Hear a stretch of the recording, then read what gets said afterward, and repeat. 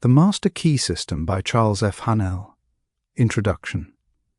Nature compels us all to move through life. We could not remain stationary however much we wished.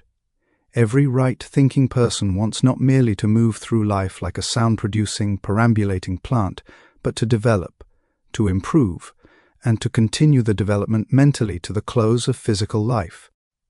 This development can occur only through the improvement of the quality of individual thought and the ideals, actions, and conditions that arise as a consequence. Hence, a study of the creative processes of thought and how to apply them is of supreme importance to each one of us. This knowledge is the means whereby the evolution of human life on Earth may be hastened and uplifted in the process. Humanity ardently seeks the truth and explores every avenue to it. In this process it has produced a special literature, which ranges the whole gamut of thought from the trivial to the sublime, up from divination, through all the philosophies, to the final lofty truth of the Master Key.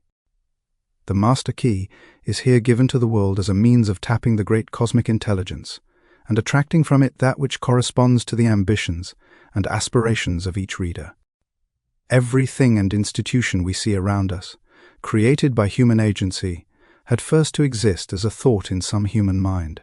Thought, therefore, is constructive. Human thought is the spiritual power of the cosmos, operating through its creature man. The Master Key instructs the reader how to use that power, and use it both constructively and creatively. The things and conditions we desire to become realities we must first create in thought. The Master Key explains and guides the process. The Master Key teaching has hitherto been published in the form of a correspondence course of 24 lessons, delivered to students 1 per week for 24 weeks. The reader, who now receives the whole 24 parts at one time, is warned not to attempt to read the book like a novel, but to treat it as a course of study, and conscientiously to imbibe the meaning of each part, reading and rereading one part only per week before proceeding to the next.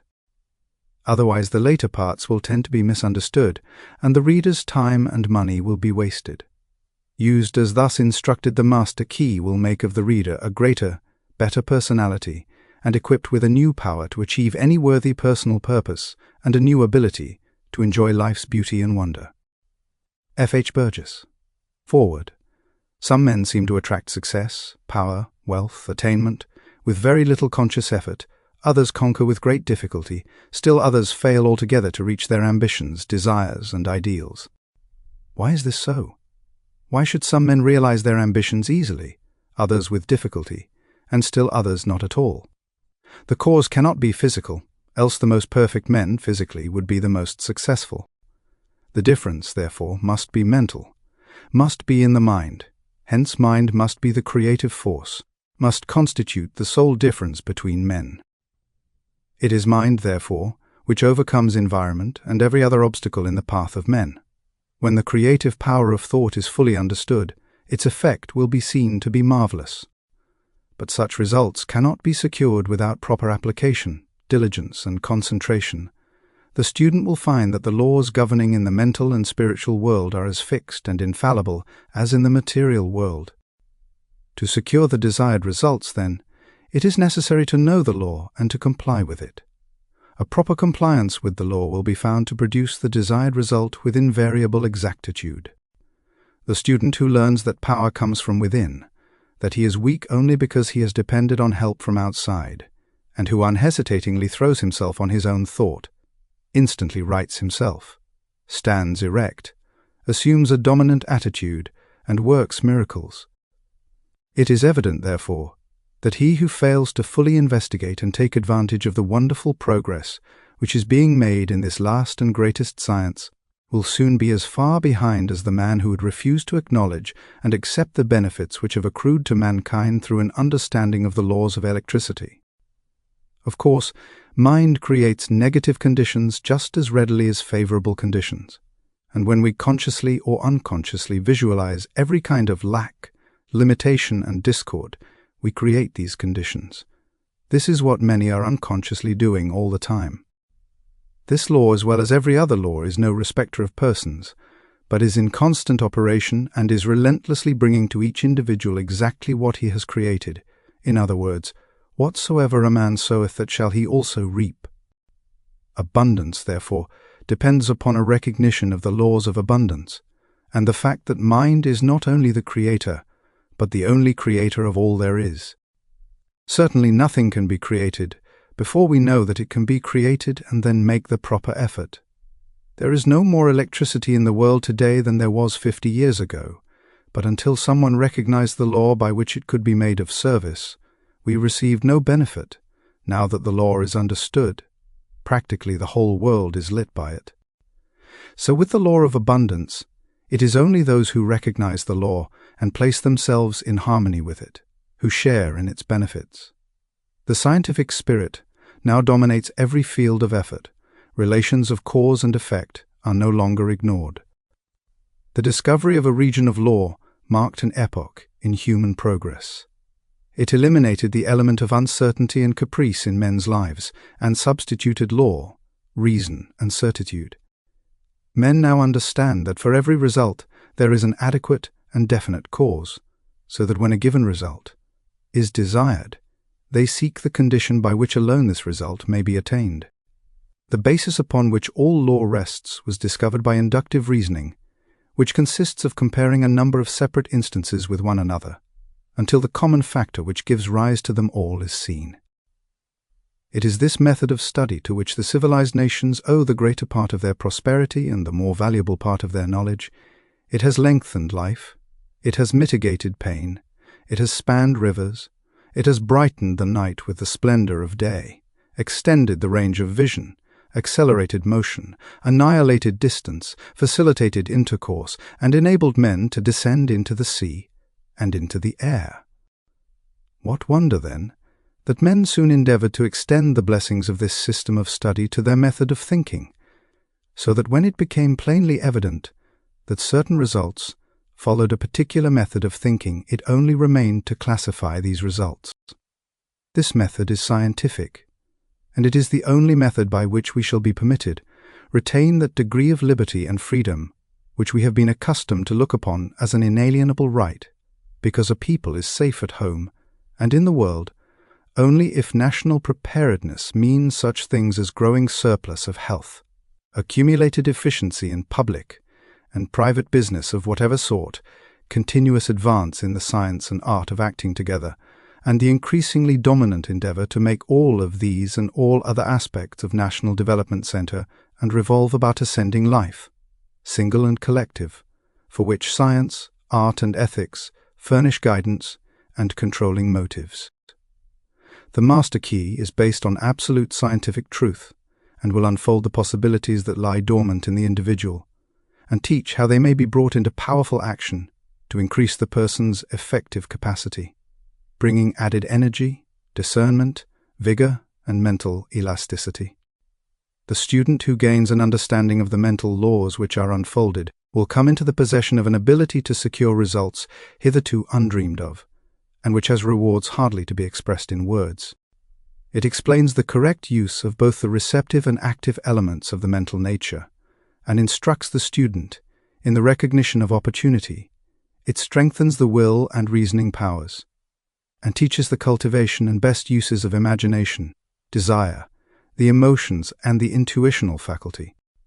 It gives initiative, tenacity of purpose, wisdom of choice, intelligent sympathy, and a thorough enjoyment of life on its higher planes. The master key teaches the use of mind power, true mind power, not any of the substitutes and perversions. It has nothing to do with hypnotism, magic, or any of the more or less fascinating deceptions by which many are led to think that something can be had for nothing.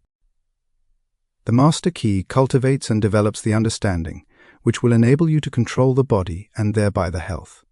It improves and strengthens the memory.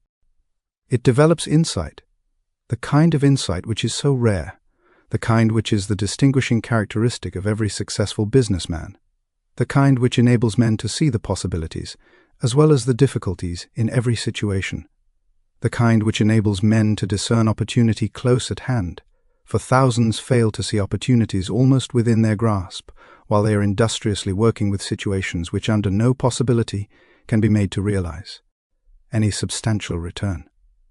The master key develops mental power, which means that others instinctively recognize that you are a person of force, of character, that they want to do what you want them to do. It means that you attract men and things to you, that you are what some people call lucky, that things come your way, that you have come into an understanding of the fundamental laws of nature and have put yourself in harmony with them, that you are in tune with infinite, that you understand the law of attraction, the natural laws of growth, and the psychological laws on which all advantages in the social and business world rest. Mental power is creative power. It gives you the ability to create for yourself. It does not mean the ability to take something away from someone else. Nature never does things that way. Nature makes 2 blades for grass grow where 1 grew before, and mind power enables men to do the same thing. The master key develops insight and sagacity, increased independence, the ability and disposition to be helpful. It destroys distrust, depression, fear, melancholia, and every form of lack, limitation, and weakness, including pain and disease. It awakens buried talents, supplies initiative, force, energy, vitality. It awakens an appreciation of the beautiful in art, literature, and science. It has changed the lives of thousands of men and women by substituting definite principles for uncertain and hazy methods, and principles for the foundation upon which every system of efficiency must rest. Albert Gary, the chairman of the United States Steel Corporation, said the services of advisors, instructors, efficiency experts in successful management are indispensable to most business enterprises of magnitude, but I deem the recognition and adoption of right principles vastly more important. The master key teaches right principles and suggests methods for making a practical application of the principles, in that it differs from every other course of study. It teaches that the only possible value which can attach to any principle is in its application. Many read books, take home study courses, attend lectures all their lives without ever making any progress in demonstrating the value of the principles involved. The master key suggests methods by which the value of the principles taught may be demonstrated and put in actual practice in the daily experience. There is a change in the thought of the world. This change is silently transpiring in our midst, and is more important than any which the world has undergone since the downfall of paganism. The present revolution in the opinions of all classes of men, the highest and most cultured of men, as well as those of the laboring class, stands unparalleled in the history of the world. Science has of late made such vast discoveries, has revealed such an infinity of resources, has unveiled such enormous possibilities and such unsuspected forces, that scientific men more and more hesitate to affirm certain theories as established and indubitable, or to deny certain other theories as absurd or impossible. And so a new civilization is being born. Customs, creeds, and cruelty are passing, vision, faith, and service are taking their place. The fetters of tradition are being melted off from humanity, and as the dross of materialism is being consumed, thought is being liberated and truth is rising full-orbed before an astonished multitude.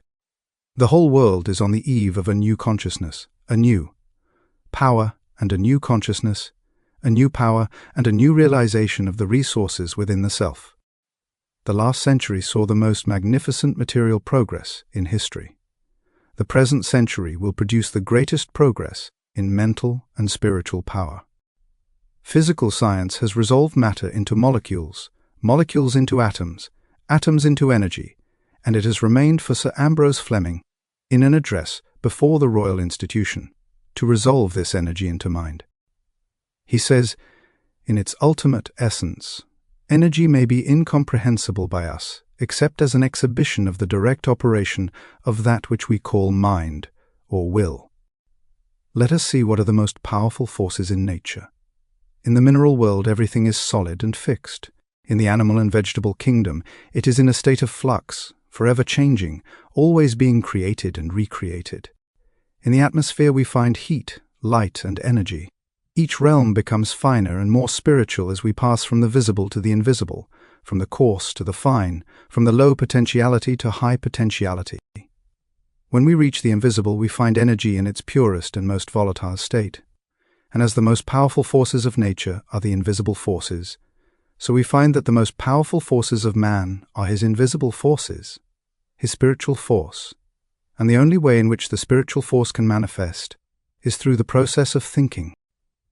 Thinking is the only activity which the spirit possesses, and thought is the only product of thinking.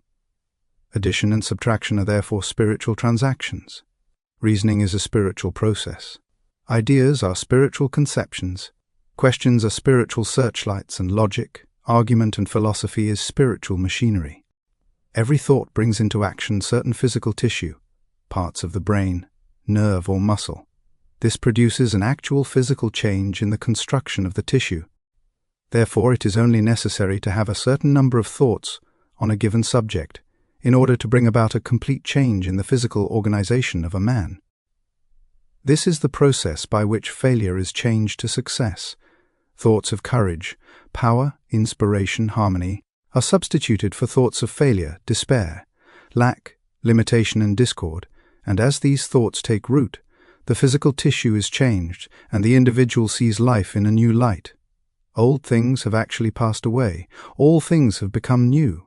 He is born again, this time born of the Spirit. Life has a new meaning for him. He is reconstructed and is filled with joy, confidence, hope, energy. He sees opportunities for success to which he was heretofore blind. He recognizes possibilities which before had no meaning for him. The thoughts of success with which he has been impregnated are radiated to those around him, and they in turn help him onward and upward. He attracts to him new and successful associates, and this in turn changes his environment, so that by this simple exercise of thought, a man changes not only himself, but his environment, circumstances, and conditions. You will see, you must see, that we are at the dawn of a new day, that the possibilities are so wonderful, so fascinating, so limitless as to be almost bewildering. A century ago, any man with a Gatling gun could have annihilated a whole army equipped with the implements of warfare then in use. So it is at present. Any man with a knowledge of the possibilities contained in the master key has an inconceivable advantage over the multitude. It is my privilege to enclose herewith part 1 of the master key system. Would you bring into your life more power? Get the power consciousness. More health? Get the health consciousness. More happiness? Get the happiness consciousness. Live the spirit of these things until they become yours by right. It will then become impossible to keep them from you. The things of the world are fluid to a power within man by which he rules them. You need not acquire this power. You already have it, but you want to understand it. You want to use it. You want to control it. You want to impregnate yourself with it, so that you can go forward and carry the world before you. Day by day, as you go on, as you gain momentum, as your inspiration deepens, as your plans crystallize, as you gain understanding, you will come to realize that this world is no dead pile of stones and timber, but that it is a living thing. It is made up of the beating hearts of humanity. It is a thing of life and beauty. It is evident that it requires understanding to work with material of this description, but those who come into this understanding are inspired by a new light, a new force. They gain confidence and greater power each day. They realize their hopes and their dreams come true. Life has a deeper, fuller, clearer meaning than before. And now, part 1. Part 1. 1. That much gathers more is true on every plane of existence, and that loss leads to greater loss is equally true. 2. Mind is creative, and conditions, environment, and all experiences in life are the result of our habitual or predominant mental attitude. 3. The attitude of mind necessarily depends upon what we think. Therefore, the secret of all power, all achievement, and all possession depends upon our method of thinking. 4. This is true because we must be before we can do, and we can do only to the extent which we are, and what we are depends upon what we think. 5. We cannot express powers that we do not possess. The only way by which we may secure possession of power is to become conscious of power, and we can never become conscious of power until we learn that all power is from within. 6.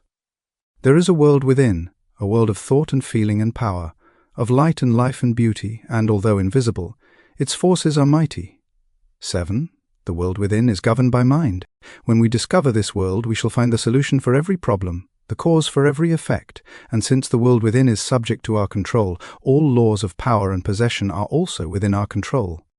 8. The world without is a reflection of the world within. What appears without is what has been found within. In the world within may be found infinite wisdom, infinite power, infinite supply of all that is necessary, waiting for unfoldment, development, and expression. If we recognize these potentialities in the world within, they will take form in the world without. 9. Harmony in the world within will be reflected in the world without by harmonious conditions, agreeable surroundings, the best of everything. It is the foundation of health and a necessary essential to all greatness, all power, all attainment, all achievement, and all success. 10. Harmony in the world within means the ability to control our thoughts and to determine for ourselves how any experience is to affect us. 11. Harmony in the world within results in optimism and affluence. Affluence within results in affluence without. 12. The world without reflects the circumstances and the conditions of the consciousness within. 13. If we find wisdom in the world within, we shall have the understanding to discern the marvelous possibilities that are latent in this world within, and we shall be given the power to make these possibilities manifest in the world without. 14. As we become conscious of the wisdom in the world within, we mentally take possession of this wisdom, and by taking mental possession we come into actual possession of the power and wisdom necessary to bring into manifestation the essentials necessary for our most complete and harmonious development. 15. The world within is the practical world in which the men and women of power generate courage, hope, enthusiasm, confidence, trust, and faith, by which they are given the fine intelligence to see the vision and the practical skill to make the vision real. 16. Life is an unfoldment, not accretion. What comes to us in the world without is what we already possess in the world within. 17. All possession is based on consciousness. All gain is the result of an accumulative consciousness. All loss is the result of a scattering consciousness. 18. Mental efficiency is contingent upon harmony. Discord means confusion, therefore. He who would acquire power must be in harmony with natural law. 19. We are related to the world without by the objective mind. The brain is the organ of this mind, and the cerebrospinal system of nerves puts us in conscious communication with every part of the body. This system of nerves responds to every sensation of light, heat, odor, sound, and taste. 20. When this mind thinks correctly, when it understands the truth, when the thoughts sent through the cerebrospinal nervous system to the body are constructive, these sensations are pleasant, harmonious. 21. The result is that we build strength, vitality, and all constructive forces into our body, but it is through this same objective mind that all distress, sickness, lack, limitation, and every form of discord and inharmony is admitted to our lives. It is therefore through the objective mind, by wrong thinking, that we are related to all destructive forces. 22. We are related to the world within by the subconscious mind. The solar plexus is the organ of this mind. The sympathetic system of nerves presides over all subjective sensations, such as joy, fear, love, emotion, respiration, imagination, and all other subconscious phenomena. It is through the subconscious that we are connected with the universal mind and brought into relation with the infinite constructive forces of the universe. 23. It is the coordination of these two centers of our being and the understanding of their functions which is the great secret of life. With this knowledge we can bring the objective and subjective minds into conscious cooperation and thus coordinate the finite and the infinite. Our future is entirely within our own control.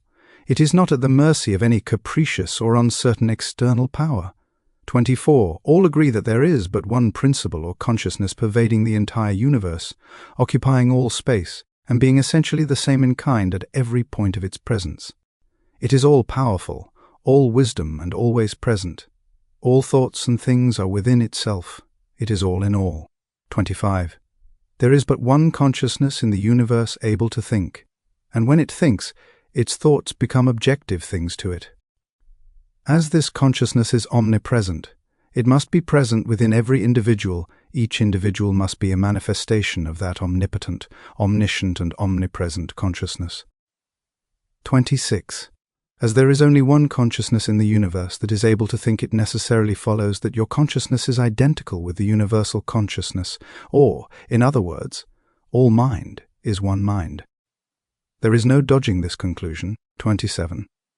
The consciousness that focuses in your brain cells is the same consciousness which focuses in the brain cells of every other individual.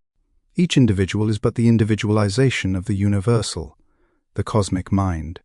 28. The universal mind is static or potential energy. It simply is. It can manifest only through the individual, and the individual can manifest only through the universal. They are one. 29. The ability of the individual to think is his ability to act on the universal and bring it into manifestation. Human consciousness consists only in the ability of man to think. Mind in itself is believed to be a subtle form of static energy, from which arises the activities called thought, which is the dynamic phase of mind. Mind is static energy. Thought is dynamic energy, the two phases of the same thing. Thought is therefore the vibratory force formed by converting static mind into dynamic mind. 30. As the sum of all attributes are contained in the universal mind, which is omnipotent, omniscient, and omnipresent, these attributes must be present at all times in their potential form in every individual. Therefore, when the individual thinks, the thought is compelled by its nature to embody itself in an objectivity or condition which will correspond with its origin. 31. Every thought, therefore, is a cause, and every condition an effect. For this reason, it is absolutely essential that you control your thoughts so as to bring forth only desirable conditions. 32. All power is from within, and is absolutely under your control. It comes through exact knowledge, and by the voluntary exercises of exact principles. 33. It should be plain that when you acquire a thorough understanding of this law and are able to control your thought processes, you can apply it to any condition. In other words, you will have come into conscious cooperation with omnipotent law, which is the fundamental basis of all things. 34.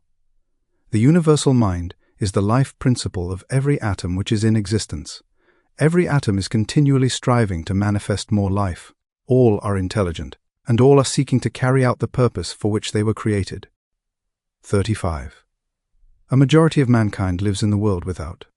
Few have found the world within, and yet it is the world within that makes the world without. It is therefore creative, and everything which you find in your world without has been created by you in the world within. This system will bring you into a realization of power, which will be yours when you understand this relation between the world without and the world within. The world within is the cause, the world without the effect. To change the effect, you must change the cause. 37. You will at once see that this is a radically new and different idea. Most men try to change effects by working with effects. They fail to see that this is simply changing one form of distress for another. To remove discord, we must remove the cause, and this cause can be found only in the world within. 38. All growth is from within. This is evident in all nature. Every plant, every animal, every human is a living testimony to this great law, and the error of the ages is in looking for strength or power from without. 39. The world within is the universal fountain of supply, and the world without is the outlet to the stream. Our ability to receive depends upon our recognition of this universal fountain, this infinite energy of which each individual is an outlet, and so is one with every other individual. 40. Recognition is a mental process. Mental action is therefore the interaction of the individual upon the universal mind, and as the universal mind is the intelligence which pervades all space and animates all living things, this mental action and reaction is the law of causation. But the principle of causation does not obtain in the individual, but in the universal mind. It is not an objective faculty, but a subjective process, and the results are seen in an infinite variety of conditions and experiences. In order to express life, there must be mind. Nothing can exist without mind. Everything which exists is some manifestation of this one basic substance from which and by which all things have been created and are continually being recreated. 42. We live in a fathomless sea of plastic mind substance. This substance is ever alive and active. It is sensitive to the highest degree.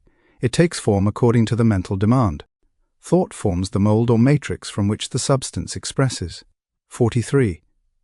Remember that it is in the application alone that the value consists, and that a practical understanding of this law will substitute abundance for poverty, wisdom for ignorance, harmony for discord, and freedom for tyranny, and certainly there can be no greater blessing than these from a material and social standpoint.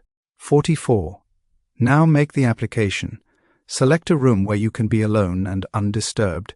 Sit erect, comfortably, but do not lounge. Let your thoughts roam where they will but be perfectly still for from 15 minutes to half an hour. Continue this for 3 or 4 days or for a week until you secure full control of your physical being. 45. Many will find this extremely difficult. Others will conquer with ease, but it is absolutely essential to secure complete control of the body before you are ready to progress. Next week, you will receive instructions for the next step. In the meantime, you must have mastered this one. Our difficulties are largely due to confused ideas and ignorance of our true interests. The great task is to discover the laws of nature to which we are to adjust ourselves. Clear thinking and moral insight are therefore of incalculable value. All processes, even those of thought, rest on solid foundations. The keener the sensibilities, the more acute the judgment, the more delicate the taste, the more refined the moral feelings, the more subtle the intelligence, the loftier the aspiration. The purer and more intense are the gratifications which existence yields. Hence it is that the study of the best that has been thought in the world gives supreme pleasure. The powers, uses, and possibilities of the mind under the new interpretations are incomparably more wonderful than the most extravagant accomplishment or even dreams of material progress. Thought is energy. Active thought is active energy. Concentrated thought is a concentrated energy. Thought concentrated on a definite purpose becomes power. This is the power which is being used by those who do not believe in the virtue of poverty or the beauty of self-denial. They perceive that this is the talk of weaklings.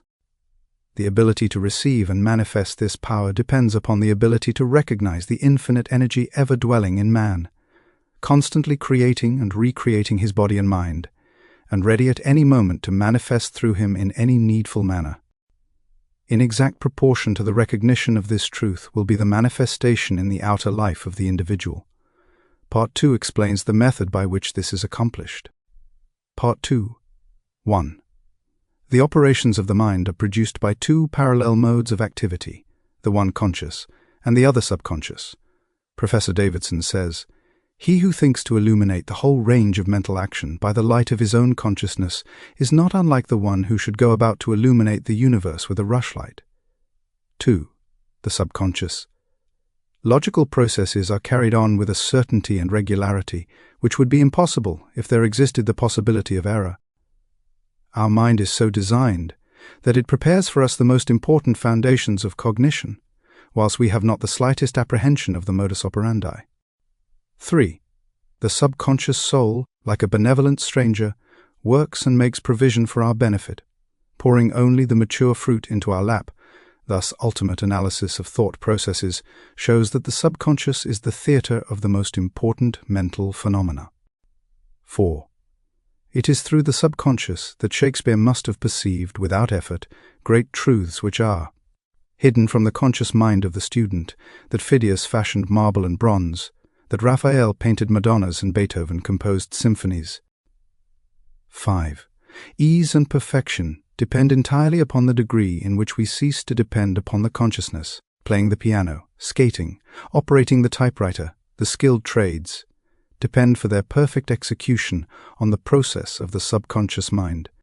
The marvel of playing a brilliant piece on the piano while at the same time conducting a vigorous conversation shows the greatness of our subconscious powers. 6.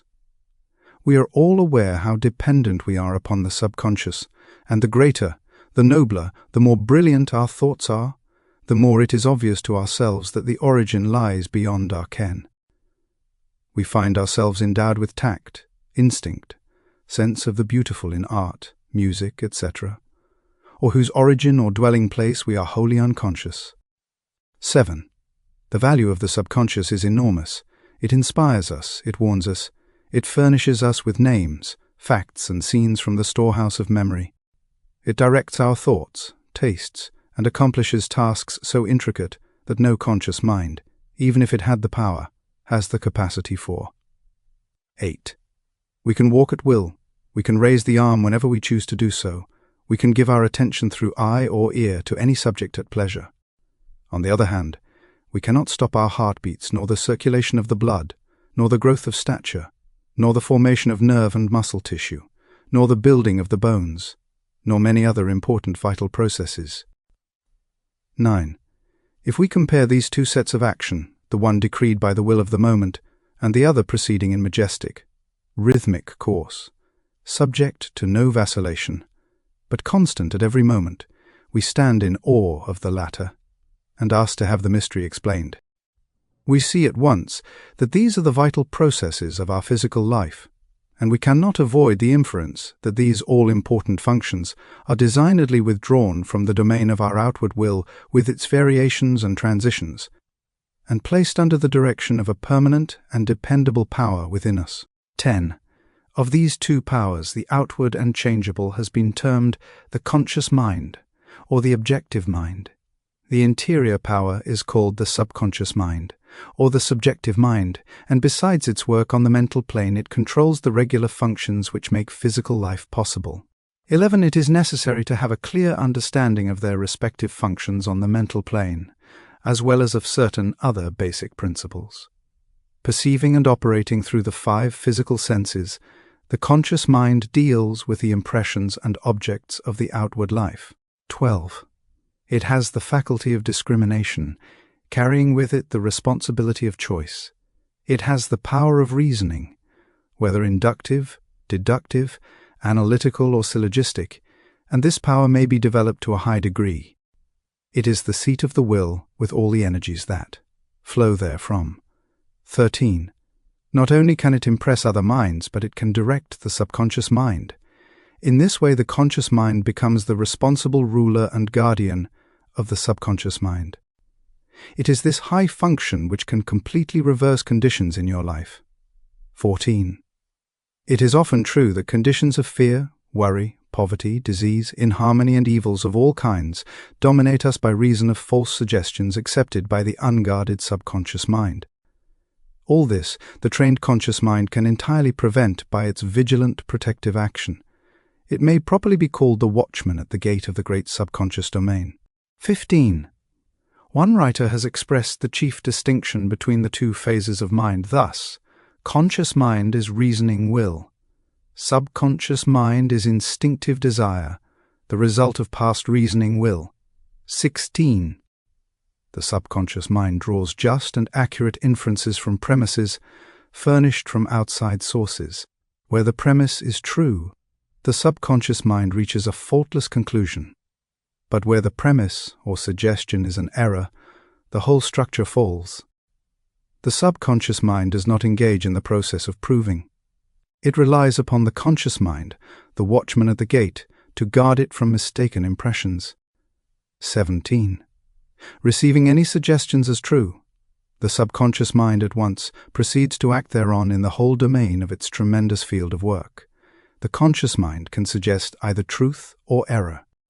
If the latter, it is at the cost of wide-reaching peril to the whole being. 18. The conscious mind ought to be on duty during every waking hour. When the watchman is off guard, or when its calm judgment is suspended, under a variety of circumstances, then the subconscious mind is unguarded and left open to suggestion from all sources. During the wild excitement of panic, or during the height of anger, or the impulses of the irresponsible mob, or at any other time of unrestrained passion, the conditions are most dangerous. The subconscious mind is then open to the suggestion of fear, hatred, selfishness, greed, self-depreciation, and other negative forces, derived from surrounding persons or circumstances. The result is usually unwholesome in the extreme, with effects that may endure to distress it for a long time. Hence, the great importance of guarding the subconscious mind from false impressions. 19. The subconscious mind perceives by intuition. Hence, its processes are rapid. It does not wait for the slow methods of conscious reasoning. In fact, it cannot employ them. 20. The subconscious mind never sleeps, never rests, any more than does your heart or your blood. It has been found that by plainly stating to the subconscious mind certain specific things to be accomplished, forces are set in operation that lead to the result desired. Here, then, is a source of power which places us in touch with omnipotence. Herein is a deep principle which is well worth our most earnest study. 21. The operation of this law is interesting. Those who put it into operation find that when they go out to meet the person with whom they anticipate a difficult interview, something has been there before them and dissolved the supposed differences.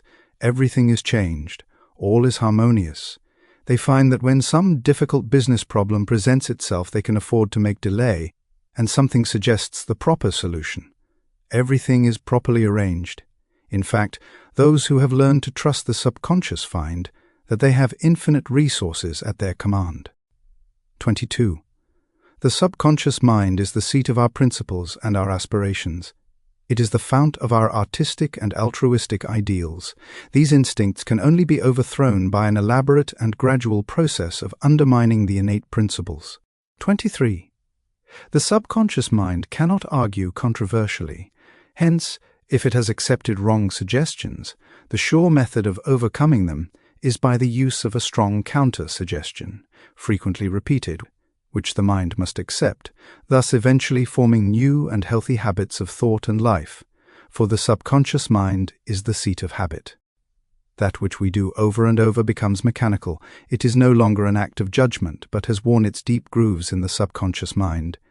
This is favorable for us if the habit be wholesome and right. If it be harmful and wrong, the remedy is to recognize the omnipotence of the subconscious mind and suggest present actual freedom. The subconscious, being creative, and one with our divine source, will at once create the freedom suggested. 24. To sum up, the normal functions of the subconscious on the physical side have to do with the regular and vital processes, with the preservation of life and the restoration of health, with the care of offspring, which includes an instinctive desire to preserve all life and improve conditions generally. 25. On the mental side, it is the storehouse of memory. It harbors the wonderful thought messengers who work, unhampered by time or space.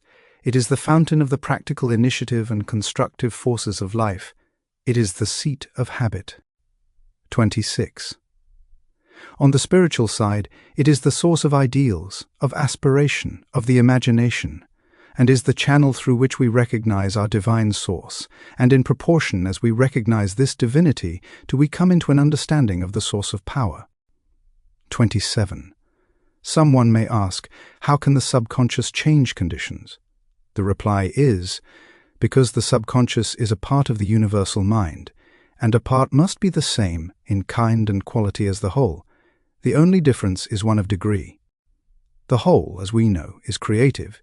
In fact, it is the only creator there is. Consequently, we find that mind is creative. And as thought is the only activity which the mind possesses, thought must necessarily be creative also. 28. But we shall find that there is a vast difference between simply thinking and directing our thought consciously, systematically and constructively. When we do this, we place our mind in harmony with the universal mind. We come in tune with the infinite. We set in operation the mightiest force in existence, the creative power of the universal mind. This, as everything else, is governed by natural law, and this law is the law of attraction, which is that mind is creative, and will automatically correlate with its object and bring it into manifestation. 29. Last week I gave you an exercise for the purpose of securing control of the physical body. If you have accomplished this, you are ready to advance. This time you will begin to control your thought. Always take the same room, the same chair, and the same position, if possible. In some cases, it is not convenient to take the same room. In this case, simply make the best use of such conditions as may be available. Now be perfectly still as before, but inhibit all thought. This will give you control over all thoughts of care, worry, and fear, and will enable you to entertain only the kind of thoughts you desire. Continue this exercise until you gain complete mastery. 30.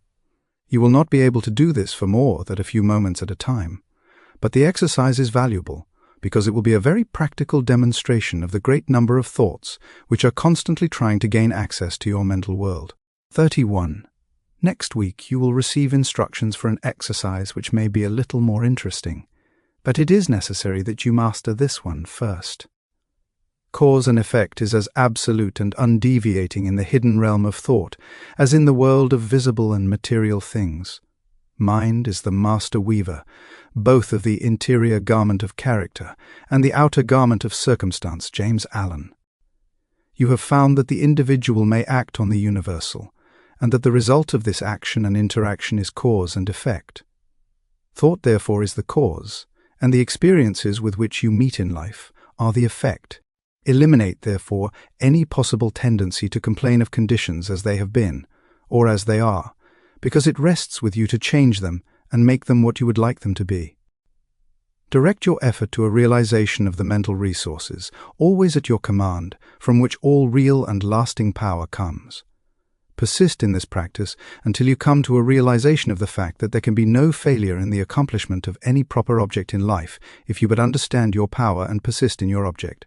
Because the mind forces are ever ready to lend themselves to a purposeful will in the effort to crystallize thought and desire into actions, events, and conditions, whereas in the beginning of each function of life and each action is the result of conscious thought, the habitual actions become automatic and the thought that controls them passes into the realm of the subconscious. Yet it is just as intelligent as before. It is necessary that it become automatic, or subconscious, in order that the self-conscious mind may attend to other things. The new actions will, however, in their turn, become habitual, then automatic, then subconscious, in order that the mind again may be freed from this detail and advance to still other activities. When you realize this, you will have found a source of power which will enable you to take care of any situation in life which may develop. Part 3. 1. The necessary interaction of the conscious and subconscious mind requires a similar interaction between the corresponding systems of nerves. Judge Troward indicates the very beautiful method in which this interaction is effected. He says, the cerebro-spinal system is the organ of the conscious mind, and the sympathetic is the organ of the subconscious. The cerebrospinal is the channel through which we receive conscious perception from the physical senses and exercise control over the movements of the body. This system of nerves has its center in the brain. 2. The sympathetic system has its center in a ganglionic mass at the back of the stomach known as the solar plexus, and is the channel of that mental action which unconsciously supports the vital functions of the body. 3. The connection between the two systems is made by the vagus nerve, which passes out of the cerebral region as a portion of the voluntary system to the thorax, sending out branches to the heart and lungs, and finally passing through the diaphragm. It loses its outer coating and becomes identified with the nerves of the sympathetic system, so forming a connecting link between the two, and making man physically a single entity. 4. We have seen that every thought is received by the brain, which is the organ of the conscious. It is here subjected to our power of reasoning.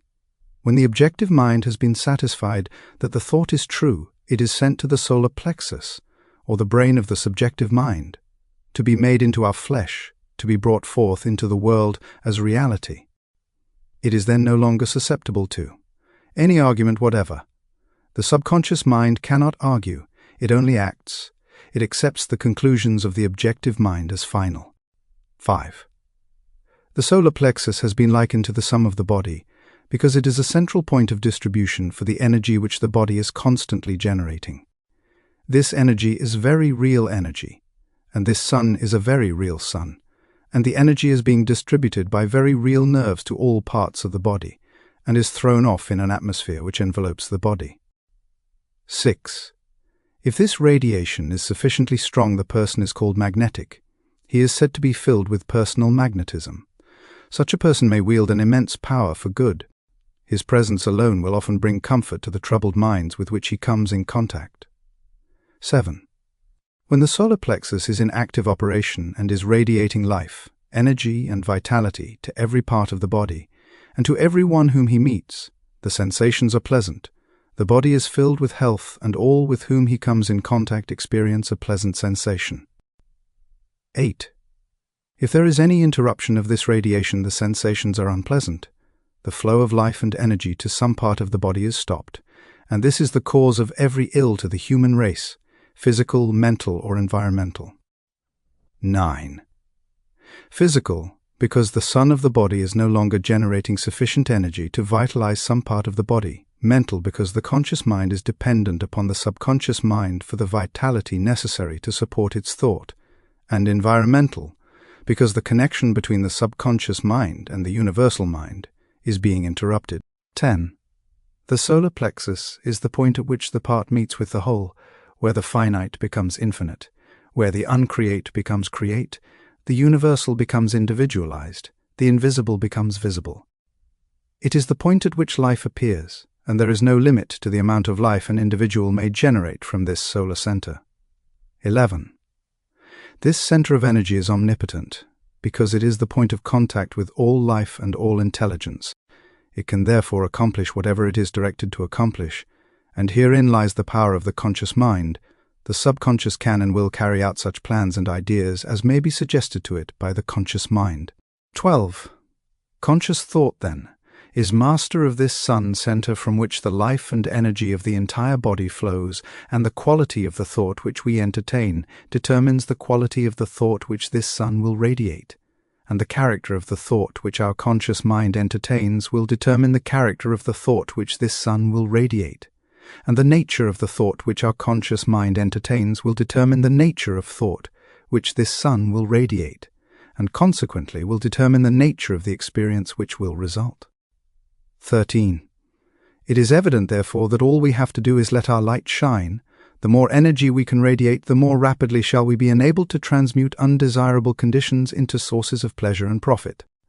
The important question, then, is how to let this light shine, how to generate this energy. 14. Non-resistant thought expands the solar plexus. Resistant thought contracts it. Pleasant thought expands it. Unpleasant thought contracts it. Thoughts of courage, power, confidence, and hope all produce a corresponding state, but the one archenemy of the solar plexus which must be absolutely destroyed before there is any possibility of letting any light shine is fear. This enemy must be completely destroyed, he must be eliminated, he must be expelled forever. He is the cloud which hides the sun, which causes a perpetual gloom. 15. It is this personal devil which makes men fear the past, the present and the future, fear themselves, their friends and their enemies, fear everything and everybody. When fear is effectually and completely destroyed, your light will shine, the clouds will disperse, and you will have found the source of power, energy and life. When you find that you are really one with the infinite power, and when you can consciously realize this power by a practical demonstration of your ability to overcome any adverse condition by the power of your thought, you will have nothing to fear. Fear will have been destroyed, and you will have come into possession of your birthright. 17. It is our attitude of mind toward life which determines the experiences with which we are to meet. If we expect nothing, we shall have nothing. If we demand much, we shall receive the greater portion. The world is harsh only as we fail to assert ourselves. The criticism of the world is bitter only to those who cannot compel room for their ideas. It is fear of this criticism that causes many ideas to fail to see the light of day. 18. But the man who knows that he has a solar plexus will not fear criticism or anything else. He will be too busy radiating courage, confidence, and power. He will anticipate success by his mental attitude. He will pound barriers to pieces and leap over the chasm of doubt and hesitation which fear places in his path. 19. A knowledge of our ability to consciously radiate health, strength, and harmony will bring us into a realization that there is nothing to fear because we are in touch with infinite strength. 20. This knowledge can be gained only by making practical application of this information. We learn by doing. Through practice the athlete comes powerful. 21. As the following statement is of considerable importance, I will put it in several ways, so that you cannot fail to get the full significance of it. If you are religiously inclined, I would say, you can let your light shine. If your mind has a bias toward physical science, I would say you can wake the solar plexus. Or, if you prefer the strictly scientific interpretation, I will say that you can impress your subconscious mind. 22. I have already told you what the result of this impression will be. It is the method in which you are now interested. You have already learned that the subconscious is intelligent, and that it is creative and responsive to the will of the conscious mind. What then is the most natural way of making the desired impression? Mentally concentrate on the object of your desire. When you are concentrating, you are impressing the subconscious. 23. This is not the only way, but it is a simple and effective way, and the most direct way, and consequently the way in which the best results are secured. It is the method which is producing such extraordinary results that many think that miracles are being accomplished. 24. It is the method by which every great inventor, every great financier, every great statesman has been enabled to convert the subtle and invisible force of desire, faith and confidence into actual, tangible, concrete facts in the objective world. 25. The subconscious mind is a part of the universal mind. The universal is the creative principle of the universe. A part must be the same in kind and quality as the whole. This means that this creative power is absolutely unlimited. It is not bound by precedent of any kind, and consequently has no prior existing pattern by which to apply its constructive principle. 26.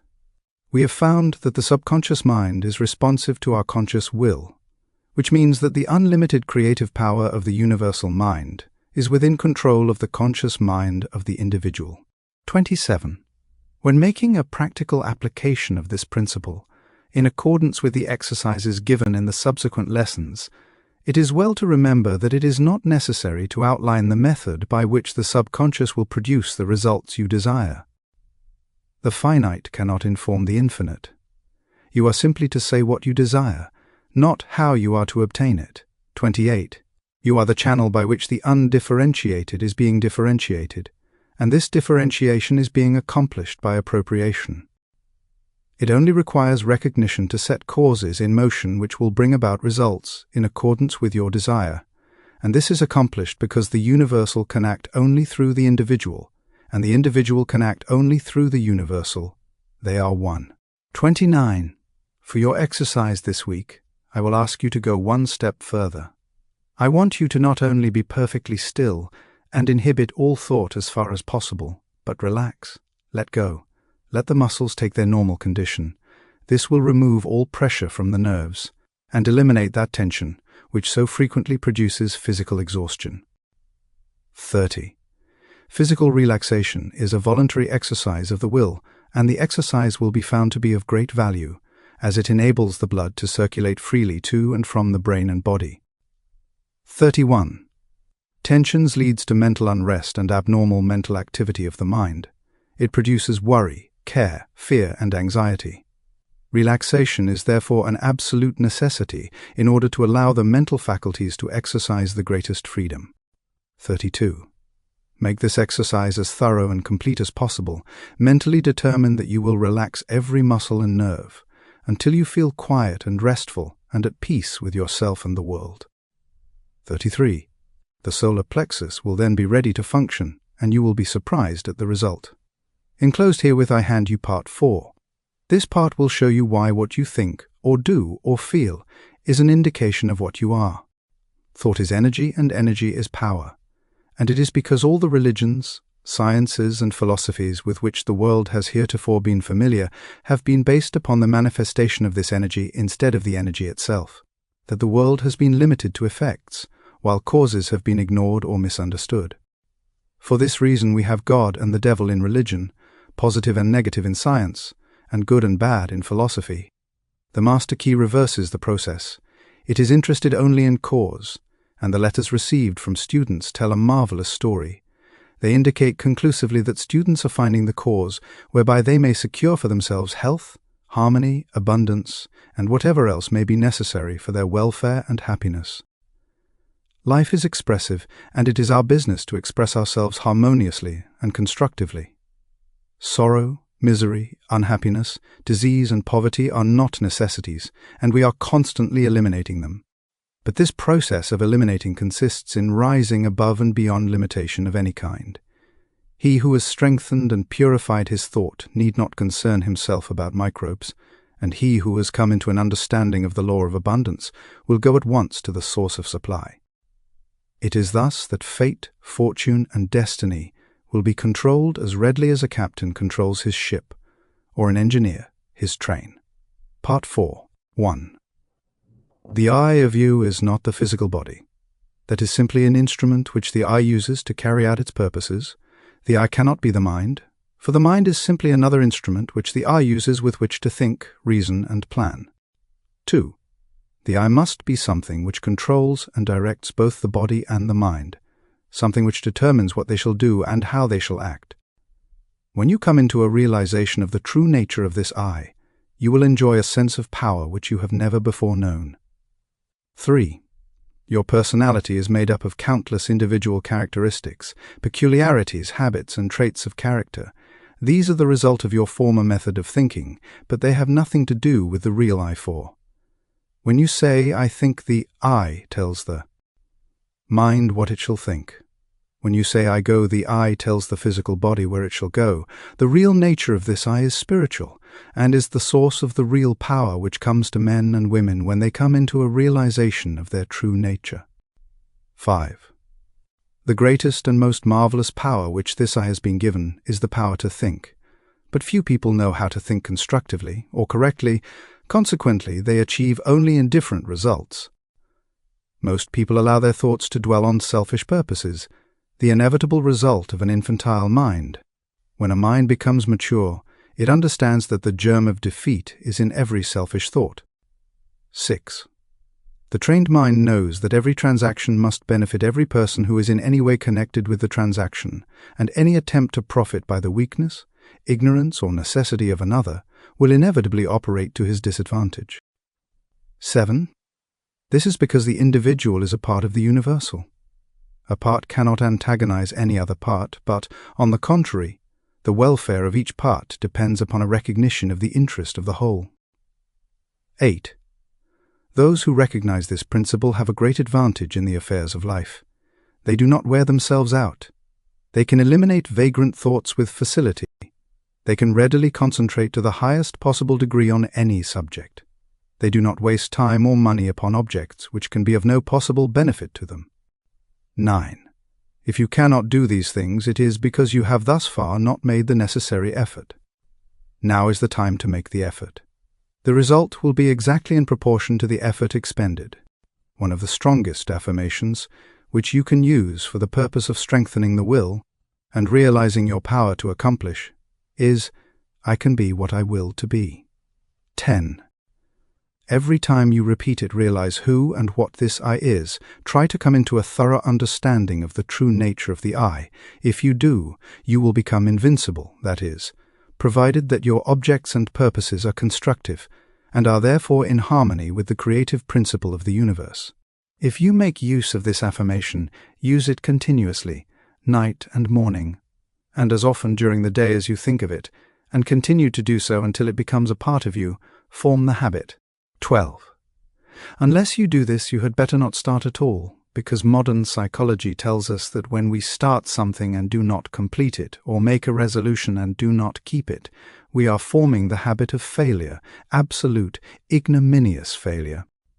If you do not intend to do a thing, do not start. If you do start, see it through even if the heavens fall. If you make up your mind to do something, do it. Let nothing, no one, interfere. The I in you has determined. The thing is settled. The die is cast. There is no longer any argument. 13. If you carry out this idea, beginning with small things which you know you can control and gradually increase the effort, but never under any circumstances allowing your I to be overruled, you will find that you can eventually control yourself, and many men and women have found to their sorrow that it is easier to control a kingdom than to control themselves. 14. But when you have learned to control yourself, you will have found the world within which controls the world without. You will have become irresistible. Men and things will respond to your every wish without any apparent effort on your part. 15. This is not so strange or impossible as it may appear when you remember that the world within is controlled by the I, and that this I is a part, or one with the infinite I, which is the universal energy or spirit, usually called God. 16. This is not a mere statement or theory made for the purpose of confirming or establishing an idea, but it is a fact which has been accepted by the best religious thought as well as the best scientific thought. 17. Herbert Spencer said, "Amid all the mysteries by which we are surrounded, nothing is more certain than that we are ever in the presence of an infinite and eternal energy from which all things proceed." 18. Lyman Abbott, in an address delivered before the alumni of Bangor Theological Seminary, said, "We are coming to think of God as dwelling in man rather than as operating on men from without." 19. Science goes a little way in its search and stops. Science finds the ever-present eternal energy, but religion finds the power behind this energy and locates it within man. But this is by no means a new discovery. The Bible says exactly the same thing, and the language is just as plain and convincing. "Know ye not that ye are the temple of the living God?" Here, then, is the secret of the wonderful creative power of the world within. 20. Here is the secret of power, of mastery. To overcome does not mean to go without things. Self-denial is not success. We cannot give unless we get. We cannot be helpful unless we are strong. The infinite is not a bankrupt, and we who are the representatives of infinite power should not be bankrupts either. And if we wish to be of service to others, we must have power and more power. But to get it, we must give it. We must be of service. 21. The more we give, the more we shall get. We must become a channel whereby the universal can express activity. The universal is constantly seeking to express itself, to be of service, and it seeks the channel whereby it can find the greatest activity, where it can do the most good, where it can be of greatest service to mankind. 22. The universal cannot express through you as long as you are busy with your plans, your own purposes, quiet the senses, seek inspiration, focus the mental activity on the within, dwell in the consciousness of your unity with omnipotence. Still water runs deep. Contemplate the multitudinous opportunities to which you have spiritual access by the omnipresence of power. 23. Visualize the events, circumstances and conditions which these spiritual connections may assist in manifesting. Realize the fact that the essence and soul of all things is spiritual, and that the spiritual is the real because it is the life of all there is. When the spirit is gone, the life is gone. It is dead. It has ceased to exist. 24. These mental activities pertain to the world within, to the world of cause and conditions and circumstances which result are the effect. It is thus that you become a creator. This is important work, and the higher, loftier, grander, and more noble ideals which you can conceive, the more important the work will become. 25. Overwork or overplay or over-bodily activity of any kind produces conditions of mental apathy and stagnation which makes it impossible to do the more important work, which results in a realization of conscious power. We should, therefore, seek the silence frequently. Power comes through repose. It is in the silence that we can be still, and when we are still, we can think, and thought is the secret of all attainment. 26. Thought is a mode of motion and is carried by the law of vibration the same as light or electricity. It is given vitality by the emotions through the law of love. It takes form and expression by the law of growth. It is a product of the spiritual I, hence its divine, spiritual, and creative nature. 27.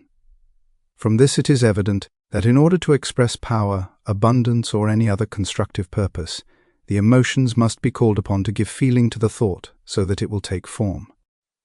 How may this purpose be accomplished? This is the vital point. How may we develop the faith, the courage, the feeling, which will result in accomplishment? 28. The reply is, by exercise, mental strength is secured in exactly the same way that physical strength is secured, by exercise. We think something, perhaps with difficulty the first time, we think the same thing again, and it becomes easier this time. We think it again and again. It then becomes a mental habit. We continue to think the same thing. Finally, it becomes automatic. We can no longer help thinking this thing. We are now positive of what we think. There is no longer any doubt about it. We are sure, we know. 29. Last week I asked you to relax, to let go physically.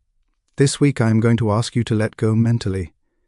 If you practice the exercise given you last week, 15 or 20 minutes a day, in accordance with the instructions, you can no doubt relax physically, and anyone who cannot consciously do this quickly and completely is not a master of himself.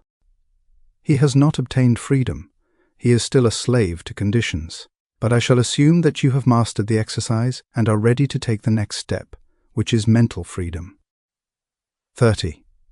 This week, after taking your usual position, remove all tension by completely relaxing, then mentally let go of all adverse conditions, such as hatred, anger, worry, jealousy, envy, sorrow, trouble or disappointment of any kind. 31. You may say that you cannot let go of these things, but you can do so by mentally determining to do so, by voluntary intention and persistence. 32. The reason that some cannot do this is because they allow themselves to be controlled by the emotions instead of by their intellect. But those who will be guided by the intellect will gain the victory. You will not succeed the first time you try, but practice makes perfect, in this as in everything else, and you must succeed in dismissing, eliminating, and completely destroying these negative and destructive thoughts, because they are the seed which is constantly germinating into discordant conditions of every conceivable kind and description. There is nothing truer than that the quality of thought which we entertain correlates certain externals in the outside world. This is the law from which there is no escape, and it is this law, this correlative of the thought with its object, that from time immemorial has led the people to believe in special providence. Wilman's? Enclosed herewith you will find part 5. After studying this part carefully, you will see that every conceivable force, or object, or fact is the result of mind in action. Mind in action is thought, and thought is creative. Men are thinking now as they never thought before. Therefore this is a creative age, and the world is awarding its richest prizes to the thinkers. Matter is powerless, passive, inert. Mind is force, energy, power. Mind shapes and controls matter. Every form which matter takes is but the expression of some pre-existing thought. But thought works no magic transformations. It obeys natural laws. It sets in motion natural forces. It releases natural energies. It manifests in your conduct and actions, and these in turn react upon your friends and acquaintances, and eventually upon the whole of your environment. You can originate thought and, since thoughts are creative, you can create for yourself the things you desire. Part 5. 1. At least 90% of our mental life is subconscious, so that those who fail to make use of this mental power live within very narrow limits. 2. The subconscious can and will solve any problem for us, if we know how to direct it. The subconscious processes are always at work. The only question is, are we to be simply passive recipients of this activity, or are we to consciously direct the work? Shall we have a vision of the destination to be reached, the dangers to be avoided, or shall we simply drift? 3. We have found that mind pervades every part of the physical body and is always capable of being directed or impressed by authority coming from the objective or the more dominant portion of the mind. 4. The mind, which pervades the body, is largely the result of heredity, which in turn is simply the result of all the environments of all past generations on the responsive and ever-moving life forces. An understanding of this fact will enable us to use our authority when we find some undesirable trait of character manifesting. 5. We can consciously use all the desirable characteristics with which we have been provided, and we can repress and refuse to allow the undesirable ones to manifest. 6. Again, this mind which pervades our physical body is not only the result of hereditary tendencies, but is the result of home, business, and social environment, where countless thousands of impressions, ideas, prejudices, and similar thoughts have been received. Much of this has been received from others, the result of opinions, suggestions, or statements. Much of it is the result of our own thinking, but nearly all of it has been accepted with little or no examination or consideration. 7. The idea seemed plausible. The conscious received it, passed it on to the subconscious, where it was taken up by the sympathetic system and passed on to be built into our physical body. The Word has become flesh. 8. This, then, is the way we are consistently creating and recreating ourselves. We are today the result of our past thinking, and we shall be what we are thinking today. The law of attraction is bringing to us, not the things we should like, or the things we wish for, or the things someone else has, but it brings us our own, the things which we have created by our thought processes, whether consciously or unconsciously. Unfortunately, many of us are creating these things unconsciously. 9. If either of us were building a home for ourselves, how careful we would be in regard to the plans, how we should study every detail, how we should watch the material, and select only the best of everything. And yet how careless we are when it comes to building our mental home, which is infinitely more important than any physical home, as everything which can possibly enter into our lives depends upon the character of the material which enters into the construction of our mental home. 10. What is the character of this material? We have seen that it is the result of the impressions which we have accumulated in the past and stored away in our subconscious mentality. If these impressions have been of fear, of worry, of care, of anxiety, if they have been despondent, negative, doubtful, then the texture of the material which we are weaving today will be of the same negative material. Instead of being of any value, it will be mildewed and rotten and will bring us only more toil and care and anxiety. We shall be forever busy trying to patch it up and make it appear at least genteel. 11. But if we have stored away nothing but courageous thought, if we have been optimistic, positive, and have immediately thrown any kind of negative thought on the scrap pile, have refused to have anything to do with it, have refused to associate with it or become identified with it in any way, what then is the result? Our mental material is now of the best kind. We can weave any kind of material we want. We can use any color we wish. We know that the texture is firm, that the material is solid, that it will not fade, and we have no fear, no anxiety concerning the future. There is nothing to cover. There are no patches to hide. 12. These are psychological facts. There is no theory or guesswork about these thinking processes. There is nothing secret about them, in fact. They are so plain that everyone can understand them. The thing to do is to have a mental house cleaning, and to have this house cleaning every day and keep the house clean. Mental, moral, and physical cleanliness are absolutely indispensable if we are to make progress of any kind. 13. When this mental house cleaning process has been completed, the material which is left will be suitable for the making of the kind of ideals or mental images which we desire to realize. 14. There is a fine estate awaiting a claimant. Its broad acres, with abundant crops, running water and fine timber, stretch away as far as the eye can see. There is a mansion, spacious and cheerful, with rare pictures, a well-stocked library, rich hangings, and every comfort and luxury. All the heir has to do is to assert his heirship, take possession, and use the property. He must use it, he must not let it decay, for use is the condition on which he holds it. To neglect it is to lose possession. 15. In the domain of mind and spirit, in the domain of practical power, such an estate is yours. You are the heir. You can assert your heirship and possess, and use this rich inheritance. Power over circumstances is one of its fruits. Health, harmony and prosperity are assets upon its balance sheet. It offers you poise and peace. It costs you only the labor of studying and harvesting its great resources. It demands no sacrifice, except the loss of your limitations, your servitudes, your weakness. It clothes you with self-honor and puts a scepter in your hands. 16. To gain this estate, 3 processes are necessary. You must earnestly desire it. You must assert your claim. You must take possession. 17. You admit that those are not burdensome conditions. 18. You are familiar with the subject of heredity. Darwin, Huxley, Haeckel, and other physical scientists have piled evidence mountain high that heredity is a law attending progressive creation. It is progressive heredity which gives man his erect attitude, his power of motion, the organs of digestions, blood circulation, nerve force, muscular force, bone structure, and a host of other faculties on the physical side. There are even more impressive facts concerning heredity of mind force. All these constitute what may be called your human heredity. 19.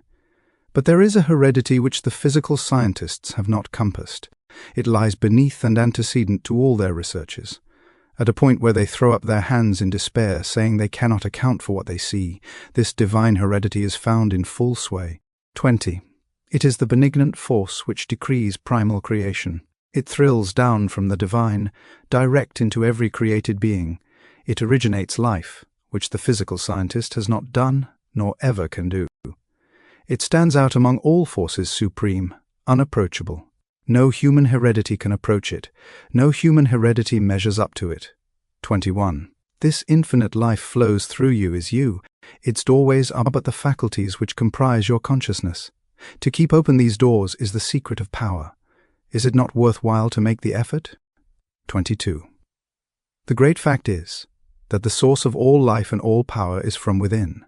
Persons, circumstances and events may suggest need and opportunities, but the insight, strength and power to answer these needs will be found within. 23. Avoid counterfeits. Build firm foundations for your consciousness upon forces which flow direct from the infinite source, the universal mind of which you are the image and likeness. 24. Those we have come into possession of this inheritance are never quite the same again.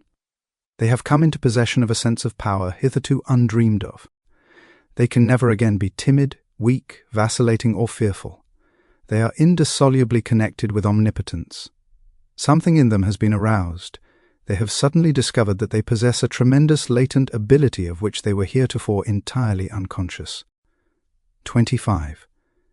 This power is from within, but we cannot receive it unless we give it. Use is the condition upon which we hold this inheritance.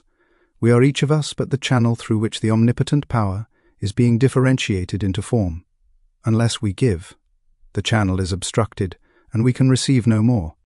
This is true on every plane of existence and in every field of endeavor and all walks of life. The more we give, the more we get. The athlete who wishes to get strong must make use of the strength he has. And the more he gives, the more he will get. The financier who wishes to make money must make use of the money he has, for only by using it can he get more. 26.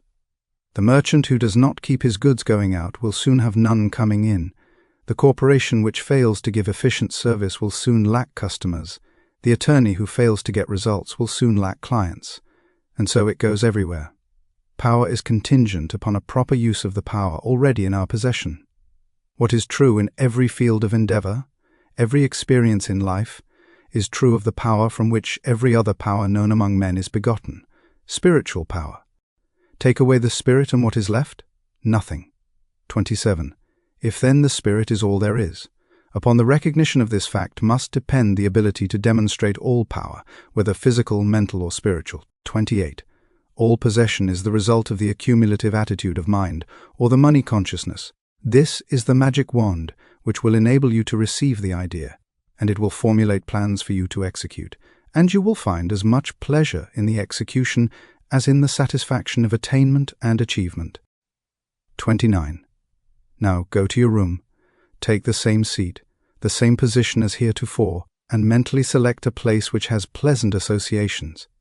Make a complete mental picture of it. See the buildings, the grounds, the trees, friends, associations, everything complete. At first, you will find yourself thinking of everything under the sun, except the ideal upon which you desire to concentrate. But do not let that discourage you. Persistence will win, but persistence requires that you practice these exercises every day without fail. It is my privilege to enclose Part 6. This part will give you an excellent understanding of the most wonderful piece of mechanism which has ever been created. A mechanism whereby you may create for yourself health, strength, success, prosperity, or any other condition which you desire. Necessities are demands, and demands create action, and actions bring about results. The process of evolution is constantly building our tomorrows out of our todays. Individual development, like universal development, must be gradual with an ever-increasing capacity and volume. The knowledge that if we infringe upon the rights of others, we become moral thorns and find ourselves entangled at every turn of the road, should be an indication that success is contingent upon the highest moral ideal, which is the greatest good to the greatest number. Aspiration, desire, and harmonious relations constantly and persistently maintained will accomplish results. The greatest hindrance is erroneous and fixed ideas.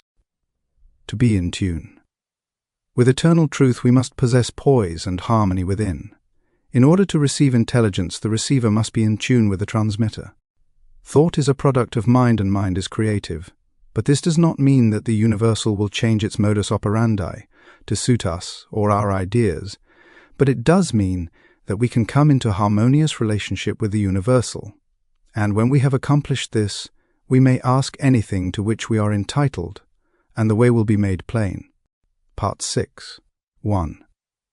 The universal mind is so wonderful that it is difficult to understand its utilitarian powers and possibilities, and its unlimited producing effects. 2. We have found that this mind is not only all intelligence but all substance. How then is it to be differentiated in form? How are we to secure the effect which we desire? 3. Ask any electrician what the effect of electricity will be, and he will reply that electricity is a form of motion and its effect will depend upon the mechanism to which it is attached. Upon this mechanism will depend whether we shall have heat, light, power, music, or any of the other marvelous demonstration of power to which this vital energy has been harnessed. 4. What effect can be produced by thought? The reply is that thought is mind in motion, and its effect will depend entirely on the mechanism to which it is attached. 5. Here then is the secret of all mental power. It depends entirely on the mechanism which we attach. 6. What is this mechanism? You know something of the mechanism which has been invented by Edison, Bell, Marconi, and other electrical wizards, by which place and space and time have become only figures of speech. But did you ever stop to think that the mechanism which has been given you for transforming the universal, omnipresent potential power was invented by a greater inventor than Edison? 7. We are accustomed to examining the mechanism of the implements which we use for tilling the soil, and we try to get an understanding of the mechanism of the automobile which we drive, but most of us are content to remain in absolute ignorance of the greatest piece of mechanism which has ever come into existence, the brain of man. 8. Let us examine the wonders of this mechanism. Perhaps we shall thereby get a better understanding of the various effects of which it is the cause. 9. In the first place, there is the great mental world in which we live and move and have our being. This world is omnipotent, omniscient, and omnipresent. It will respond to our desire in direct ratio to our purpose and faith. The purpose must be in accordance with the law of our being. That is, it must be creative or constructive. Our faith must be strong enough to generate a current of sufficient strength to bring our purpose into manifestation. As thy faith is, so be it unto thee, bears the stamp of scientific test. The effects which are produced in the world without are the result of the action and reaction of the individual upon the universal. That is the process which we call thinking. The brain is the organ through which this process is accomplished. Think of the wonder of it all. Do you love music, flowers, literature, or are you inspired by the thought of ancient or modern genius? Remember, every beauty to which you respond must have its corresponding outline in your brain before you can appreciate it. 11. There is not a single virtue or principle in the storehouse of nature which the brain cannot express. The brain is an embryonic world, ready to develop at any time as necessity may arise. If you can comprehend that this is a scientific truth and one of the wonderful laws of nature, it will be easier for you to get an understanding of the mechanism by which these extraordinary results are being accomplished. 12. The nervous system has been compared to an electric circuit with its battery of cells in which force is originated, and its white matter to insulated wires by which the current is conveyed. It is through these channels that every impulse or desire is carried through the mechanism. 13. The spinal cord is the great motor and sensory pathway by which messages are conveyed to and from the brain then. There is the blood supply plunging through the veins and arteries, renewing our energy and strength, the perfectly arranged structure upon which the entire physical body rests, and finally, the delicate and beautiful skin. Clothing the entire mechanism is a mantle of beauty. 14. This, then, is the temple of the living God, and the individual is given control, and upon his understanding of the mechanism which is within his control will the result depend. 15. Every thought sets the brain cells in action. At first, the substance upon which the thought is directed fails to respond, but if the thought is sufficiently refined and concentrated, the substance finally yields and expresses perfectly. 16. This influence of the mind can be exerted upon any part of the body, causing the elimination of any undesirable effect. 17. A perfect conception and understanding of the laws governing in the mental world cannot fail to be of inestimable value in the transaction of business, as it develops the power of discernment and gives a clearer understanding and appreciation of facts.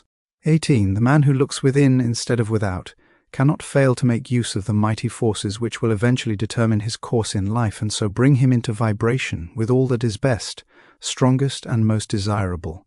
19. Attention or concentration is probably the most important essential in the development of mind culture.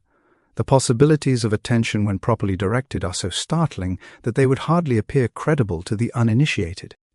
The cultivation of attention is the distinguishing characteristic of every successful man or woman, and is the very highest personal accomplishment which can be acquired. 20. The power of attention can be more readily understood by comparing it with a magnifying glass in which the rays of sunlight are focused. They possess no particular strength as long as the glass is moved about, and the rays directed from one place to another, but let the glass be held perfectly still, and let the rays be focused on one spot for any length of time. The effect will become immediately apparent. 21. So with the power of thought, let power be dissipated by scattering the thought from one object to another, and no result is apparent, but focus this power through attention or concentration on any single purpose for any length of time, and nothing becomes impossible. 22. A very simple remedy for a very complex situation, some will say. All right, try it. You who've had no experience in concentrating the thought on a definite purpose or object. Choose any single object and concentrate your attention on it for a definite purpose for even 10 minutes. You cannot do it. The mind will wander a dozen times, and it will be necessary to bring it back to the original purpose. And each time the effect will have been lost, and at the end of the 10 minutes nothing will have been gained, because you have not been able to hold your thought steadily to the purpose. 23.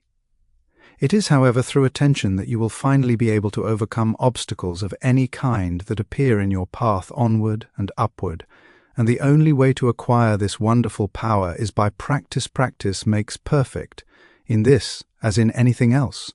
24. In order to cultivate the power of attention, bring a photograph with you to the same seat in the same room in the same position as heretofore. Examine it closely at least 10 minutes. Note the expression of the eyes, the form of the features, the clothing, the way the hair is arranged. In fact, note every detail shown on the photograph carefully. Now cover it and close your eyes and try to see it mentally. If you can see every detail perfectly and can form a good mental image of the photograph, you are to be congratulated. If not, repeat the process until you can. 25. This step is simply for the purpose of preparing the soil. Next week we shall be ready to sow the seed. 26. It is by such exercises as these that you will finally be able to control your mental moods, your attitude, your consciousness. 27. Great financiers are learning to withdraw from the multitude more and more, that they may have more time for planning, thinking, and generating the right mental moods. 28. Successful businessmen are constantly demonstrating the fact that it pays to keep in touch with the thought of other successful businessmen. 29.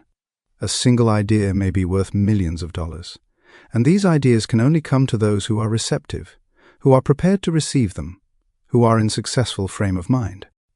30. Men are learning to place themselves in harmony with the universal mind. They are learning the unity of all things. They are learning the basic methods and principles of thinking, and this is changing conditions and multiplying results. 31. They are finding that circumstances and environment follow the trend of mental and spiritual progress. They find that growth follows knowledge, action follows inspiration, opportunity follows perception, always the spiritual first, then the transformation into the infinite and illimitable possibilities of achievement. 32. As the individual is but the channel for the differentiation of the universal, these possibilities are necessarily inexhaustible. 33. Thought is the process by which we may absorb the spirit of power, and hold the result in our inner consciousness until it becomes a part of our ordinary consciousness. The method of accomplishing this result, by the persistent practice of a few fundamental principles, as explained in this system, is the master key, which unlocks the storehouse of universal truth. 34. The two great sources of human suffering at present are bodily disease and mental anxiety. These may be readily traced to the infringement of some natural law. This is, no doubt, owing to the fact that so far knowledge has largely remained partial. But the clouds of darkness which have accumulated through long ages are beginning to roll away, and with them many of the miseries that attend imperfect information. That a man can change himself, improve himself, create himself, control his environment, and master his own destiny is the conclusion of every mind who is wide awake to the power of right thought in constructive action. Larson. Through all the ages man has believed in an invisible power, through which and by which all things have been created and are continually being recreated. We may personalize this power and call it God, or we may think of it as the essence or spirit, which permeates all things, but in either case the effect is the same. So far as the individual is concerned, the objective, the physical, the visible, is the personal, that which can be cognized by the senses. It consists of body, brain, and nerves. The subjective is the spiritual, the invisible, the impersonal. The personal is conscious because it is a personal entity. The impersonal, being the same in kind and quality as all other being, is not conscious of itself and has therefore been termed the subconscious. The personal or conscious has the power of will and choice, and can therefore exercise discrimination in the selection of methods whereby to bring about the solution of difficulties. The impersonal or spiritual, being a part or one with the source, an origin of all power, can necessarily exercise no such choice, but on the contrary, it has infinite resources at its command. It can and does bring about results by methods concerning which the human or individual mind can have no possible conception. You will therefore see that it is your privilege to depend upon the human will with all its limitations and misconceptions, or you may utilize the potentialities of infinity by making use of the subconscious mind. Here, then, is the scientific explanation of the wonderful power which has been put within your control, if you but understand, appreciate, and recognize it. One method of consciously utilizing this omnipotent power is outlined in Part 7. Part 7. 1. Visualization is the process of making mental images, and the image is the mold or model which will serve as a pattern from which your future will emerge. 2. Make the pattern clear, and make it beautiful. Do not be afraid, make it grand. Remember that no limitation can be placed upon you by anyone but yourself. You are not limited as to cost or material. Draw on the infinite for your supply. Construct it in your imagination. It will have to be there before it will ever appear anywhere else. 3. Make the image clear and clean-cut. Hold it firmly in the mind, and you will gradually and constantly bring the thing nearer to you. You can be what you will to be. 4.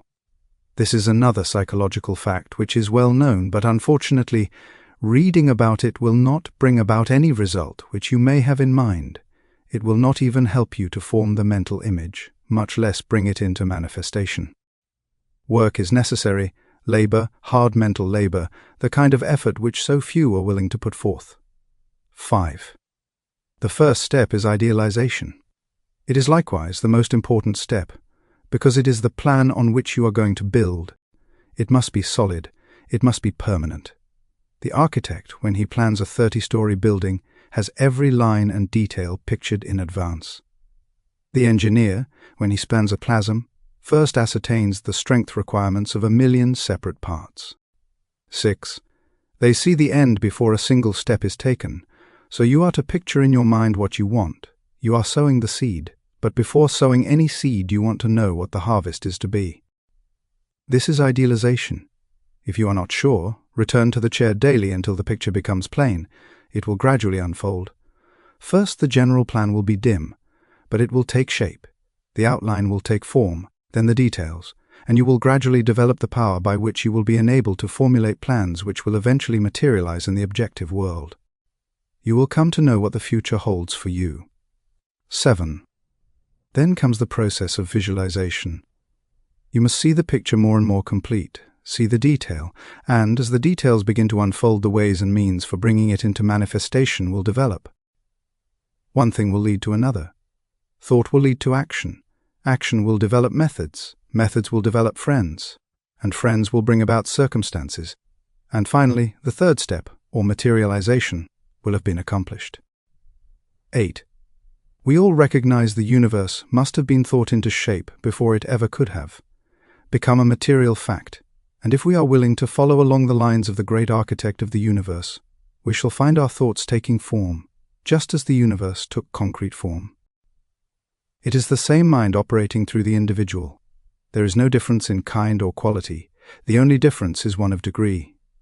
9. The architect visualizes his building. He sees it as he wishes it to be. His thought becomes a plastic mold from which the building will eventually emerge.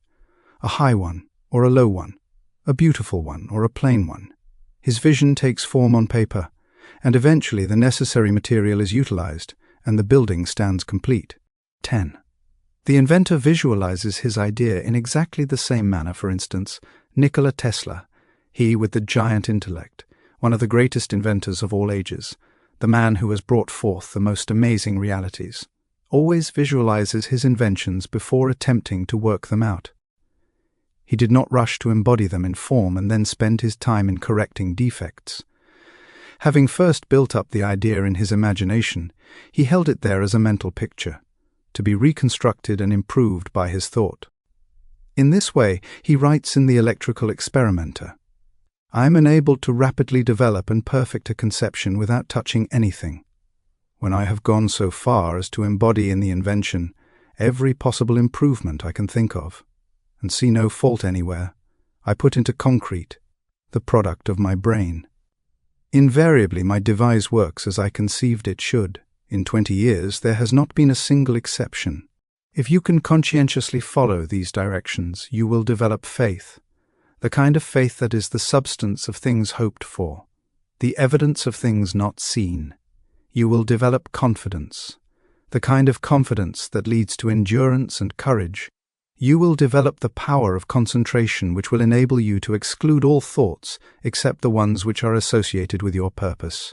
12. The law is that thought will manifest in form, and only one who knows how to be the divine thinker of his own thoughts can ever take a master's place and speak with authority. 13. Clearness and accuracy are obtained only by repeatedly having the image in mind. Each repeated action renders the image more clear and accurate than the preceding, and in proportion to the clearness and accuracy of the image will the outward manifestation be. You must build it firmly and securely in your mental world, the world within, before it can take form in the world without, and you can build nothing of value, even in the mental world, unless you have the proper material. When you have the material, you can build anything you wish, but make sure of your material. You cannot make broadcloth from shoddy. 14. This material will be brought out by millions of silent mental workers and fashioned into the form of the image which you have in mind. 15. Think of it.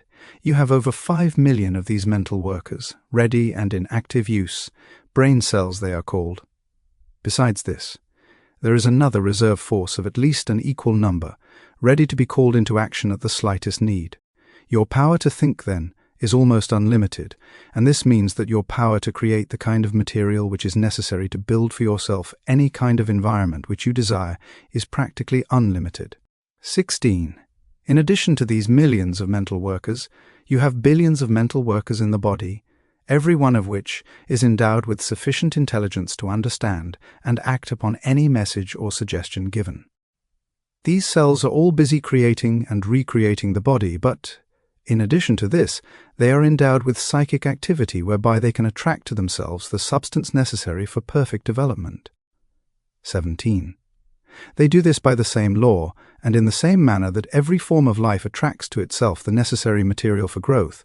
The oak, the rose, the lily, All require certain material for their most perfect expression, and they secure it by silent demand, the law of attraction, the most certain way for you to secure what you require for your most complete development. 18. Make the mental image. Make it clear, distinct, perfect. Hold it firmly. The ways and means will develop. Supply will follow the demand. You will be led to do the right thing at the right time and in the right way. Earnest desire will bring about confident expectation, and this in turn must be reinforced by firm demand. These three cannot fail to bring about attainment, because the earnest desire is the feeling, the confident expectation is the thought, and the firm demand is the will, and, as we have seen, feeling gives vitality to thought, and the will holds it steadily, until the law of growth brings it into manifestation. 19. Is it not wonderful that man has such tremendous power within himself, such transcendental faculties concerning which he had no conception? Is it not strange that we have always been taught to look for strength and power without? We have been taught to look everywhere but within, and whenever this power manifested in our lives, we were told that it was something supernatural. 20. There are many who have come to an understanding of this wonderful power, and who make serious and conscientious efforts to realize health, power, and other conditions, and seem to fail. They do not seem able to bring the law into operation. The difficulty in nearly every case is that they are dealing with externals. They want money, power, health, and abundance, but they fail to realize that these are effects and can come only when the cause is found. 21. Those who will give no attention to the world without will seek only to ascertain the truth, will look only for wisdom, will find that this wisdom will unfold and disclose the source of all power, that it will manifest in thought and purpose, which will create the external conditions desired. This truth will find expression in noble purpose and courageous action. 22. Create ideals only, give no thought to external conditions, make the world within beautiful and opulent, and the world without will express and manifest the condition which you have within. You will come into a realization of your power to create ideals, and these ideals will be projected into the world of effect. 23. For instance, a man is in debt. He will be continually thinking about the debt, concentrating on it, and as thoughts are causes, the result is that he not only fastens the debt closer to him, but actually creates more debt. He is putting the great law of attraction into operation with the usual and inevitable result: loss leads to greater loss. 24. What, then, is the correct principle? Concentrate on the things you want, not on the things you do not want. Think of abundance. Idealize the methods and plans for putting the law of abundance into operation. Visualize the condition which the law of abundance creates. This will result in manifestation. 25. If the law operates perfectly to bring about poverty, lack, and every form of limitation for those who are continually entertaining thoughts of lack and fear, it will operate with the same certainty to bring about conditions of abundance and opulence for those who entertain thoughts of courage and power. 26. This is a difficult problem for many. We are too anxious. We manifest anxiety, fear, distress. We want to do something. We want to help. We are like a child who has just planted a seed, and every 15 minutes goes and stirs up the earth to see if it is growing. Of course, under such circumstances, the seed will never germinate, and yet this is exactly what many of us do in the mental world. 27.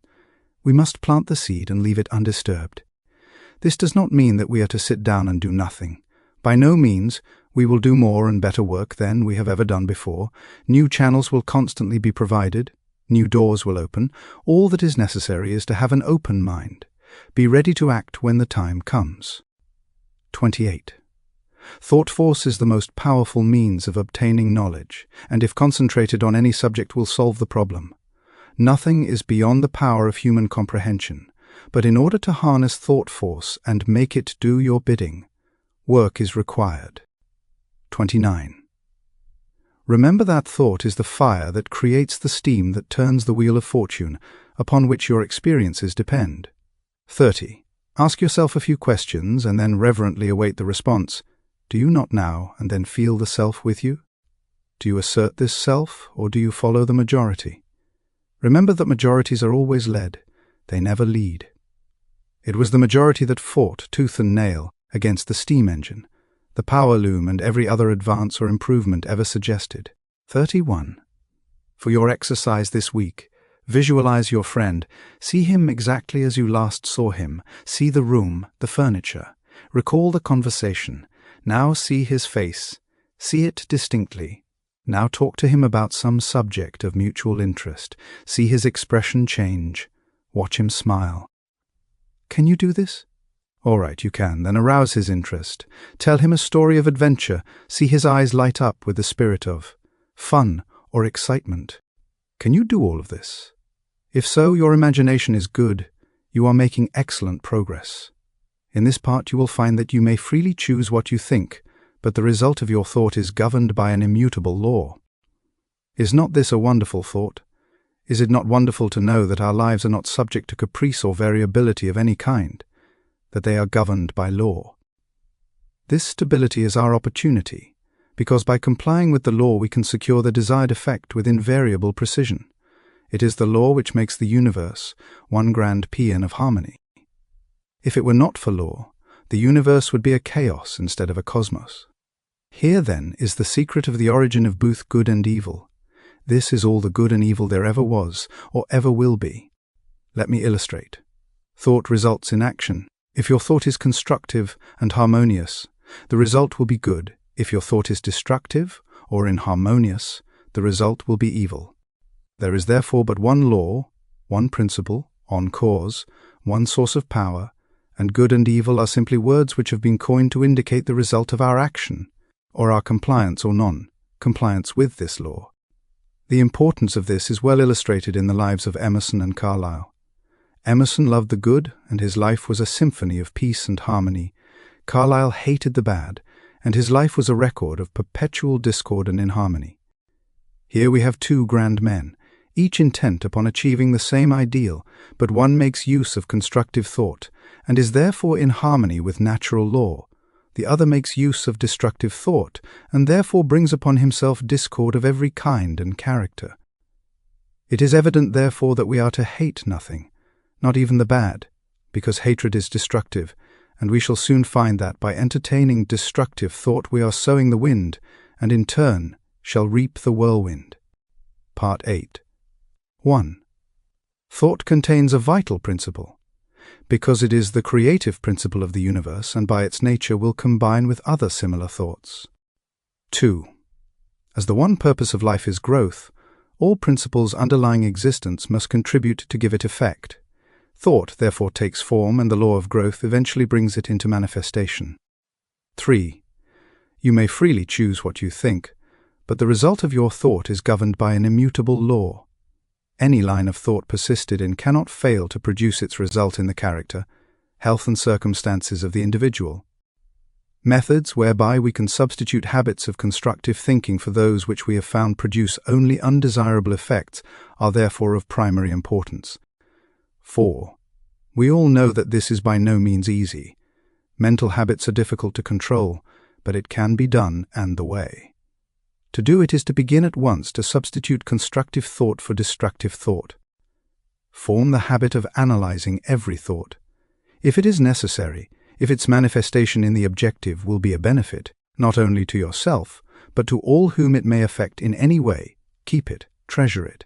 It is of value, it is in tune with the infinite, it will grow and develop and produce fruit 100-fold. On the other hand, it will be well for you to keep this quotation from George Matthews Adams in mind. Learn to keep the door shut, keep out of your mind, out of your office, and out of your world every element that seeks admittance with no definite helpful end in view. 5. If your thought has been critical or destructive, and has resulted in any condition of discord or inharmony in your environment, it may be necessary for you to cultivate a mental attitude which will be conducive to constructive thought. 6. The imagination will be found to be a great assistance in this direction. The cultivation of the imagination leads to the development of the ideal out of which your future will emerge. 7. The imagination gathers up the material by which the mind weaves the fabric in which your future is to be clothed. 8. Imagination is the light by which we can penetrate new worlds of thought and experience. 9. Imagination is the mighty instrument by which every discoverer, every inventor, opened the way from precedent to experience. Precedent said, "It cannot be done." Experience said, "It is done." 10. Imagination is a plastic power, molding the things of sense into new forms and ideals. 11. Imagination is the constructive form of thought which must precede every constructive form of action. 12. A builder cannot build a structure of any kind until he has first received the plans from the architect, and the architect must get them from his imagination. 13. The captain of industry cannot build a giant corporation which may coordinate hundreds of smaller corporations and thousands of employees, and utilize millions of dollars of capital until he has first created the entire work in his imagination. Objects in the material world are as clay in the potter's hand. It is in the master mind that the real things are created, and it is by the use of the imagination that the work is done. In order to cultivate the imagination, it must be exercised. Exercise is necessary to cultivate mental muscle as well as physical muscle. It must be supplied with nourishment or it cannot grow. 14. Do not confuse imagination with fancy or that form of daydreaming in which some people like to indulge. Daydreaming is a form of mental dissipation which may lead to mental disaster. 15.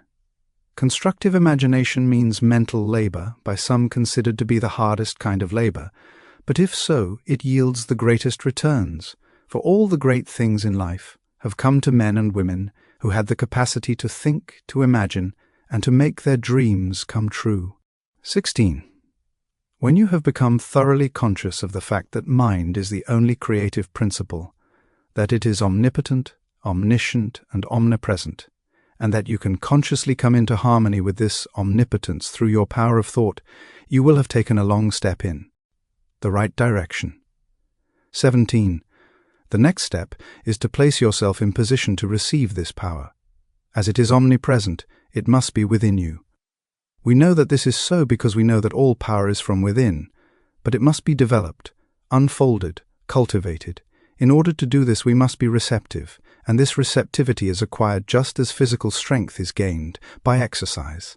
18. The law of attraction will certainly and unerringly bring to you the conditions, environment, and experiences in life corresponding with your habitual, characteristic, predominant mental attitude. Not what you think once in a while when you are in church or have just read a good book, but your predominant mental attitude is what counts. 19. You cannot entertain weak, harmful, negative thoughts 10 hours a day and expect to bring about beautiful, strong, and harmonious conditions by 10 minutes of strong, positive, creative thought. 20. Real power comes from within. All power that anybody can possibly use is within man, only waiting to be brought into visibility by his first recognizing it, and then affirming it as his, working it into his consciousness until he becomes one with it. 21. People say that they desire abundant life, and so they do, but so many interpret this to mean that if they will exercise their muscles or breathe scientifically, eat certain foods in certain ways, drink so many glasses of water every day of just a certain temperature, keep out of drafts, they will attain the abundant life they seek. The result of such methods is but indifferent. However, when man awakens to the truth and affirms his oneness with all life, he finds that he takes on the clear eye, the elastic step, the vigor of youth. He finds that he has discovered the source of all power. 22. All mistakes are but the mistakes of ignorance. Knowledge gaining and consequent power is what determines growth and evolution. The recognition and demonstration of knowledge is what constitutes power, and this power is spiritual power. And this spiritual power is the power which lies at the heart of all things. It is the soul of the universe. 23. This knowledge is the result of man's ability to think. Thought is therefore the germ of man's conscious evolution. When man ceases to advance in his thoughts and ideals, his forces immediately begin to disintegrate, and his countenance gradually registers these changing conditions. 24. Successful men make it their business to hold ideals of the conditions which they wish to realize. They constantly hold in mind the next step necessary to the ideal for which they are striving. Thoughts are the materials with which they build, and the imagination is their mental workshop. Mind is the ever-moving force with which they secure the persons and circumstance necessary to build their success structure, and imagination is the matrix in which all great things are fashioned. 25. If you have been faithful to your ideal, you will hear the call when circumstances are ready to materialize your plans, and results will correspond in the exact ratio of your fidelity to your ideal. The ideal steadily held is what predetermines and attracts the necessary conditions for its fulfillment. 26. It is thus that you may weave a garment of spirit and power into the web of your entire existence. It is thus that you may lead a charmed life and be forever protected from all harm. It is thus that you may become a positive force whereby conditions of opulence and harmony may be attracted to you. 27. This is the leaven which is gradually permeating the general consciousness, and is largely responsible for the conditions of unrest which are everywhere evident. 28. In the last part you created a mental image, you brought it from the invisible into the visible. This week I want you to take an object and follow it back to its origination. See of what it really consists. If you do this, you will develop imagination, insight, perception, and sagacity. These come not by the superficial observation of the multitude, but by a keen analytical observation which sees below the surface. 29. It is the few who know that the things which they see are only effects, and understand the causes by which these effects were brought into existence. 30. Take the same position as heretofore and visualize a battleship. See the grim monster floating on the surface of the water. There appears to be no life anywhere about. All is silence. You know that by far the largest part of the vessel is underwater, out of sight. You know that the ship is as large and as heavy as a 20-story skyscraper. You know that there are hundreds of men ready to spring to their appointed task instantly. You know that every department is in charge of able, trained, skilled officials who have proven themselves competent to take charge of this marvelous piece of mechanism. You know that although it lies apparently oblivious to everything else, it has eyes which see everything for miles around, and nothing is permitted to escape its watchful vision. You know that while it appears quiet, submissive, and innocent, it is prepared to hurl a steel projectile weighing thousands of pounds at an enemy many miles away. This and much more you can bring to mind with comparatively no effort whatever. But how did the battleship come to be where it is? How did it come into existence in the first place? All of this you want to know if you are a careful observer. 31. Follow the great steel plates through the foundries. See the thousands of men employed in their production. Go still further back and see the ore as it comes from the mine. See it loaded on barges or cars. See it melted and properly treated. Go back still further and see the architect and engineers who planned the vessel. Let the thought carry you back still further in order to determine why they planned the vessel. You will see that you are now so far back that the vessel is something intangible. It no longer exists. It is now only a thought existing in the brain of the architect. But from where did the order come to plan the vessel? Probably from the Secretary of Defense, but probably this vessel was planned long before the war was thought of, and that Congress had to pass a bill appropriating the money. Possibly there was opposition and speeches for or against the bill. Whom do these congressmen represent? They represent you and me, so that our line of thought begins with the battleship and ends with ourselves, and we find in the last analysis that our own thought is responsible for this and many other things, of which we seldom think, and a little further reflection will develop the most important fact of all, and that is, if someone had not discovered the law by which this tremendous mass of steel and iron could be made to float upon the water, instead of immediately going to the bottom, the battleship could not have come into existence at all. 32. This law is that the specific gravity of any substance is the weight of any volume of it, compared with an equal volume of water. The discovery of this law revolutionized every kind of ocean travel, commerce and warfare, and made the existence of the battleship, aircraft carriers, and cruise ships possible. 33. You will find exercises of this kind invaluable. When the thought has been trained to look below the surface, everything takes on a different appearance. The insignificant becomes significant, the uninteresting interesting. The things which we suppose to be of no importance are seen to be the only really vital things in existence. Look to this day, for it is life, the very life of life. In its brief course lie all the verities and realities of your existence, the bliss of growth, the glory of action, the splendor of beauty. For yesterday is but a dream, and tomorrow is only a vision. But today well lived makes every yesterday a dream of happiness, and every tomorrow a vision of hope. Look well, therefore, to this day, from the Sanskrit. In this part, you may learn to fashion the tools by which you may build for yourself any condition you desire. If you wish to change conditions, you must change yourself. Your whims, your wishes, your fancies, your ambitions may be thwarted at every step, but your inmost thoughts will find expression just as certainly as the plant springs from the seed. Suppose, then, we desire to change conditions. How are we to bring this about?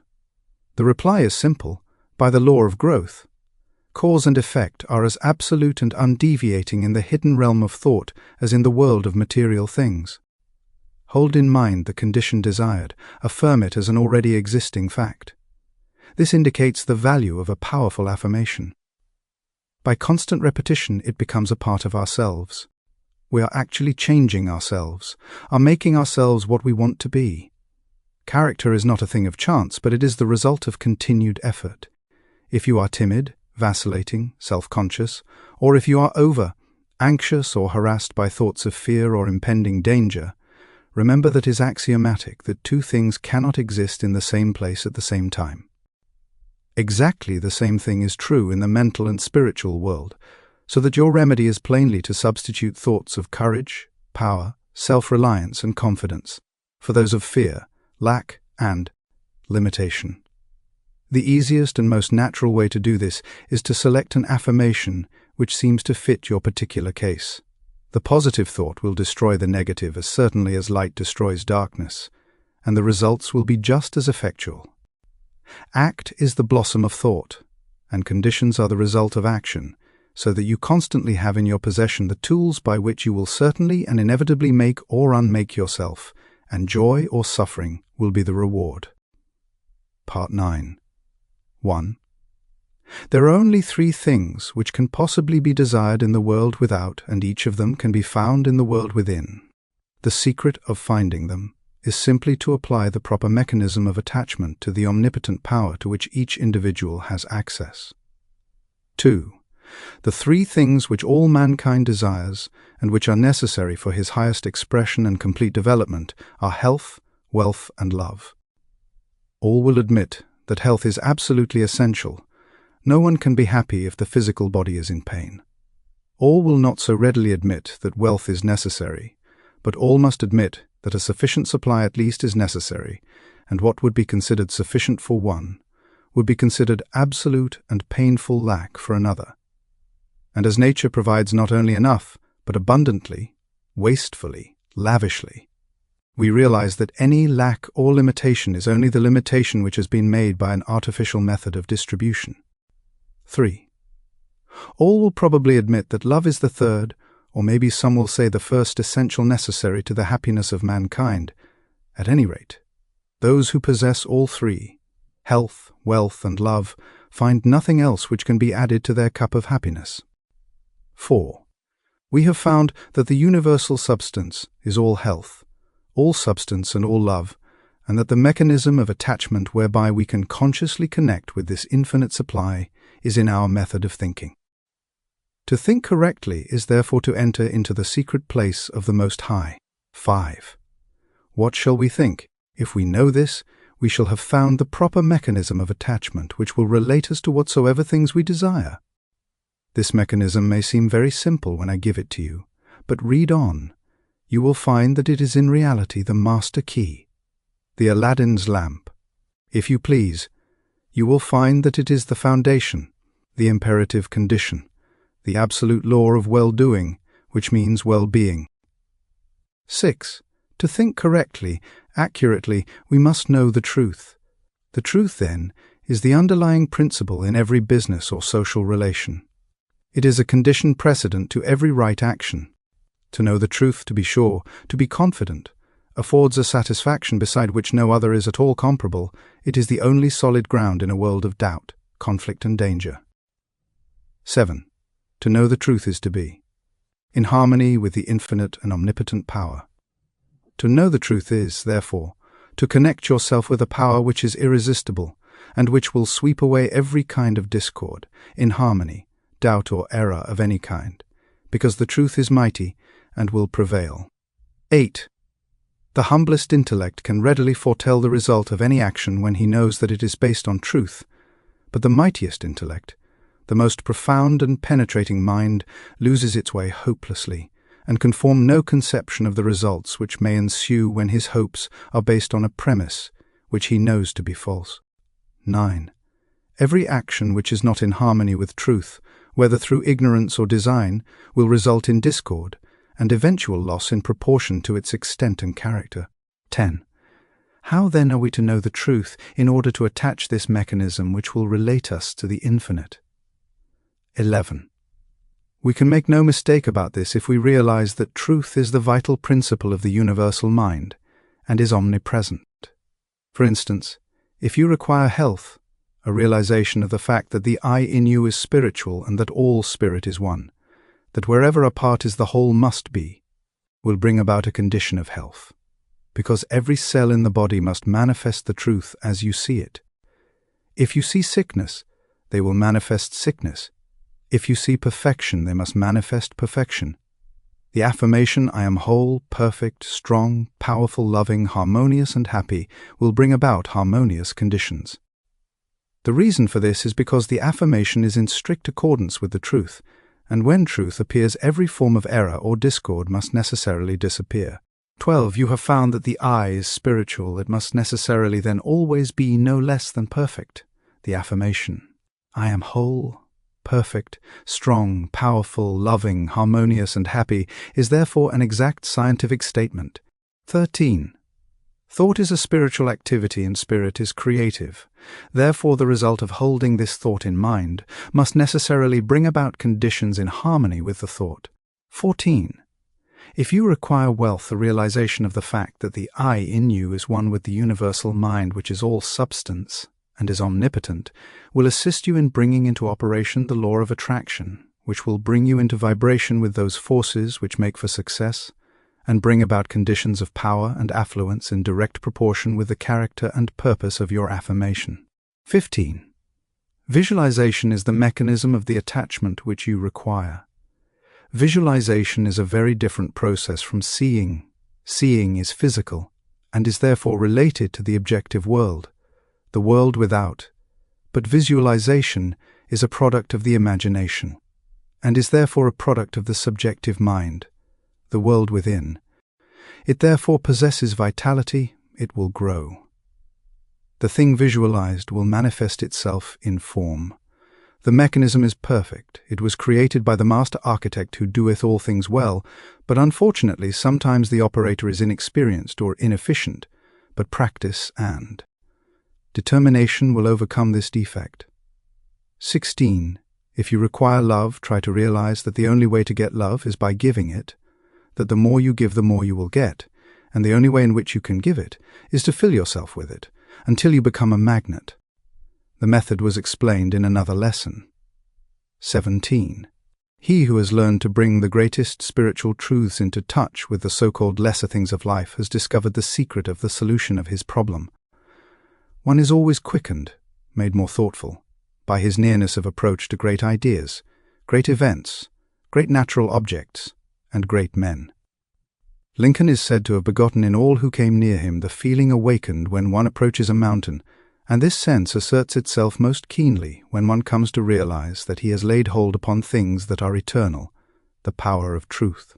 18.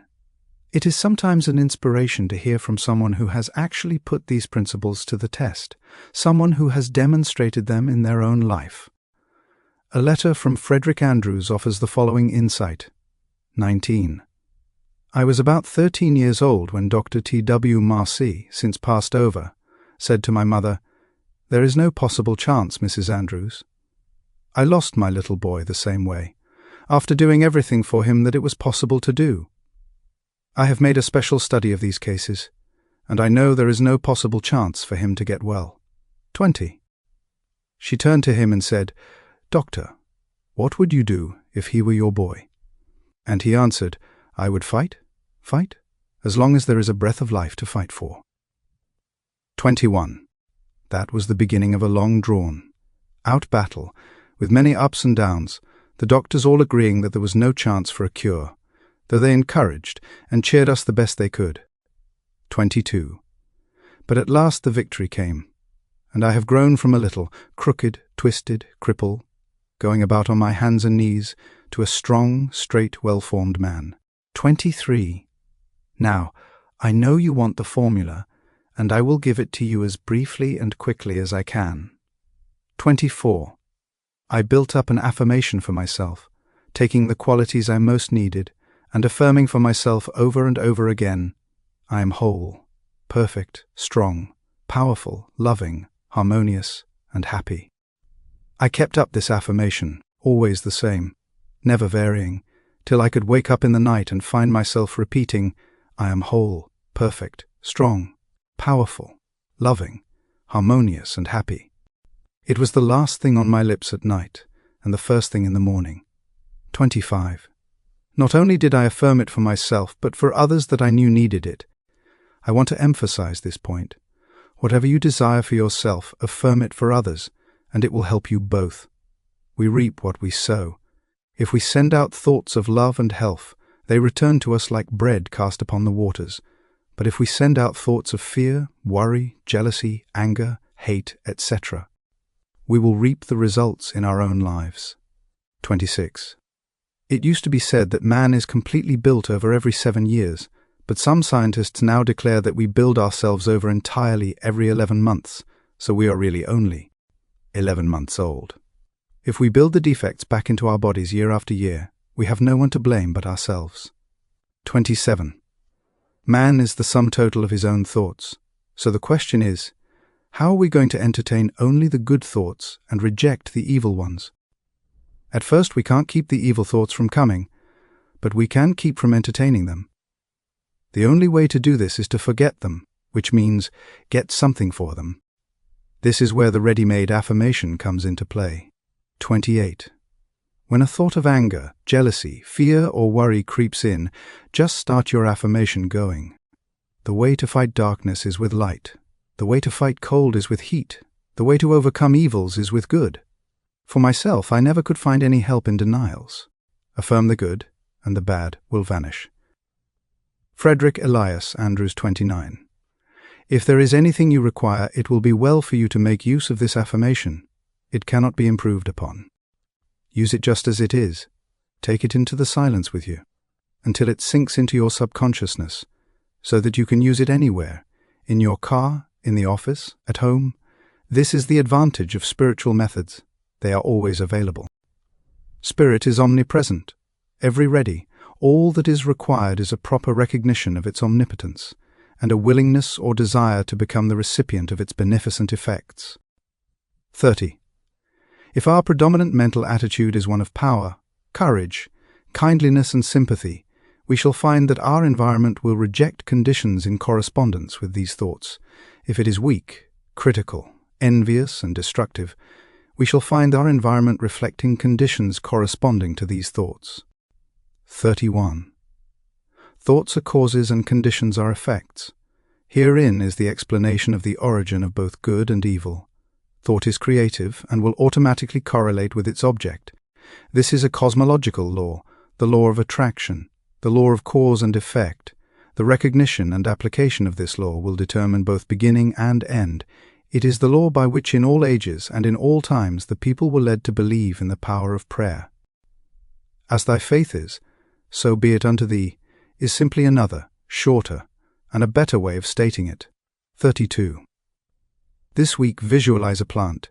Take a flower, the one you most admire, bring it from the unseen into the seen. Plant the tiny seed, water it, care for it. Place it where it will get the direct rays of the morning sun.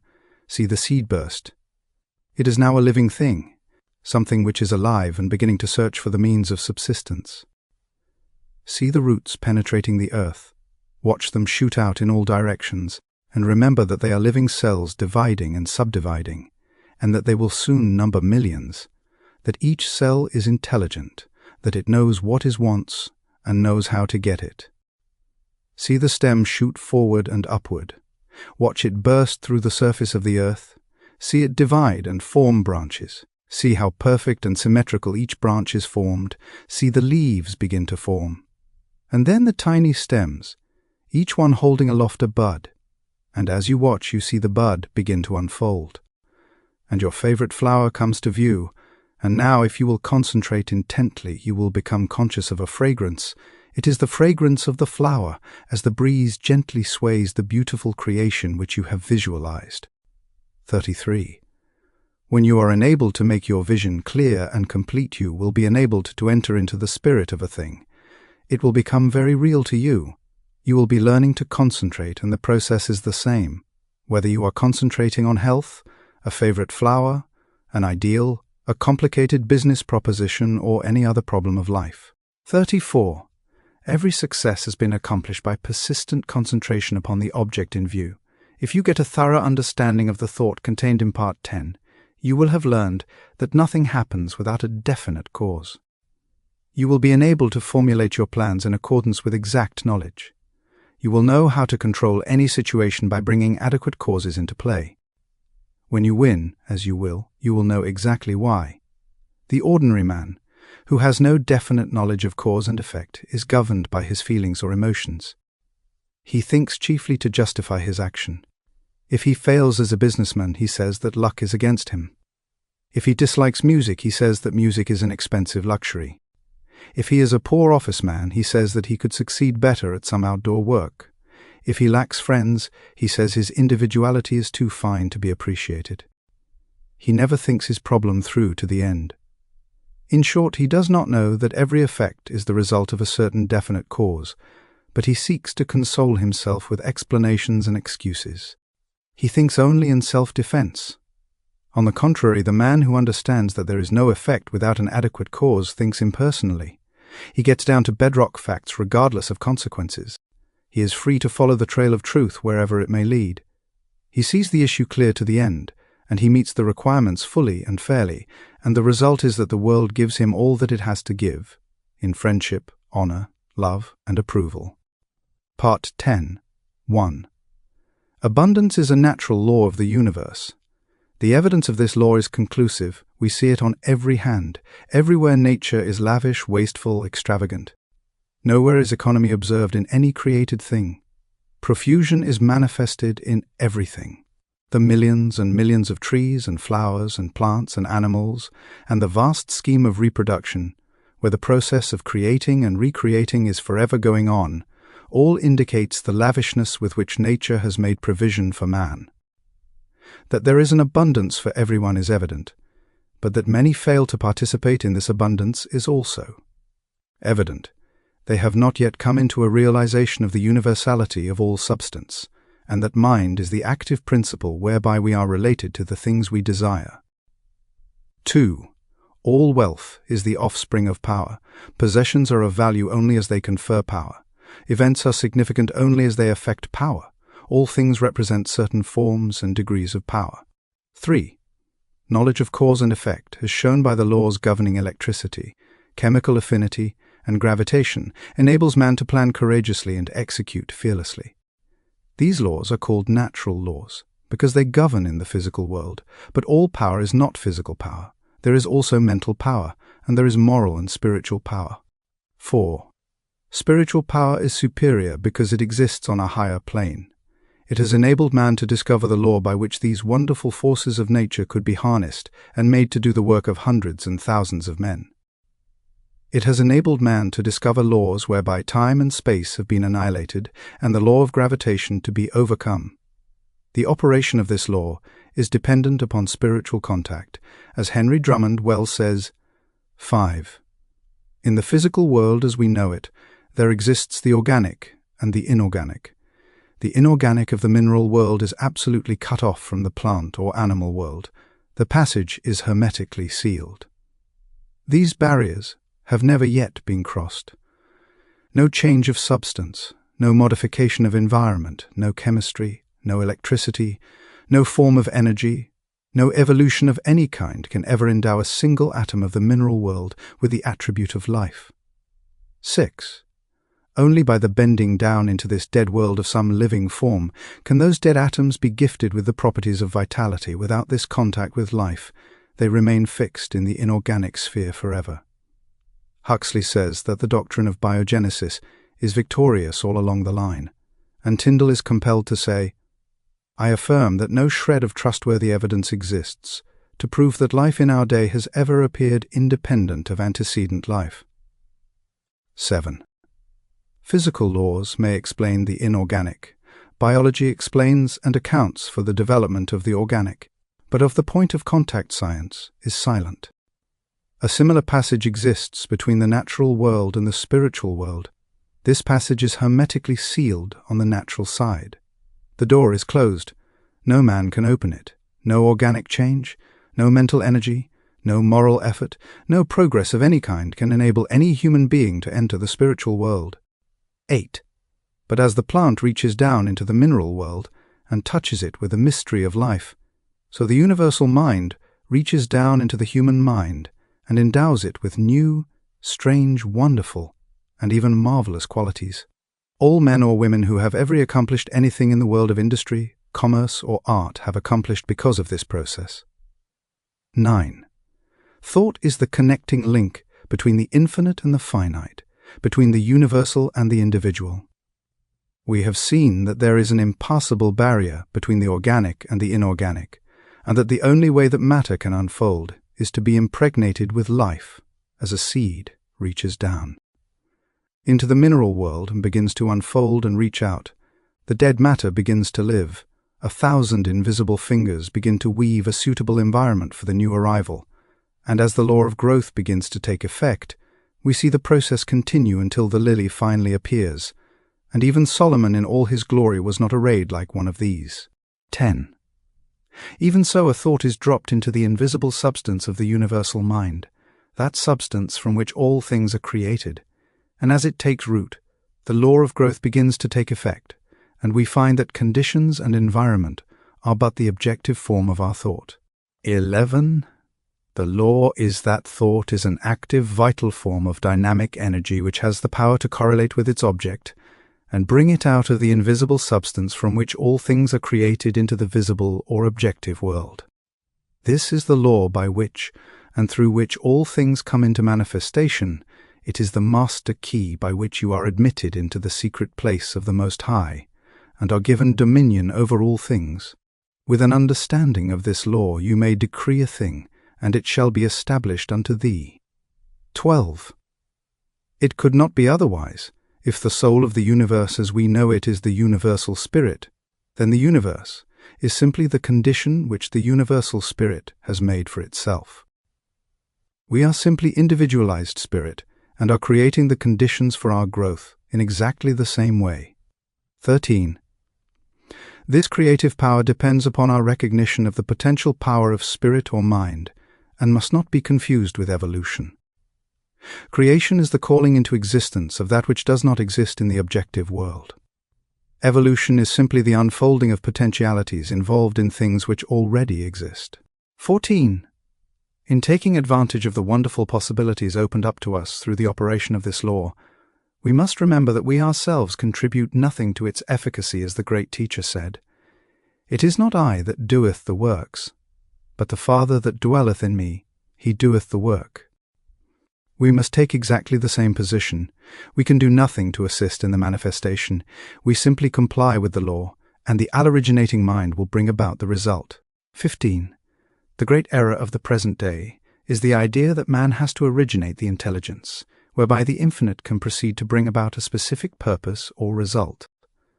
Nothing of this kind is necessary. The universal mind can be depended upon to find the ways and means for bringing about any necessary manifestation.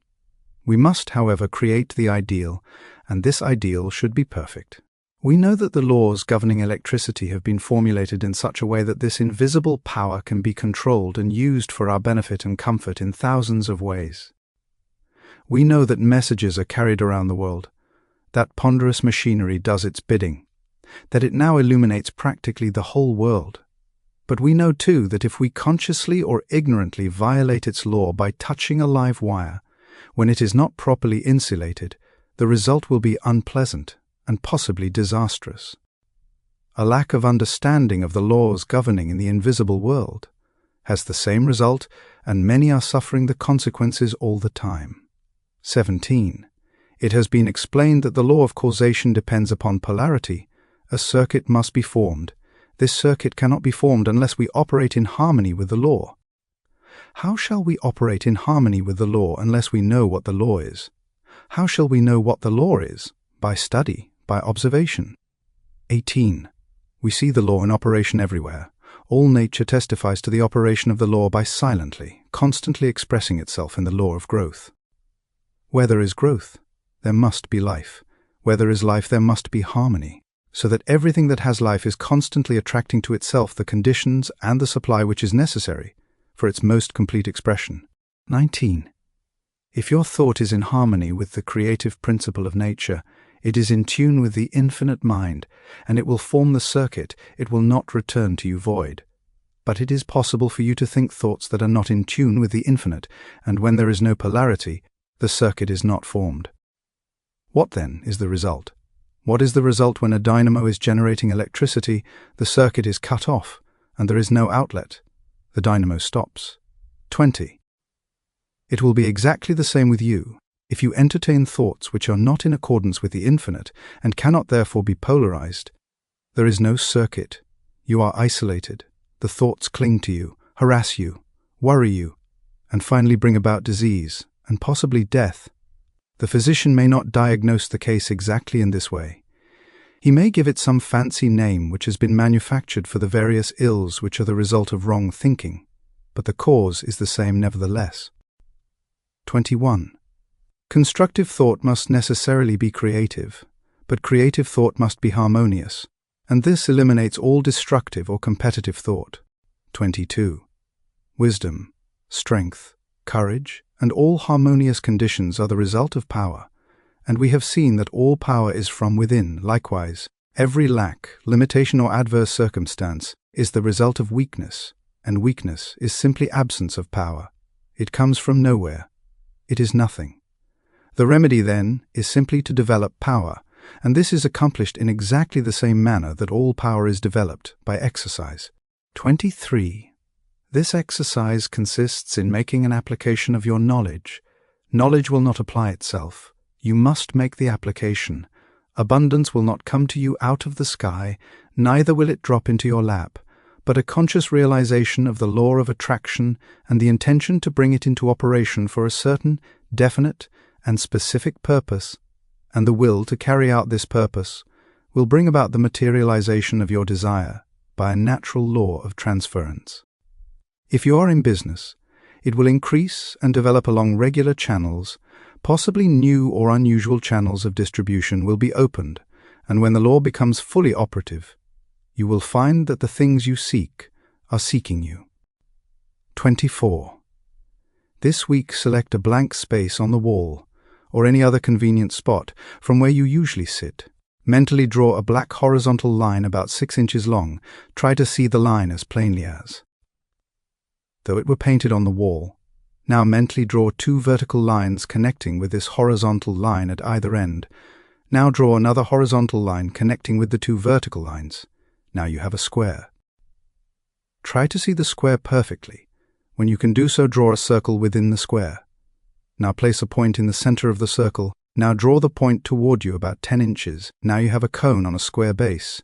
You will remember that your work was all in black. Change it to white, to red, to yellow. 25. If you can do this, you are making excellent progress, and will soon be enabled to concentrate on any problem you may have in mind. When any object or purpose is clearly held in thought, its precipitation, in tangible and visible form, is merely a question of time.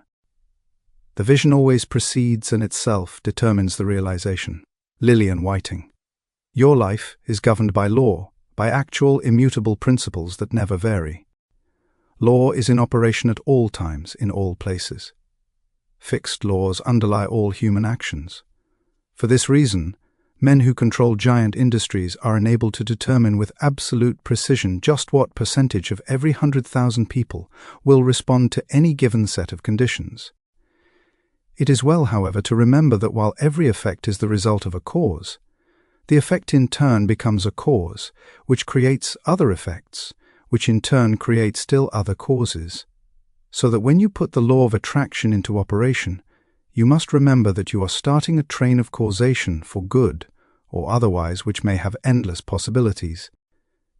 We frequently hear it said, "A very distressing situation came into my life, which could not have been the result of my thought, as I certainly never entertained any thought which could have such a result." We fail to remember that like attracts like in the mental world, and that the thought which we entertain brings to us certain friendships, companionships of a particular kind, and these in turn bring about conditions and environment, which in turn are responsible for the conditions of which we complain. Part 11.1. Inductive reasoning is the process of the objective mind by which we compare a number of separate instances with one another until we see the common factor that gives rise to them all.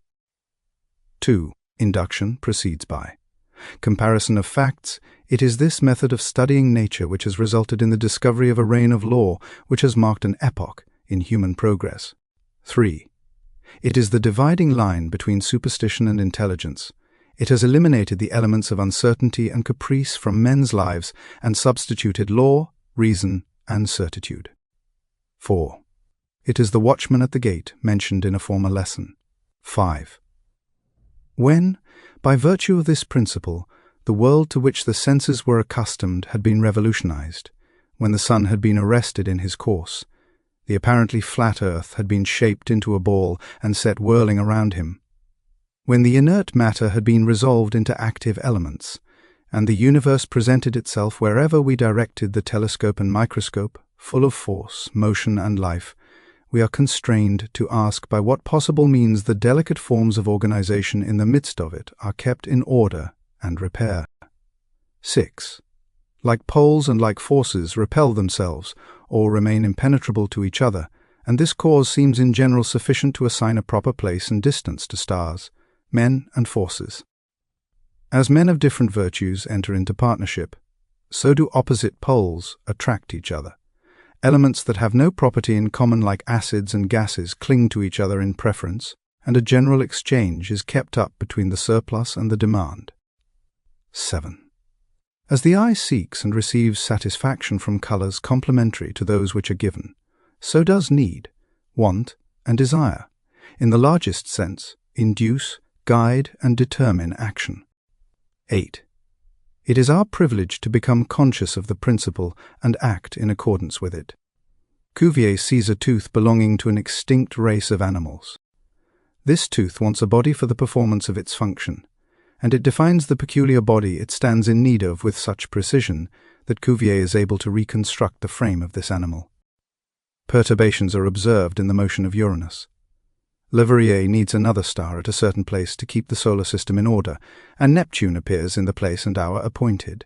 10. The instinctive wants of the animal and the intellectual wants of Cuvier, the wants of nature and of the mind of Leverrier were alike, and thus the results, here the thoughts of an existence, there an existence. A well-defined lawful want, therefore, furnishes the reason for the more complex operations of nature. 11. Having recorded correctly the answers furnished by nature, and stretched our senses with the growing science over her surface, having joined hands with the levers that move the earth, we become conscious of such a close, varied, and deep contact with the world without, that our wants and purposes become no less identified with the harmonious operations of this vast organization than the life, liberty, and happiness of the citizen is identified with the existence of his government. As the interests of the individual are protected by the arms of the country, added to his own, and his needs may depend upon certain supply in the degree that they are felt more universally and steadily, in the same manner does conscious citizenship in the Republic of Nature secure us from the annoyances of subordinate agents by alliance with superior powers, and by appeal to the fundamental laws of resistance or inducement offered to mechanical or chemical agents, distribute the labor to be performed between them and man to the best advantage of the inventor. 13. If Plato could have witnessed the pictures executed by the sun with the assistance of the photographer, or 100 similar illustrations of what man does by induction, he would perhaps have been reminded of the intellectual midwifery of his master, and, in his own mind, might have arisen the vision of a land where all manual, mechanical labour and repetition is assigned to the power of nature, where our wants are satisfied by purely mental operations set in motion by the will, and where the supply is created by the demand. 14. However distant that land may appear, induction has taught men to make strides toward it, and has surrounded him with benefits which are, at the same time, rewards for past fidelity and incentives for more assiduous devotion. 15. It is also an aid in concentrating and strengthening our faculties for the remaining part, giving unerring solution for individual as well as universal problems, by the mere operations of mind in the purest form. 16. Here we find a method, the spirit of which is to believe that what is sought has been accomplished in order to accomplish it, a method, bequeathed upon us by the same Plato who, outside of this sphere, could never find how the ideas became realities. 17. This conception is also elaborated by Swedenborg in his doctrine of correspondences, and a still greater teacher has said, "What things soever ye desire, when ye pray, believe that ye receive them, and ye shall have them." The difference of the tenses in this passage is remarkable. 18. We are first to believe that our desire has already been fulfilled. Its accomplishment will then follow. This is a concise direction for making use of the creative power of thought by impressing on the universal subjective mind the particular thing which we desire as an already existing fact. 19. We are thus thinking on the plane of the absolute and eliminating all consideration of conditions or limitation, and are planting a seed which, if left undisturbed, will finally germinate into external fruition. 20. To review, inductive reasoning is the process of the objective mind, by which we compare a number of separate instances with one another until we see the common factor that gives rise to them all. We see people in every civilized country on the globe securing results by some process which they do not seem to understand themselves, and to which they usually attach more or less mystery. Our reason is given to us for the purpose of ascertaining the law by which these results are accomplished. 21. The operation of this thought process is seen in those fortunate natures that possess everything that others must acquire by toil, who never have a struggle with conscience because they always act correctly, and can never conduct themselves otherwise than with tact, learn everything easily, complete everything they begin with a happy knack, live in eternal harmony with themselves, without ever reflecting much what they do, or ever experiencing difficulty or toil. 22. The fruit of this thought is, as it were, a gift of the gods, but a gift which few as yet realize, appreciate, or understand. The recognition of the marvelous power which is possessed by the mind under proper conditions, and the fact that this power can be utilized, directed, and made available for the solution of every human problem, is of transcendental importance. 23. All truth is the same, whether stated in modern scientific terms or in the language of apostolic times. There are timid souls who fail to realize that the very completeness of truth requires various statements, that no one human formula will show every side of it. 24. Changing, emphasis, new language, novel interpretations, unfamiliar perspectives are not, as some suppose, signs of departure from truth, but on the contrary, they are evidence that the truth is being apprehended in new relations to human needs and is becoming more generally understood. 25. The truth must be told to each generation and to every people in new and different terms, so that when the great teacher said, "Believe that ye receive, and ye shall receive," or when Paul said, "Faith is the substance of things hoped for," the evidence of things not seen, or when modern science says, "The law of attraction is the law by which thought correlates with its object," each statement, when subjected to analysis, is found to contain exactly the same truth, the only difference being in the form of presentation. We are standing on the threshold of a new era. The time has arrived when man has learned the secrets of mastery, and the way is being prepared for a new social order, more wonderful than anything ever heretofore dreamed of. The conflict of modern science with theology, the study of comparative religions, the tremendous power of new social movements, all of these are but clearing the way for the new order. They may have destroyed traditional forms which have become antiquated and impotent, but nothing of value has been lost. 27. A new faith has been born, a faith which demands a new form of expression, and this faith is taking form in a deep consciousness of power which is being manifested in the present spiritual activity found on every hand. 28. The spirit which sleeps in the mineral, breathes in the vegetable, moves in the animal and reaches its highest development in man is the universal mind. And it behooves us to span the gulf between being and doing, theory and practice, by demonstrating our understanding of the dominion which we have been given. 29.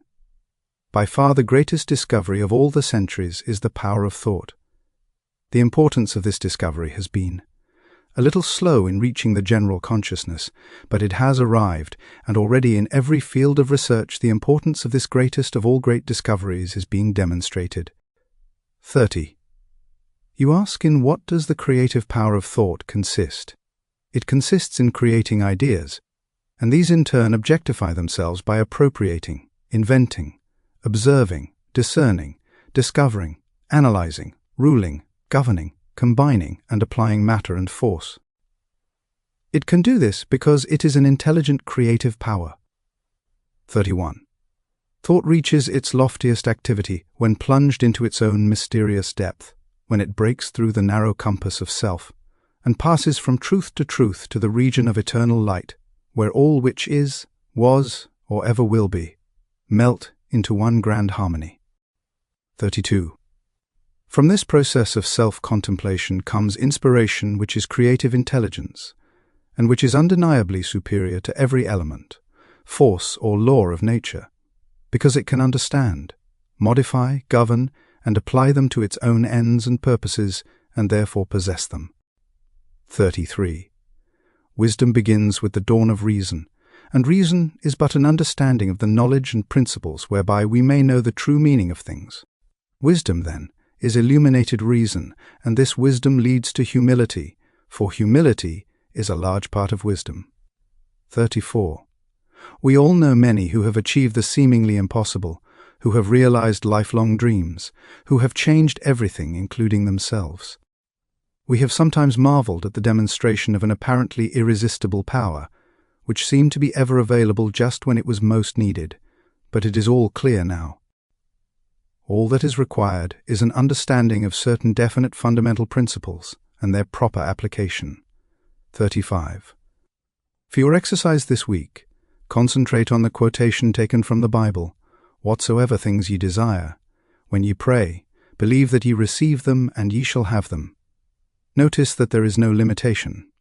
Whatsoever things is very definite, and implies that the only limitation which is placed upon us in our ability to think, to be equal to the occasion, to rise to the emergency, to remember that faith is not a shadow, but a substance, the substance of things hoped for, the evidence of things not seen.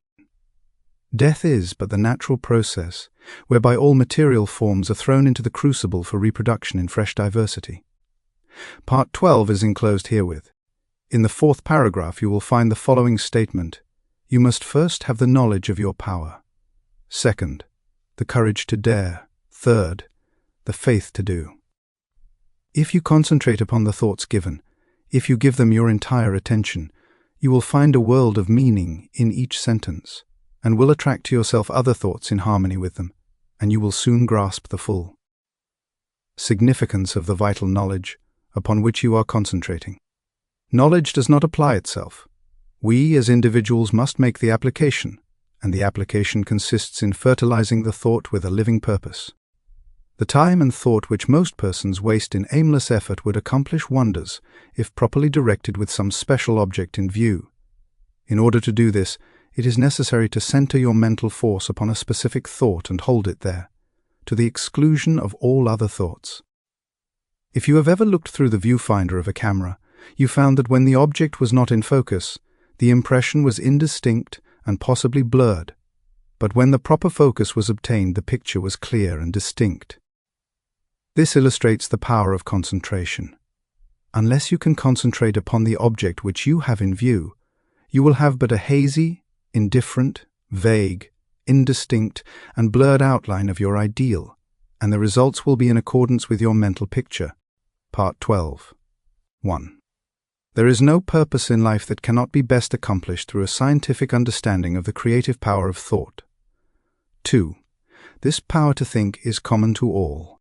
Man is, because he thinks. Man's power to think is infinite. Consequently, his creative power is unlimited. 3. We know that thought is building for us the thing we think of and actually bringing it nearer, yet we find it difficult to banish fear, anxiety, or discouragement, all of which are powerful thought forces, and which continually send the things we desire further away, so that it is often one step forward and 2 steps backward. 4. The only way to keep from going backward is to keep going forward. Eternal vigilance is the price of success. There are 3 steps, and each one is absolutely essential. You must first have the knowledge of your power, second, the courage to dare, third, the faith to do. 5. With this as a basis, you can construct an ideal business, an ideal home, ideal friends, and an ideal environment. You are not restricted as to material or cost. Thought is omnipotent, and has the power to draw on the infinite bank of primary substance for all that it requires. Infinite resources are therefore at your command. 6. But your ideal must be sharp, clear-cut, definite. To have one ideal today, another tomorrow, and a third next week means to scatter your forces and accomplish nothing. Your result will be a meaningless and chaotic combination of wasted material. 7. Unfortunately, this is the result which many are securing, and the cause is self-evident. If a sculptor started out with a piece of marble and a chisel and changed his ideal every 15 minutes, what result could he expect? And why should you expect any different result in molding the greatest and most plastic of all substances, the only real substance? 8. The result of this indecision and negative thought is often found in the loss of material wealth. Supposed independence, which required many years of toil and effort, suddenly disappears. It is often found then that money and property are not independence at all. On the contrary, the only independence is found to be a practical working knowledge of the creative power of thought. 9. This practical working method cannot come to you until you learn that the only real power which you can have is the power to adjust yourself to divine and unchangeable principles. You cannot change the infinite, but you can come into an understanding of natural laws. The reward of this understanding is a conscious realization of your ability to adjust your thought faculties with the universal thought, which is omnipresent. Your ability to cooperate with this omnipotence will indicate the degree of success with which you meet. 10. The power of thought has many counterfeits which are more or less fascinating, but the results are harmful instead of helpful. 11. Of course, worry, fear, and all negative thoughts produce a crop after their kind. Those who harbor thoughts of this kind must inevitably reap what they have sown. 12. Again, there are the phenomena seekers who gormandize on the so-called proofs and demonstration obtained at materializing seances. They throw open their mental doors and soak themselves in the most poisonous currents which can be found in the psychic world. They do not seem to understand that it is the ability to become negative, receptive and passive, and thus drain themselves of all their vital force, which enables them to bring about these vibratory thought forms. 13. There are also the Hindu worshippers, who see in the materializing phenomena which are performed by the so-called adepts a source of power, forgetting or never seeming to realize that as soon as the will is withdrawn the forms wither, and the vibratory forces of which they are composed vanish. 14. Telepathy, or thought transference, has received considerable attention, but as it requires a negative mental state on the part of the receiver, the practice is harmful. A thought may be sent with the intention of hearing or seeing, but it will bring the penalty attached to the inversion of the principle involved. 15. In many instances, hypnotism is positively dangerous to the subject, as well as the operator. No one familiar with the laws governing in the mental world would think of attempting to dominate the will of another, for by so doing, he will gradually divest himself of his own power. 16. All of these perversions have their temporary satisfaction, and for some a keen fascination, but there is an infinitely greater fascination in a true understanding of the world of power within. a power which increases with use, is permanent instead of fleeing, which not only is potent as a remedial agency to bring about the remedy for past error or results of wrong thinking, but is a prophylactic agency protecting us from all manner and form of danger, and finally is an actual creative force with which we can build new conditions and new environment. 17. The law is that thought will correlate with its object and bring forth in the material world the correspondence of the thing thought or produced in the mental world. We then discern the absolute necessity of seeing that every thought has the inherent germ of truth in order that the law of growth will bring into manifestation good, for good alone can confer any permanent power. 18. The principle which gives the thought the dynamic power to correlate with its object, and therefore to master every adverse human experience, is the law of attraction, which is another name for love. This is an eternal and fundamental principle, inherent in all things, in every system of philosophy, in every religion, and in every science. There is no getting away from the law of love. It is feeling that imparts vitality to thought. Feeling is desire, and desire is love. Thought impregnated with love becomes invincible. 19. We find this truth emphasized wherever the power of thought is understood. The universal mind is not only intelligence, but it is substance, and this substance is the attractive force, which brings electrons together by the law of attraction, so that they form atoms. The atoms in turn are brought together by the same law and form molecules. Molecules take objective forms. And so we find that the law of love is the creative force behind every manifestation, not only of atoms, but of worlds, of the universe, of everything of which the imagination can form any conception. 20. It is the operation of this marvelous law of attraction which has caused men in all ages and all times to believe that there must be some personal being who responded to their petitions and desires, and manipulated events in order to comply with their requirements. 21.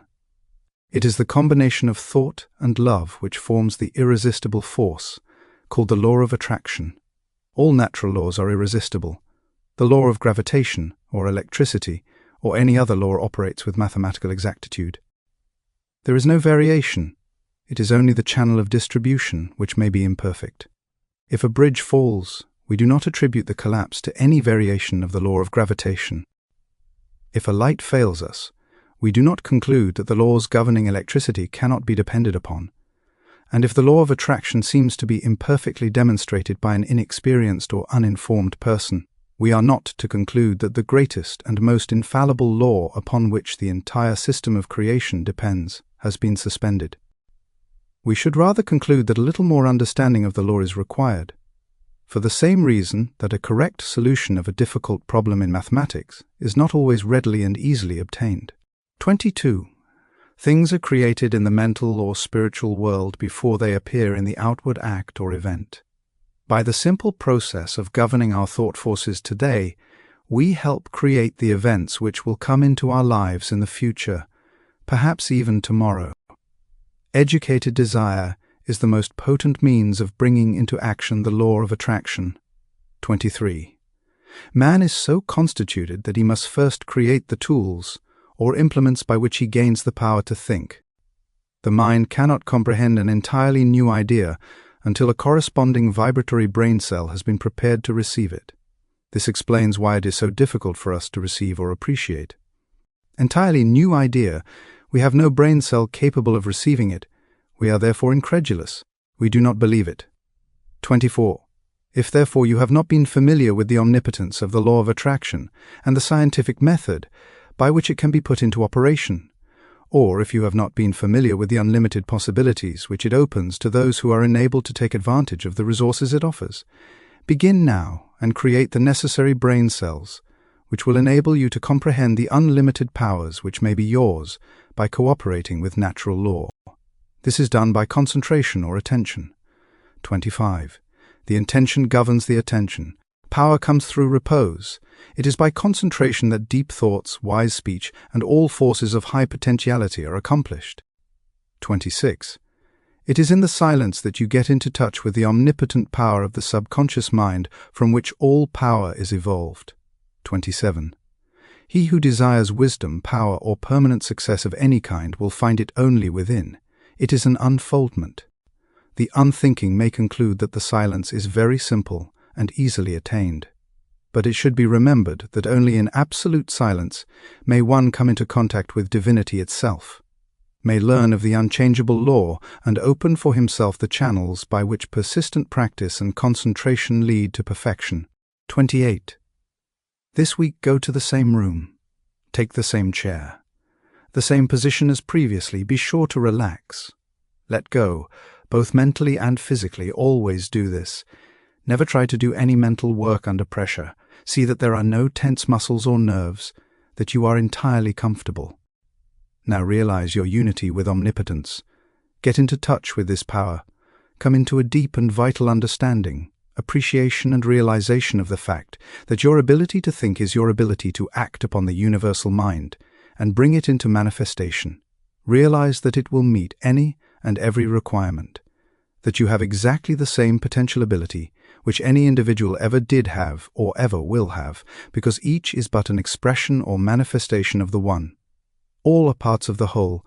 There is no difference in kind or quality, the only difference being one of degree. Thought cannot conceive of anything that may not be brought to expression. He who first uttered it may be only the suggester, but the doer will appear. Wilson. Physical science is responsible for the marvelous age of invention in which we are now living, but spiritual science is now setting out on a career whose possibilities no one can foretell. Spiritual science has previously been the football of the uneducated, the superstitious, the mystical, but men are now interested in definite methods and demonstrated facts only. We have come to know that thinking is a spiritual process, that vision and imagination preceded action and event, that the day of the dreamer has come. The following lines by Mr. Herbert Kaufman are interesting in this connection. They are the architects of greatness. Their vision lies within their souls. They peer beyond the veils and mists of doubt and pierce the walls of unborn time. The belted wheel, the trail of steel, the churning screw are shuttles in the loom on which they weave their magic tapestries. Makers of empire, they have fought for bigger things than crowns and higher seats than thrones. Your homes are set upon the land a dreamer found. The pictures on its walls are visions from a dreamer's soul. They are the chose few, the blazers of the way. Walls crumble and empires fall. The tidal wave sweeps from the sea and tears a fortress from its rocks. The rotting nations drop off from time's bow, and only things the dreamers make live on. Part 13, which follows, tells why the dreams of the dreamer come true. It explains the law of causation by which dreamers, inventors, authors, financiers bring about the realization of their desires.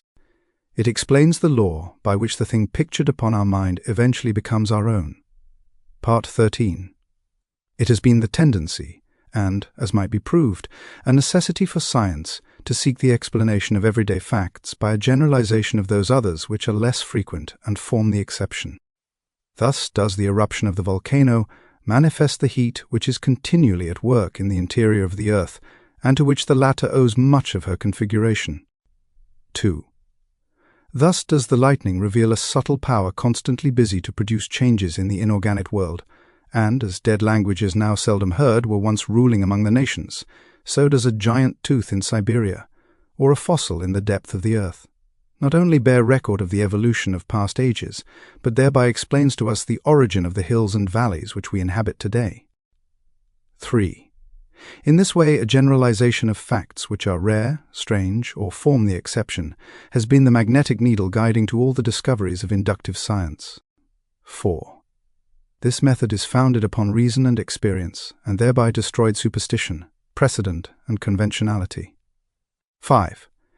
It is almost 300 years since Lord Bacon recommended this method of study, to which the civilized nations owe the greater part of their prosperity and the more valuable part of their knowledge, purging the mind from narrow prejudices, denominated theories, more effectually than by the keenest irony, calling the attention of men from heaven to earth, more successfully by surprising experiments than by the most forcible demonstration of their ignorance, educating the inventive faculties more powerfully by the near prospect of useful discoveries thrown open to all, than by talk of bringing to light the innate laws of our mind.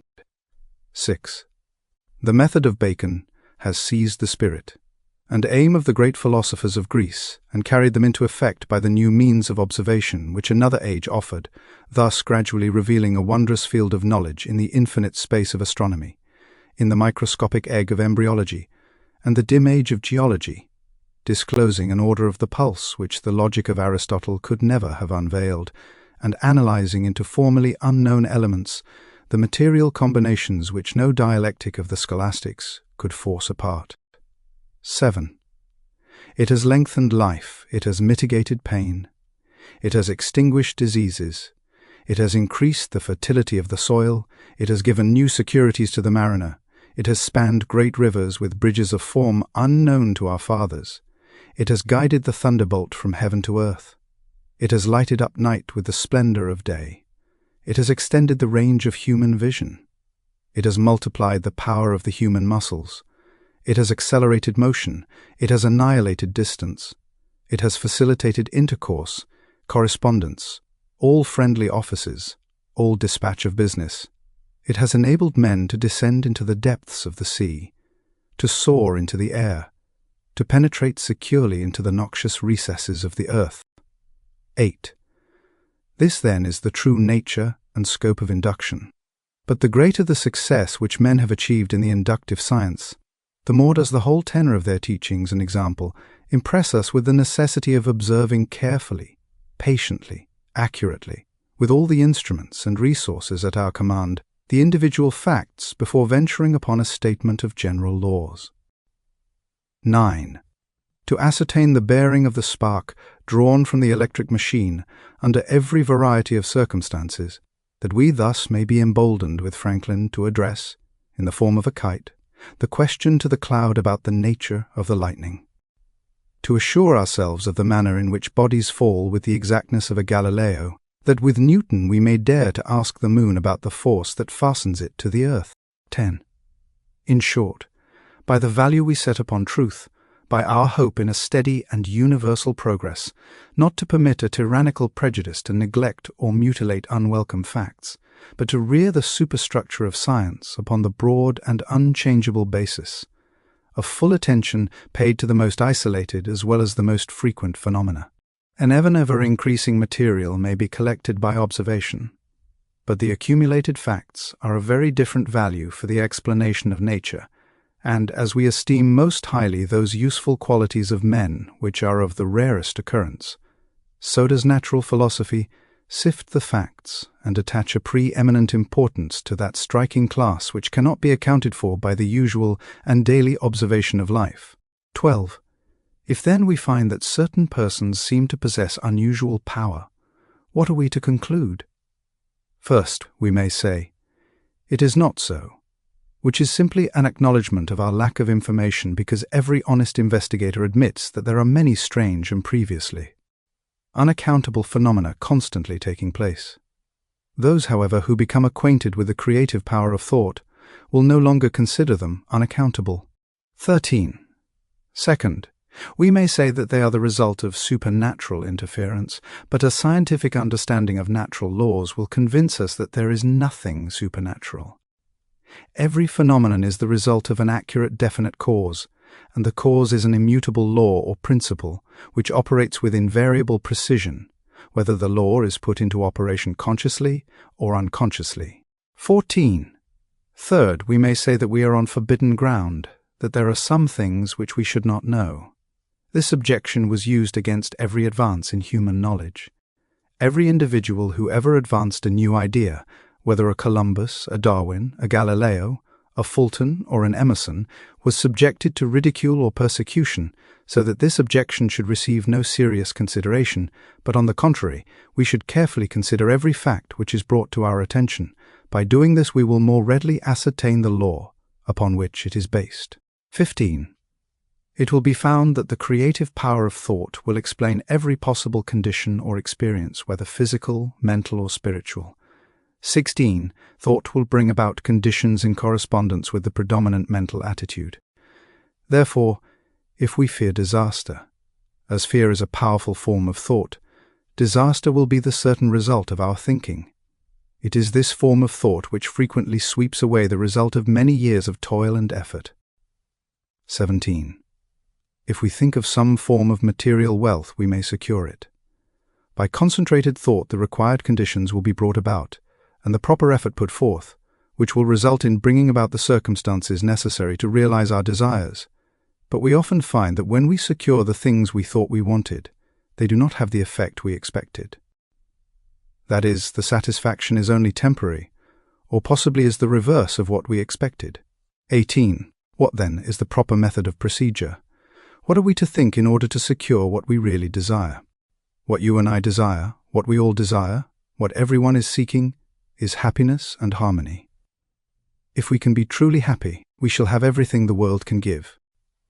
If we are happy ourselves, we can make others happy. 19.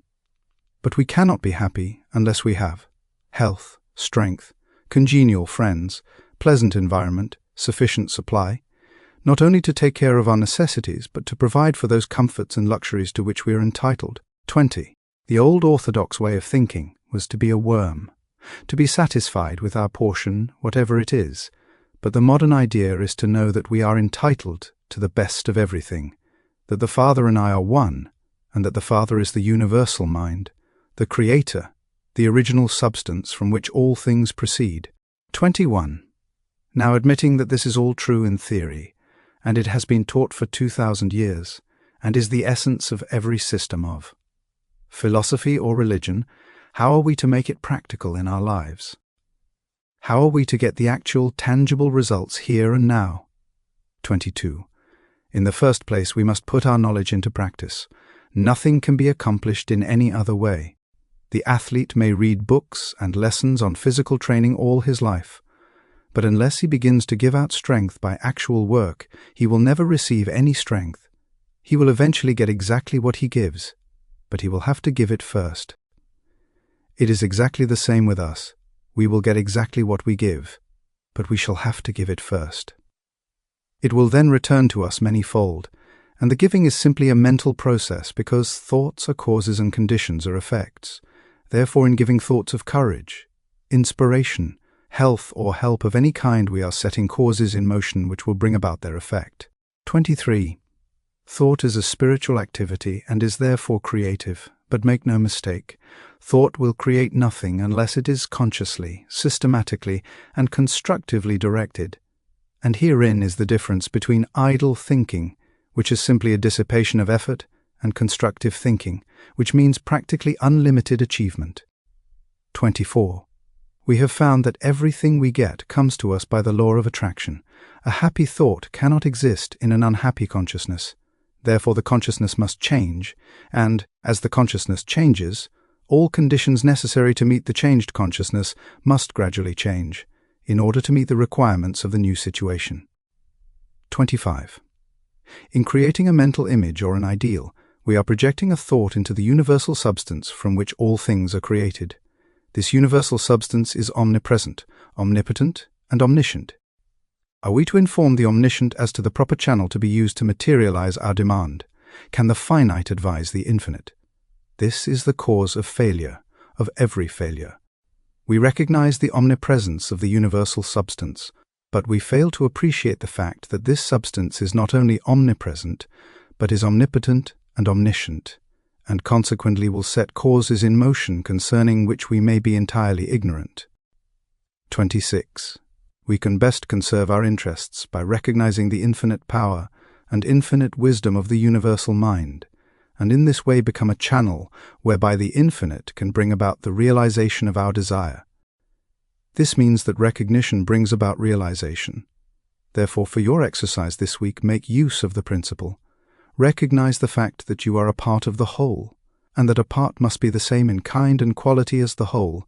The only difference there can possibly be is in degree. 27.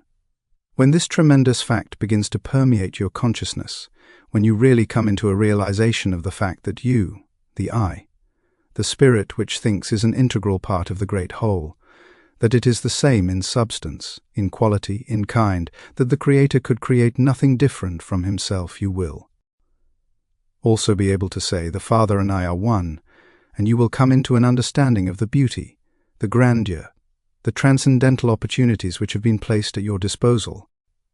increase in me that wisdom which discovers my truest interest, strengthen my resolution to perform that which wisdom dictates. Franklin, you have found from your study thus far that thought is a spiritual activity, and is therefore endowed with creative power. This does not mean that some thought is creative, but that all thought is creative. This same principle can be brought into operation in a negative way, through the process of denial. The conscious and subconscious are but two phases of action in connection with one mind. The relation of the subconscious to the conscious is quite analogous to that existing between a weather vane and the atmosphere. Just as the least pressure of the atmosphere causes an action on the part of the weather vane, so does the least thought entertained by the conscious mind produce within your subconscious mind action in exact proportion to the depth of feeling characterizing the thought and the intensity with which the thought is indulged. It follows that if you deny unsatisfactory conditions, you are withdrawing the creative power of your thought from these conditions. You are cutting them away at the root. You are sapping their vitality. Remember that the law of growth necessarily governs every manifestation in the objective, so that a denial of unsatisfactory conditions will not bring about instant change. A plant will remain visible for some time after its roots have been cut, but it will gradually fade away and eventually disappear. So the withdrawal of your thought from the contemplation of unsatisfactory conditions will gradually, but surely, terminate these conditions. You will see that this is an exactly opposite course from the one which we would naturally be inclined to adopt. It will therefore have an exactly opposite effect to the one usually secured.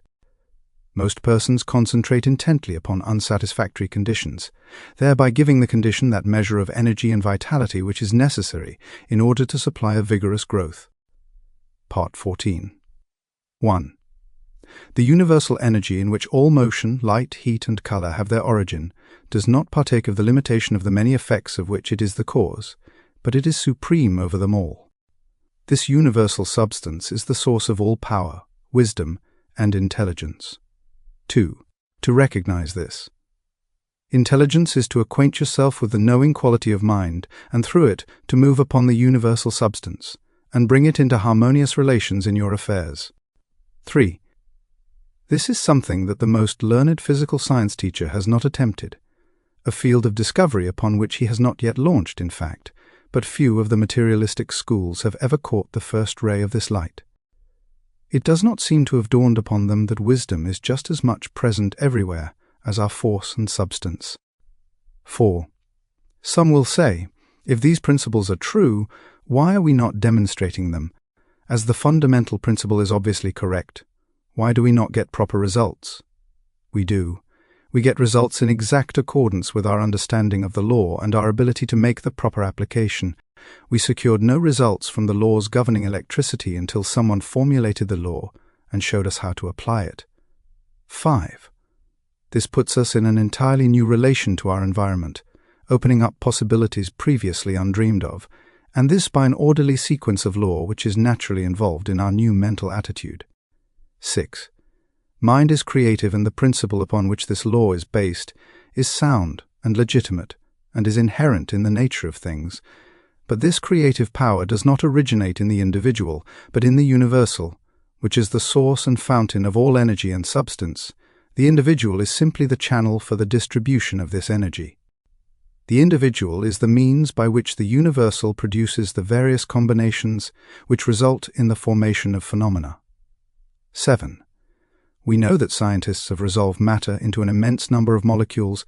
These molecules have been resolved into atoms, and the atoms into electrons. The discovery of electrons in high vacuum glass tubes containing fused terminals of hard metal indicates conclusively that these electrons fill all space, that they exist everywhere, that they are omnipresent. They fill all material bodies and occupy the whole of what we call empty space. This, then, is the universal substance from which all things proceed. 8. Electrons would forever remain electrons unless directed where to go to be assembled into atoms and molecules. And this director is mind. A number of electrons revolving around a center of force constitutes an atom. Atoms unite in absolutely regular mathematical ratios and form molecules, and these unite with each other to form a multitude of compounds which unite to build the universe. 9. The lightest known atom is hydrogen, and this is 1,700 times heavier than an electron. An atom of mercury is 300,000 times heavier than an electron. Electrons are pure negative electricity, and as they have the same potential velocity as all other cosmic energy, such as heat, light, electricity, and thought, neither time nor space require consideration. The manner in which the velocity of light was ascertained is interesting. 10. The velocity of light was obtained by the Danish astronomer Romer in 1676 by observing the eclipses of Jupiter's moons. When the Earth was nearest to Jupiter, the eclipse appeared about 8½ minutes too soon for the calculations, and when the Earth was most remote from Jupiter, they were about 8½ minutes too late. Romer concluded the reason to be that it required 17 minutes for light from the planet to traverse the diameter of the Earth's orbit, which measured the difference of the distances of the Earth from Jupiter. This calculation has since been verified and proves that light travels about 186,000 miles a second. 11. Electrons manifest in the body as cells and possess mind and intelligence sufficient for them to perform their functions in the human physical anatomy. Every part of the body is composed of cells, some of which operate independently, others in communities. Some are busy building tissue, while others are engaged in forming the various secretions necessary for the body.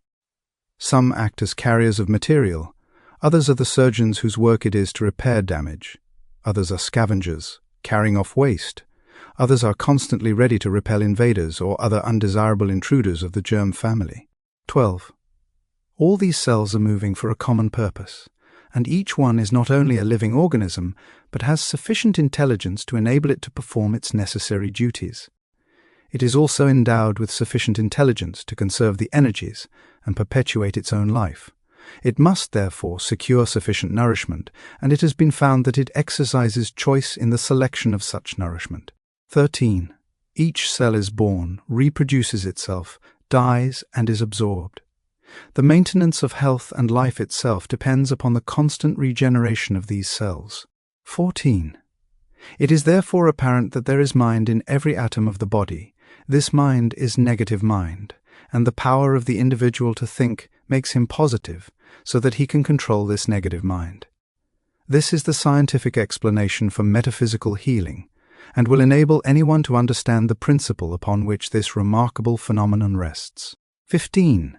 This negative mind, which is contained in every cell of the body, has been called the subconscious mind because it acts without our conscious knowledge. We have found that this subconscious mind is responsive to the will of the conscious mind. 16. All things have their origin in mind, and appearances are the result of thought, so that we see that things in themselves have no origin, permanency, or reality. Since they are produced by thought, they can be erased by thought. 17. In mental, as in natural science, experiments are being made, and each discovery lifts man one step higher toward his possible goal. We find that every man is the reflection of the thought he has entertained during his lifetime. This is stamped on his face, his form, his character, his environment. 18. Back of every effect there is a cause, and if we follow the trail to its starting point, we shall find the creative principle out of which it grew. Proofs of this are now so complete that this truth is generally accepted. 19. The objective world is controlled by an unseen and, heretofore unexplainable, power. We have heretofore personalized this power and called it God. We have now, however, learned to look upon it as the permeating essence or principle of all that exists, the infinite or universal mind. 20. The universal mind, being infinite and omnipotent, has unlimited resources at its command, and when we remember that it is also omnipresent, we cannot escape the conclusion that we must be an expression or manifestation of that mind. 21. A recognition and understanding of the resources of the subconscious mind will indicate that the only difference between the subconscious and the universal is one of degree. They differ only as a drop of water differs from the ocean. They are the same in kind and quality. The difference is one of degree only.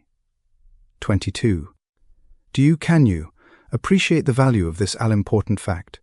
Do you realize that a recognition of this tremendous fact places you in touch with omnipotence?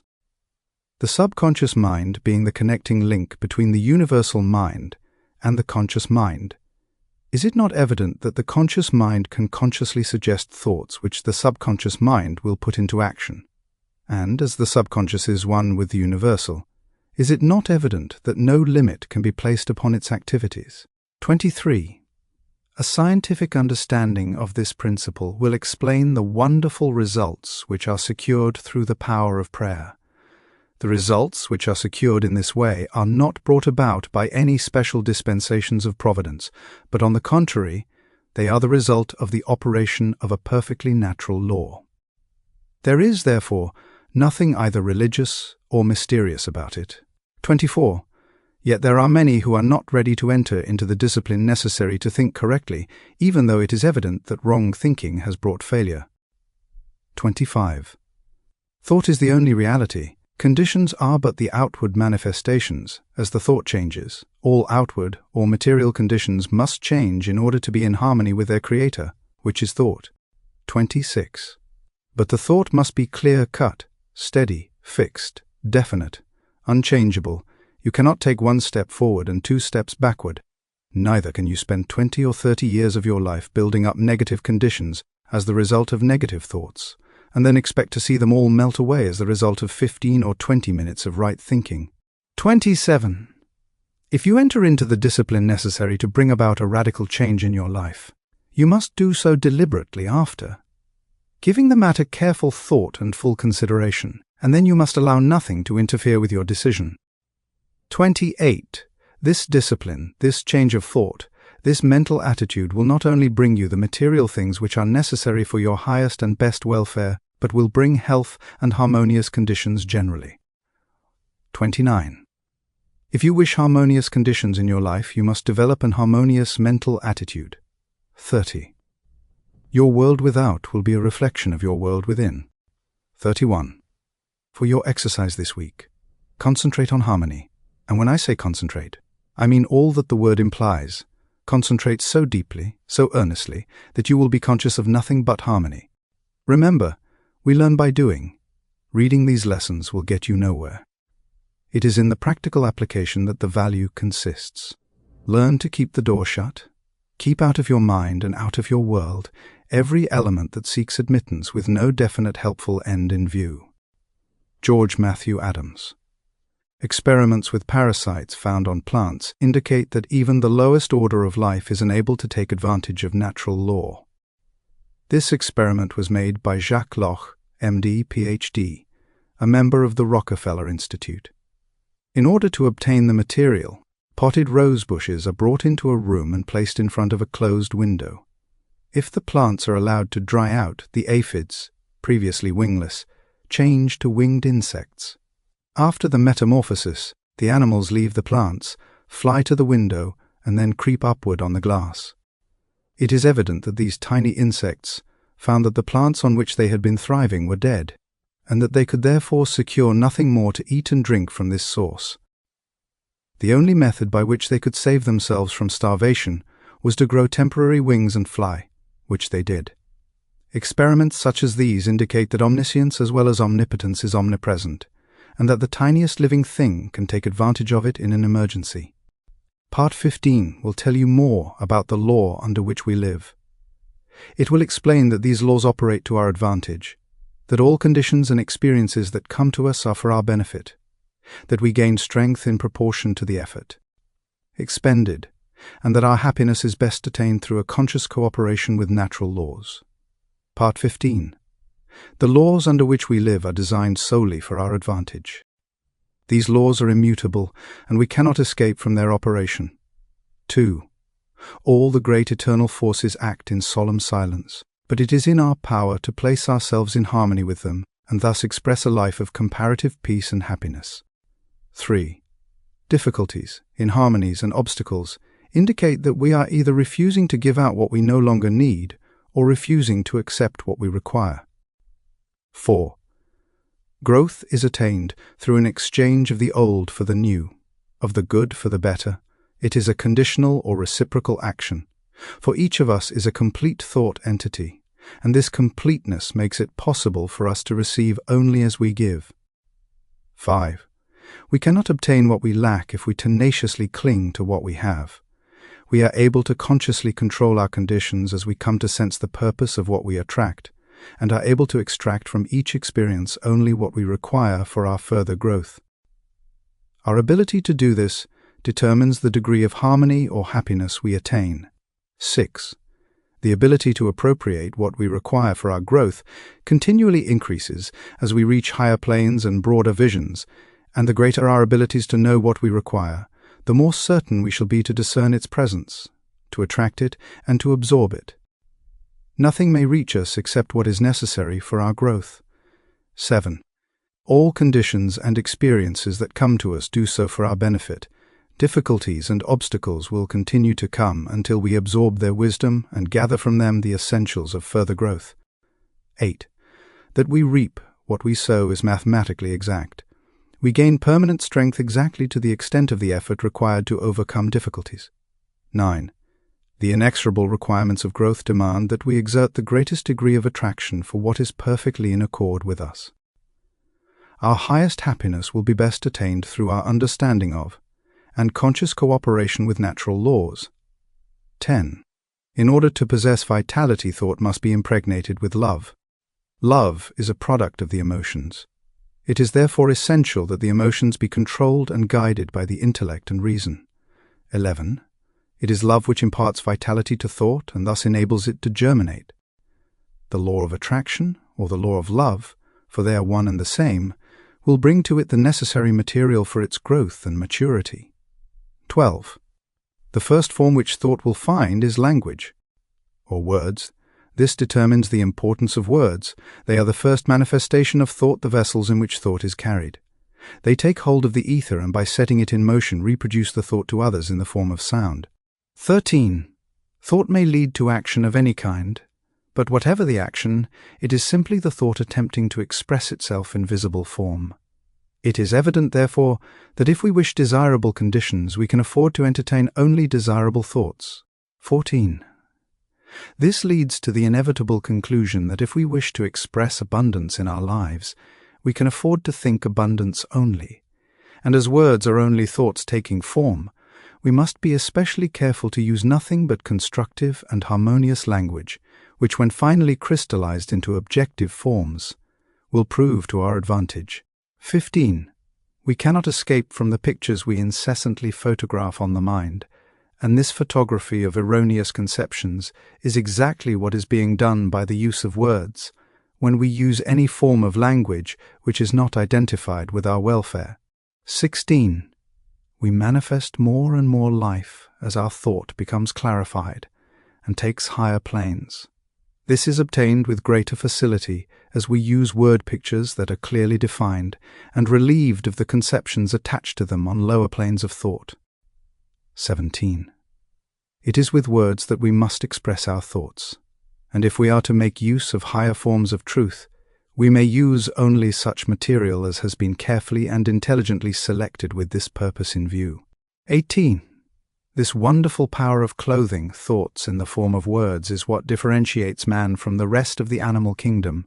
By the use of the written word he has been enabled to look back over the centuries and see the stirring scenes by which he has come into his present inheritance. 19. He has been enabled to come into communion with the greatest writers and thinkers of all time, and the combined record which we possess today is therefore the expression of universal thought as it has been seeking to take form in the mind of man. 20. We know that the universal thought has for its goal the creation of form, and we know that the individual thought is likewise forever attempting to express itself in form, and we know that the word is a thought form, and a sentence is a combination of thought forms.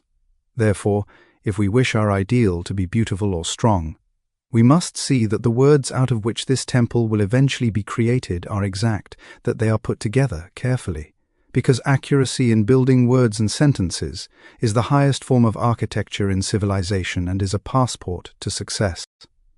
21.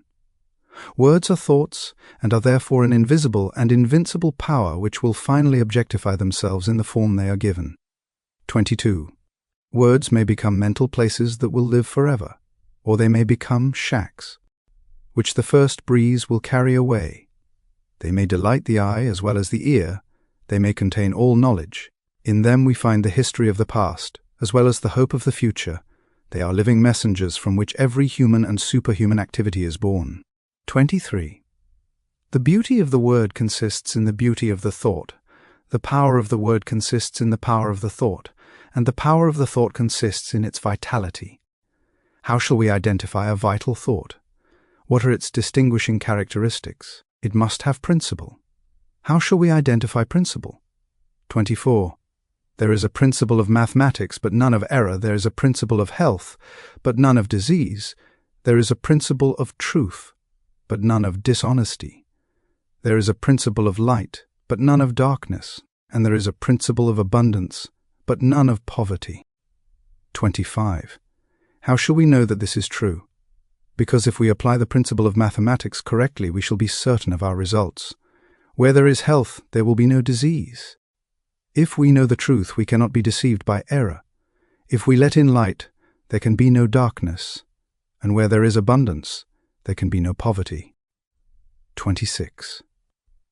These are self-evident facts, but the all-important truth that a thought containing principle is vital and therefore contains life and consequently takes root, and eventually but surely and certainly displaces the negative thoughts, which by their very nature can contain no vitality, is one which seems to have been overlooked.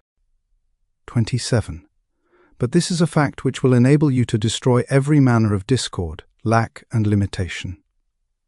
There can be no question but that he who is wise enough to understand will readily recognize that the creative power of thought places an invincible weapon in his hands and makes him a master of destiny. 29. In the physical world, there is a law of compensation, which is that the appearance of a given amount of energy anywhere means the disappearance of the same amount somewhere else. And so we find that we can get only what we give. If we pledge ourselves to a certain action, we must be prepared to assume the responsibility for the development of that action.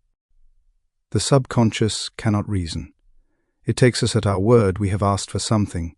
We are now to receive it. We have made our bed. We are now to lie in it. The die has been cast. The threads will carry out the pattern we have made.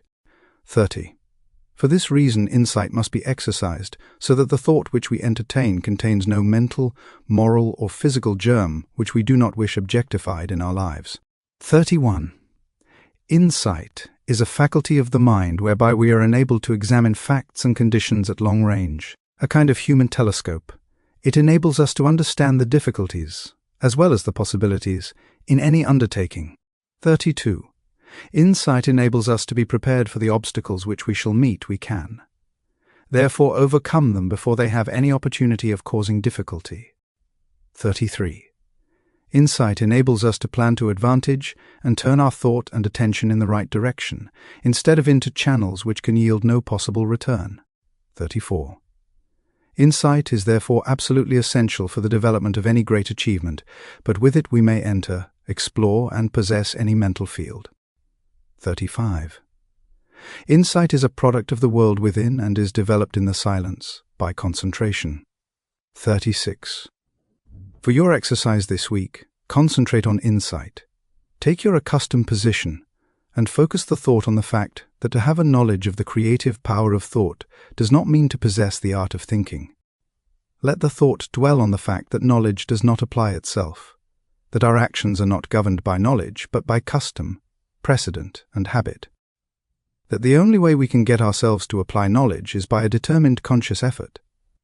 Call to mind the fact that knowledge unused passes from the mind, that the value of the information is in the application of the principle. Continue this line of thought until you gain sufficient insight to formulate a definite program for applying this principle to your own particular problem. Think truly, and thy thoughts shall the world's famine feed. Speak truly, and each word of thine shall be a fruitful seed. Live truly, and thy life shall be a great and noble creed. Horatio Bonar. The vibratory activities of the planetary universe are governed by a law of periodicity. Everything that lives has periods of birth, growth, fruitage, and decline. These periods are governed by the septimal law. The law of sevens governs the days of the week, the phases of the moon, the harmonies of sound, light, heat, electricity, magnetism, atomic structure. It governs the life of individuals and of nations, and it dominates the activities of the commercial world. Life is growth, and growth is change. Each 7 years period takes us into a new cycle. The first 7 years is the period of infancy. The next 7, the period of childhood, representing the beginning of individual responsibility. The next 7 represents the period of adolescence. The 4th period marks the attainment of full growth. The 5th period is the constructive period, when men begin to acquire property, possessions, a home, and family. The next, from 35 to 42, is a period of reactions and changes, and this in turn is followed by a period of reconstruction, adjustment, and recuperation, so as to be ready for a new cycle of 7s, beginning with the 50th year. There are many who think that the world is just about to pass out of the 6th period, that it will soon enter into the 7th period, the period of readjustment, reconstruction, and harmony, the period which is frequently referred to as the millennium. Those familiar with these cycles will not be disturbed when things seem to go wrong, but can apply the principle outlined in these lessons with the full assurance that a higher law will invariably control all other laws, and that through an understanding and conscious operation of spiritual laws, we can convert every seeming difficulty into a blessing. Part 16. Wealth is a product of labor.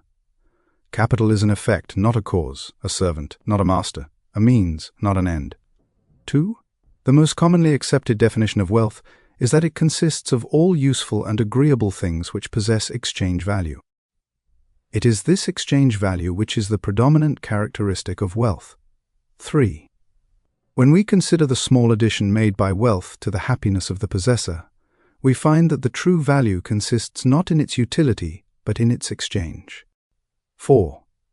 This exchange value makes it a medium for securing the things of real value whereby our ideals may be realized. 5. Wealth should then never be desired as an end, but simply as a means of accomplishing an end. Success is contingent upon a higher ideal than the mere accumulation of riches, and he who aspires to such success must formulate an ideal for which he is willing to strive. 6. With such an ideal in mind, the ways and means can and will be provided, but the mistake must not be made of substituting the means for the end. There must be a definite fixed purpose, an ideal. 7. Prentice Mulford said, "The man of success is the man possessed of the greatest spiritual understanding, and every great fortune comes of superior and truly spiritual power." Unfortunately, there are those who fail to recognize this power. They forget that Andrew Carnegie's mother had to help support the family when they came to America, that Harriman's father was a poor clergyman with a salary of only $200 a year, that Sir Thomas Lipton started with only 25 cents. These men had no other power to depend upon, but it did not fail them. 8. The power to create depends entirely upon spiritual power. There are 3 steps: idealization, visualization, and materialization. Every captain of industry depends upon this power exclusively. In an article in Everybody's Magazine, Henry M. Flagler, the Standard Oil multi-millionaire, admitted that the secret of his success was his power to see a thing in its completeness. The following conversation with the reporter shows his power of idealization, concentration, and visualization, all spiritual powers. 9. Did you actually vision to yourself the whole thing? I mean, did you, or could you really close your eyes and see the tracks? And the trains running? And hear the whistles blowing? Did you go as far as that? Yes. How clearly? Very clearly. 10. Here we have a vision of the law.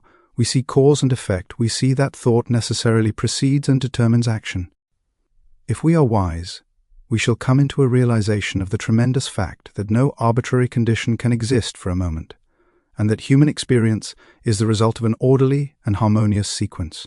11. The successful businessman is more often than not an idealist, and is ever striving for higher and higher standards. The subtle forces of thought, as they crystallize in our daily moods, is what constitutes life. 12. Thought is the plastic material with which we build images of our growing conception of life. Use determines its existence. As in all other things, our ability to recognize it and use it properly is the necessary condition for attainment. 13. Premature wealth is but the forerunner of humiliation and disaster, because we cannot permanently retain anything which we do not merit or which we have not earned. 14.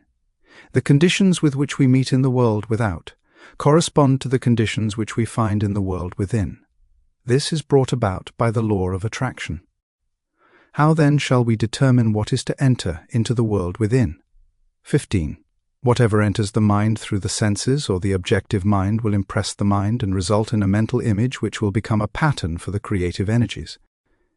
These experiences are largely the result of environment, chance, past thinking and other forms of negative thought, and must be subjected to careful analysis before being entertained. On the other hand, we can form our own mental images through our own interior processes of thought regardless of the thoughts of others, regardless of exterior conditions, regardless of environment of every kind. And it is by the exercise of this power that we can control our own destiny, body, mind and soul. 16. It is by the exercise of this power that we take our fate out of the hands of chance and consciously make for ourselves the experiences which we desire, because when we consciously realize a condition, that condition will eventually manifest in our lives.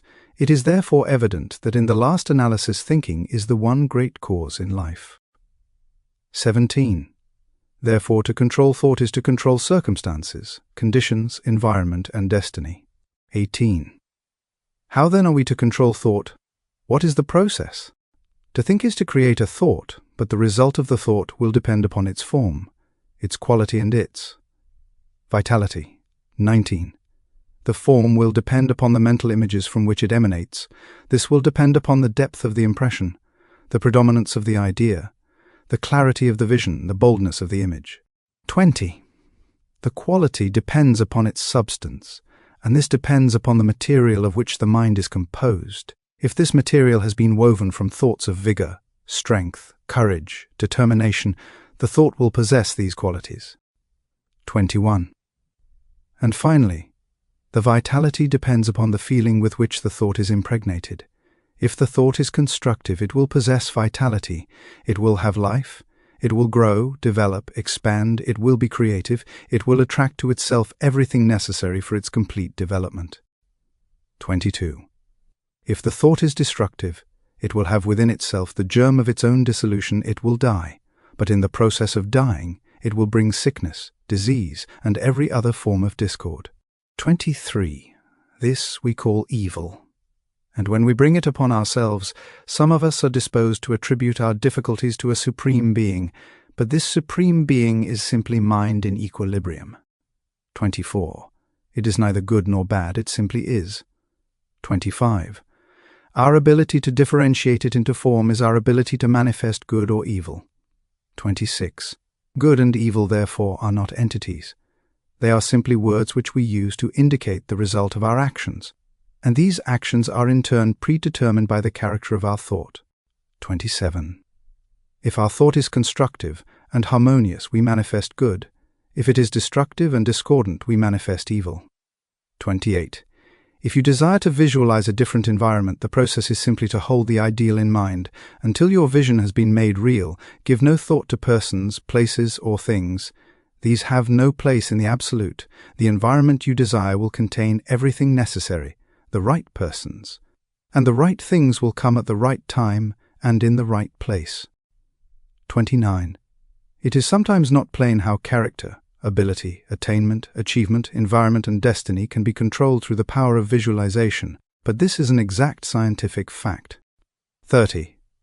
You will readily see that what we think determines the quality of mind, and that the quality of mind in turn determines our ability and mental capacity, and you can readily understand that the improvement in our ability will naturally be followed by increase in attainment and a greater control of circumstances.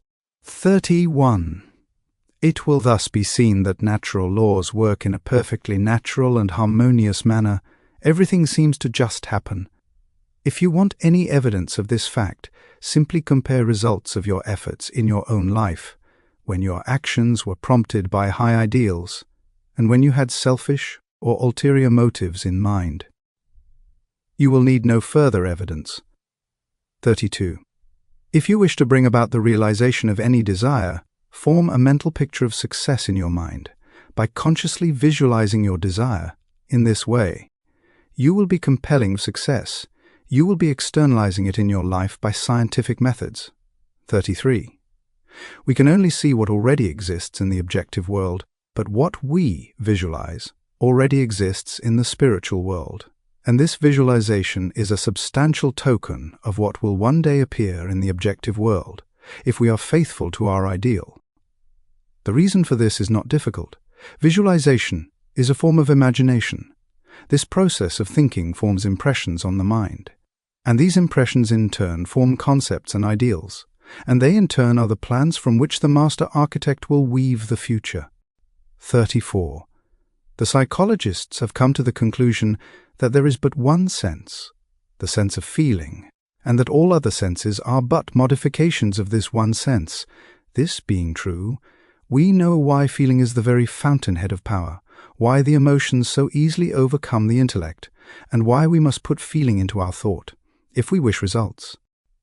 Thought and feeling is the irresistible combination. 35. Visualization must, of course, be directed by the will. We are to visualize exactly what we want. We must be careful not to let the imagination run riot. Imagination is a good servant, but a poor master, and unless it is controlled, it may easily lead us into all kinds of speculations and conclusions which have no basis or foundation of fact whatever. Every kind of plausible opinion is liable to be accepted without any analytical examination, and the inevitable result is mental chaos. 36.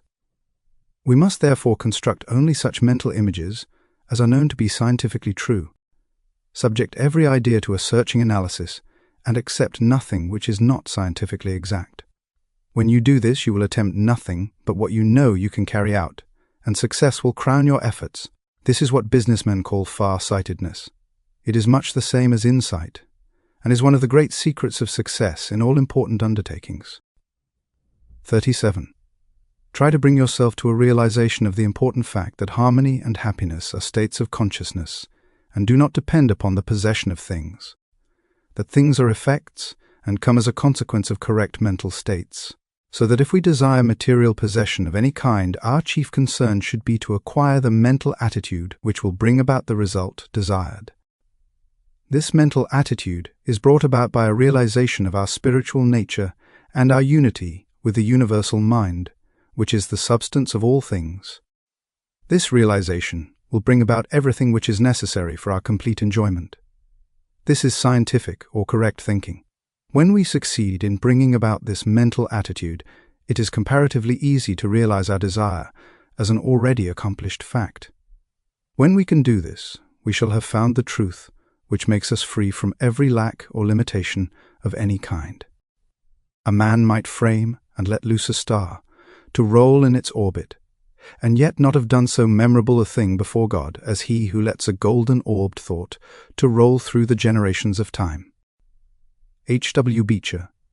The kind of deity which a man, consciously or unconsciously, worships indicates the intellectual status of the worshipper. Ask the Indian of God, and he will describe to you a powerful chieftain of a glorious tribe. Ask the pagan of God, and he will tell you of a god of fire, a god of water, a god of this, that, and the other. Ask the Israelite of God, and he will tell you of the God of Moses, who conceived it expedient to rule by coercive measures, hence the 10 Commandments, or of Joshua, who led the Israelites into battle, confiscated property, murdered the prisoners, and laid waste to cities. The so-called heathen made graven images of their gods, whom they were accustomed to worship. But among the most intelligent, at least, these images were but the visible fulcrums with which they were enabled to mentally concentrate on the qualities which they desired to externalize in their lives. We of the 20th century worship a God of love in theory, but in practice we make for ourselves graven images of wealth, power, fashion, custom, and conventionality. We fall down before them and worship them. We concentrate on them, and they are thereby externalized in our lives. The student who masters the contents of Part 17 will not mistake the symbols for the reality. He will be interested in causes rather than effects. He will concentrate on the realities of life, and will then not be disappointed in the results. Part 17. 1. We are told that man has dominion over all things. This dominion is established through mind. Thought is the activity which controls every principle beneath it. The highest principle, by reason of its superior essence and qualities, necessarily determines the circumstances, aspects and relation of everything with which it comes in contact. 2. The vibrations of mental forces are the finest, and consequently the most powerful in existence.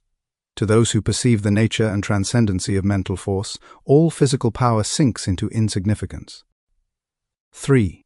We are accustomed to look upon the universe with a lens of 5 senses, and from these experiences our anthropomorphic conceptions originate, but true conceptions are only secured by spiritual insight. This insight requires a quickening of the vibrations of the mind, and is only secured when the mind is continuously concentrated in a given direction. 4. Continuous concentration means an even, unbroken flow of thought, and is the result of patient, persistent, persevering, and well-regulated system. 5. Great discoveries are the result of long-continued investigation. The science of mathematics requires years of concentrated effort to master it, and the greatest science, that of the mind, is revealed only through concentrated effort. 6. Concentration is much misunderstood. There seems to be an idea of effort or activity associated with it, when just the contrary is necessary. The greatness of an actor lies in the fact that he forgets himself in the portrayal of his character, becoming so identified with it that the audience is swayed by the realism of the performance. This will give you a good idea of true concentration. You should be so interested in your thought, so engrossed in your subject, as to be conscious of nothing else. Such concentration leads to intuitive perception and immediate insight into the nature of the object concentrated upon. 7. All knowledge is the result of concentration of this kind. It is thus that the secrets of heaven and earth have been wrested. It is thus that the mind becomes a magnet, and the desire to know draws the knowledge, irresistibly attracts it, makes it your own. 8. Desire is largely subconscious. Conscious desire rarely realizes its object when the latter is out of immediate reach. Subconscious desire arouses the latent faculties of the mind, and difficult problems seem to solve themselves. 9. The subconscious mind may be aroused and brought into action in any direction and made to serve us for any purpose by concentration. The practice of concentration requires the control of the physical, mental, and physical being. All modes of consciousness, whether physical, mental, or physical, must be under control. 10. Spiritual truth is therefore the controlling factor. It is this which will enable you to grow out of limited attainment and reach a point where you will be able to translate modes of thought into character and consciousness. 11. Concentration does not mean mere thinking of thoughts, but the transmutation of these thoughts into practical values. The average person has no conception of the meaning of concentration. There is always the cry to have, but never the cry to be. They fail to understand that they cannot have one without the other, that they must first find the kingdom before they can have the things added. Momentary enthusiasm is of no value. It is only with unbounded self-confidence that the goal is reached. 12. The mind may place the ideal A little too high and fall short of the mark. It may attempt to soar on untrained wings, and instead of flying, fall to earth, but that is no reason for not making another attempt. 13. Weakness is the only barrier to mental attainment. Attribute your weakness to physical limitations or mental uncertainties and try again. Ease and perfection are gained by repetition. 14. The astronomer centers his mind on the stars, and they give forth their secrets. The geologist centers his mind on the construction of the earth, and we have geology, so with all things. Men center their minds on the problems of life, and the result is apparent in the vast and complex social order of the day. 15. All mental discovery and attainment are the result of desire plus concentration. Desire is the strongest mode of action. The more persistent the desire, the more authoritative the revelation. Desire added to concentration will wrench any secret from nature. 16. In realizing great thoughts, in experiencing great emotions that correspond with great thoughts, the mind is in a state where it appreciates the value of higher things. 17. The intensity of one moment's earnest concentration and the intense longing to become and to attain may take you further than years of slow normal and forced effort. It will unfasten the prison bars of unbelief, weakness, impotence, and self-belittlement, and you will come into a realization of the joy of overcoming. 18. The spirit of initiative and originality is developed through persistence and continuity of mental effort. Business teaches the value of concentration and encourages decision of character. It develops practical insight and quickness of conclusion. The mental element in every commercial pursuit is dominant as the controlling factor, and desire is the predominating force. All commercial relations are the externalization of desire. 19. Many of the sturdy and substantial virtues are developed in commercial employment. The mind is steadied and directed. It becomes efficient. The principal necessity is the strengthening of the mind, so that it rises superior to the distractions and wayward impulses of instinctive life, and thus successfully overcomes in the conflict between the higher and lower self. 20. All of us are dynamos, but the dynamo of itself is nothing. The mind must work the dynamo. Then it is useful and its energy can be definitely concentrated. The mind is an engine whose power is undreamed. Thought is an omni-working power. It is the ruler and creator of all form and all events occurring in form. Physical energy is nothing in comparison with the omnipotence of thought, because thought enables man to harness all other natural power. 21. Vibration is the action of thought. It is vibration which reaches out and attracts the material necessary to construct and build. There is nothing mysterious concerning the power of thought. Concentration simply implies that consciousness can be focalized to the point where it becomes identified with the object of its attention. As food absorbed is the essence of the body, so the mind absorbs the object of its attention, gives it life and being. 22. If you concentrate on some matter of importance, the intuitive power will be set in operation, and help will come in the nature of information which will lead to success. 23. Intuition arrives at conclusions without the aid of experience or memory. Intuition often solves problems that are beyond the grasp of the reasoning power. Intuition often comes with a suddenness that is startling. It reveals the truth for which we are searching, so directly that it seems to come from a higher power. Intuition can be cultivated and developed. In order to do this, it must be recognized and appreciated. If the intuitive visitor is given a royal welcome when he comes, he will come again. The more cordial the welcome, the more frequent his visits will become. But if he is ignored or neglected, he will make his visits few and far apart. 24. Intuition usually comes in the silence. Great minds seek solitude frequently. It is here that all the larger problems of life are worked out. For this reason, every businessman who can afford it has a private office, where he will not be disturbed. If you cannot afford a private office, you can at least find somewhere where you can be alone a few minutes each day, to train the thought along lines which will enable you to develop that invincible power which is necessary to achieve. 25. Remember that fundamentally the subconscious is omnipotent. There is no limit to the things that can be done when it is given the power to act. Your degree of success is determined by the nature of your desire. If the nature of your desire is in harmony with natural law or the universal mind, it will gradually emancipate the mind and give you invincible courage. 26. Every obstacle conquered, every victory gained, will give you more faith in your power, and you will have greater ability to win. Your strength is determined by your mental attitude.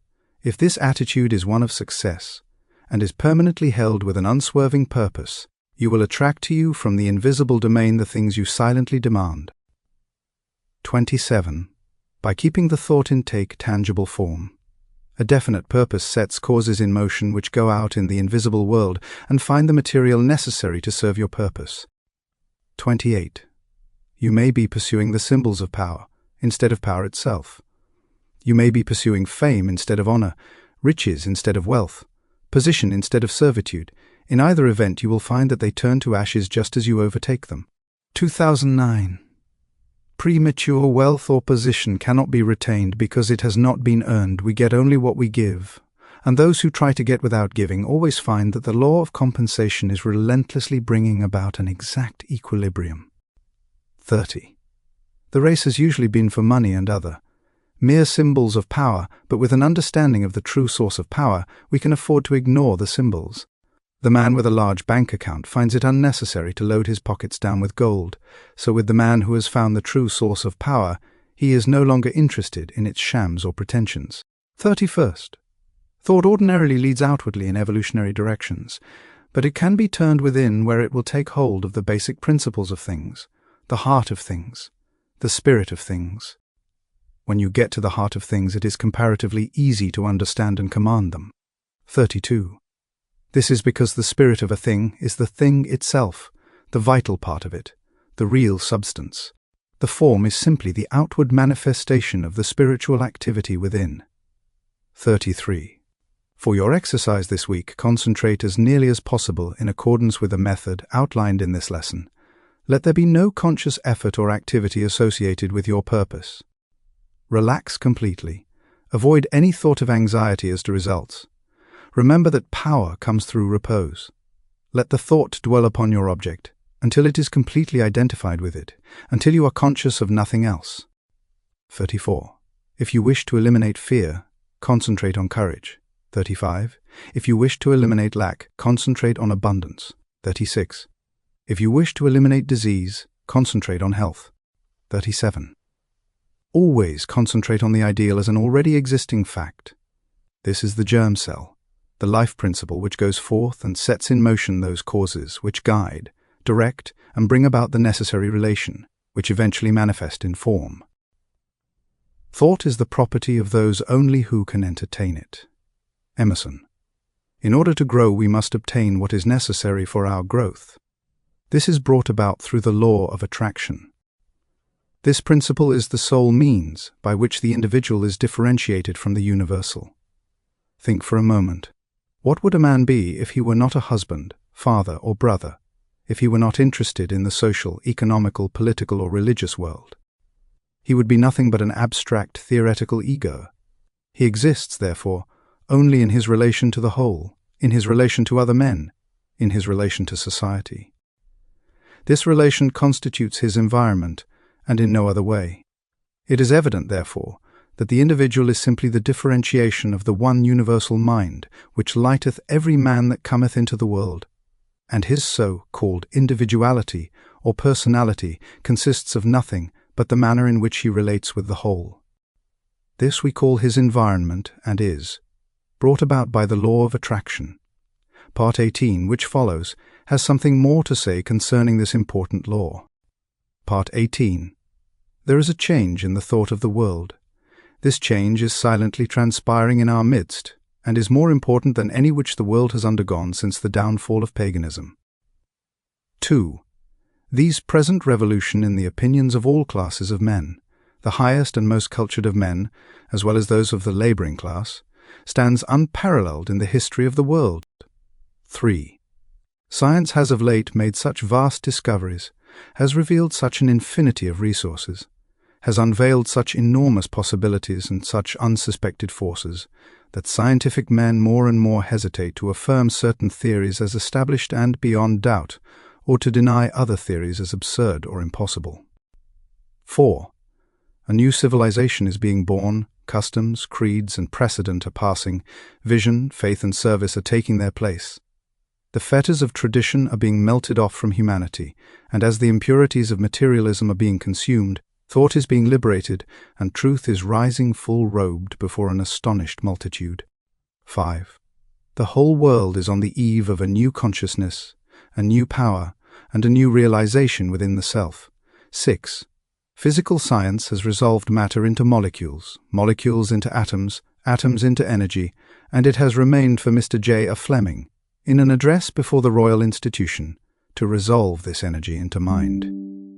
He says, in its ultimate essence, energy may be incomprehensible by us, except as an exhibition of the direct operation of that which we call mind or will. 7. And this mind is the indwelling and ultimate. It is immanent in matter as in spirit. It is the sustaining, energizing, all-pervading spirit of the universe. 8. Every living thing must be sustained by this omnipotent intelligence, and we find the difference in individual lives to be largely measured by the degree of this intelligence. which they manifest. It is greater intelligence that places the animal in a higher scale of being than the plant, the man higher than the animal, and we find that this increased intelligence is again indicated by the power of the individual to control modes of action and thus to consciously adjust himself to his environment. 9.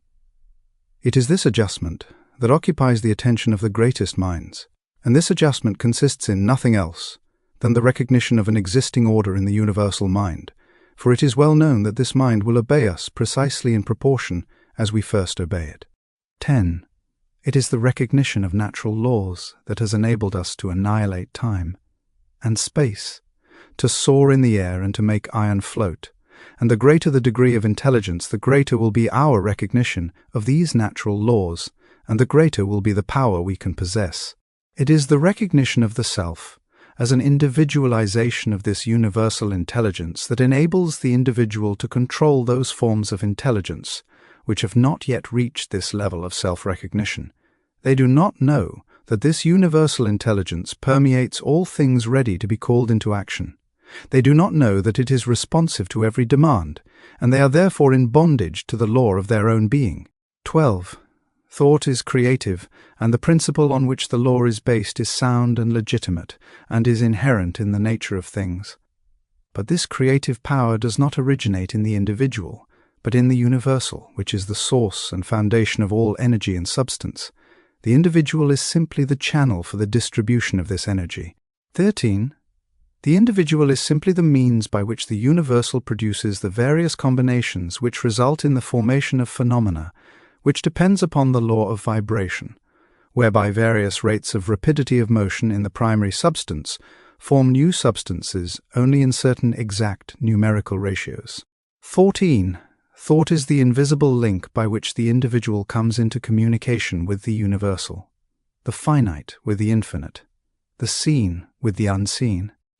Thought is the magic by which the human is transformed into a being who thinks and knows and feels and acts. 15. As the proper apparatus has enabled the eye to discover worlds without number millions of miles away, so with the proper understanding, man has been enabled to communicate with the universal mind, the source of all power. The understanding which is usually developed is about as valuable as a VCR without a videotape. In fact, it is usually nothing more than a belief, which means nothing at all. The savages of the Cannibal Islands believe something, but that proves nothing. 17. The only belief which is of any value to anyone is a belief that has been put to a test and demonstrated to be a fact. It is then no longer a belief, but has become a living faith or truth. 18. And this truth has been put to the test by hundreds of thousands of people, and has been found to be the truth exactly in proportion to the usefulness of the apparatus which they used. 19.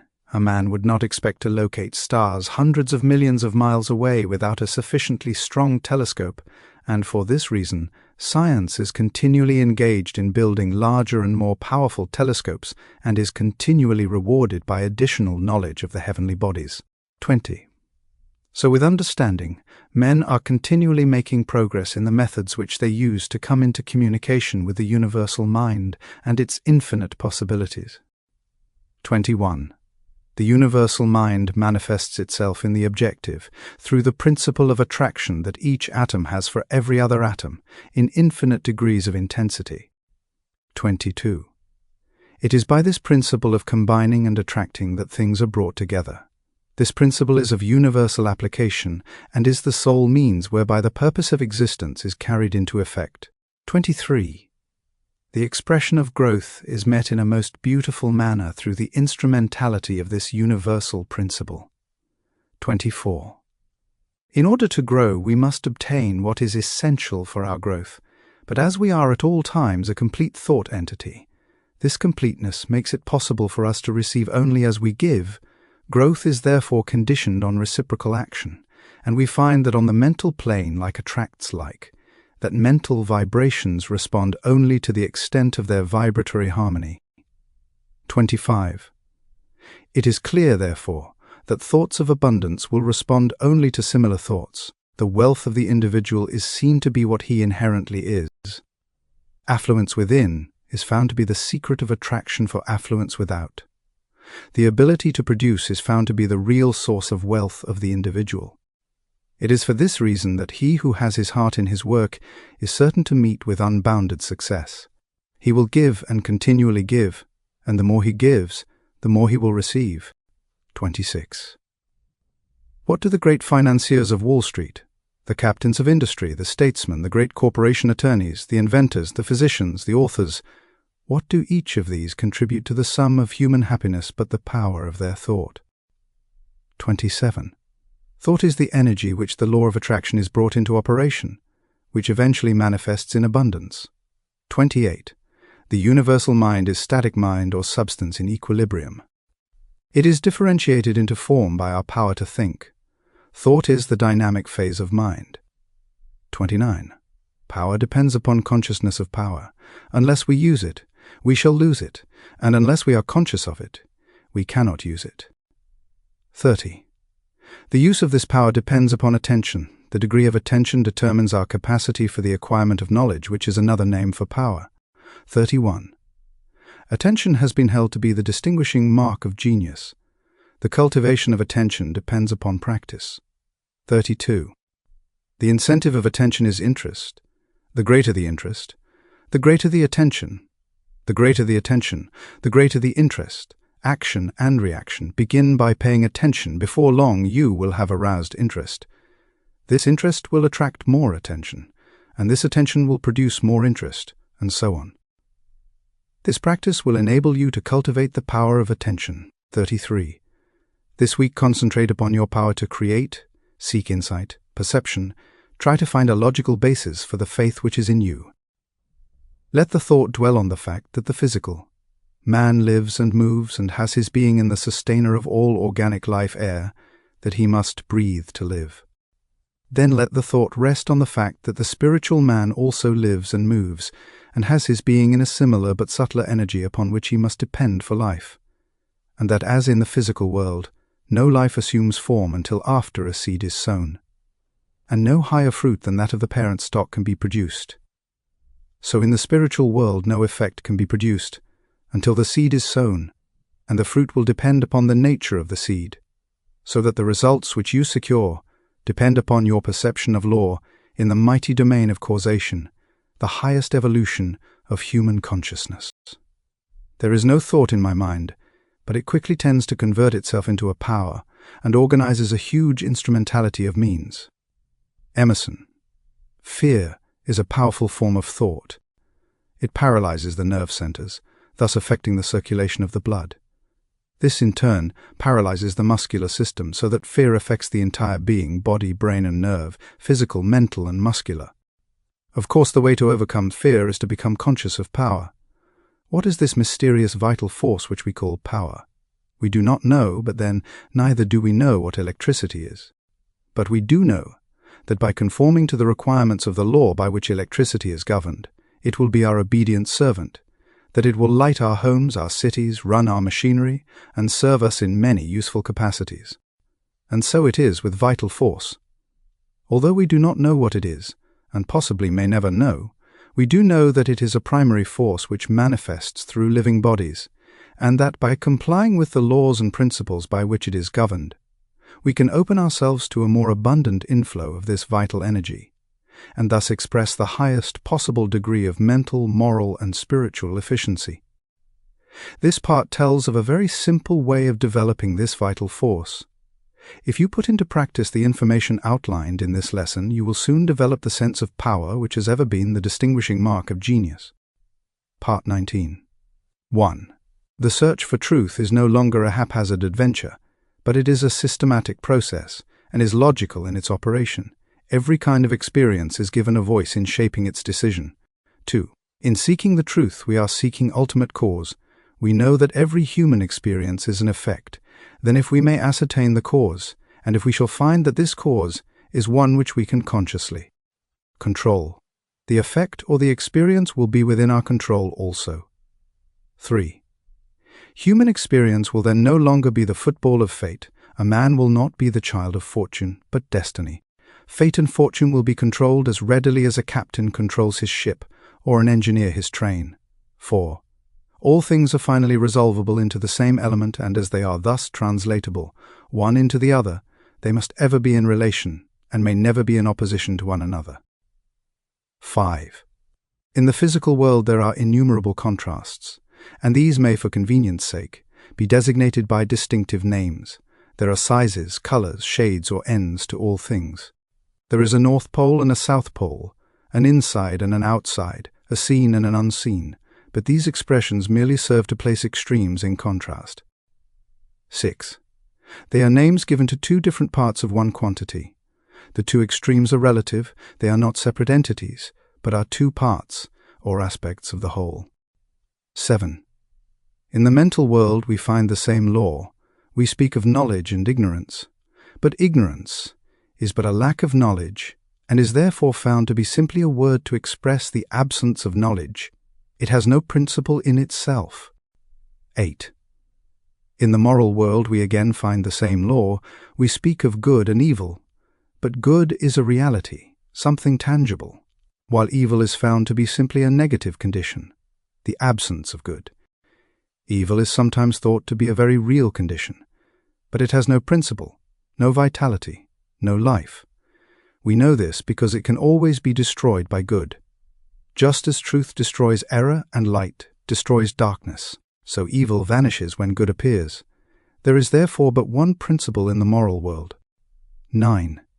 We find exactly the same law obtaining in the spiritual world.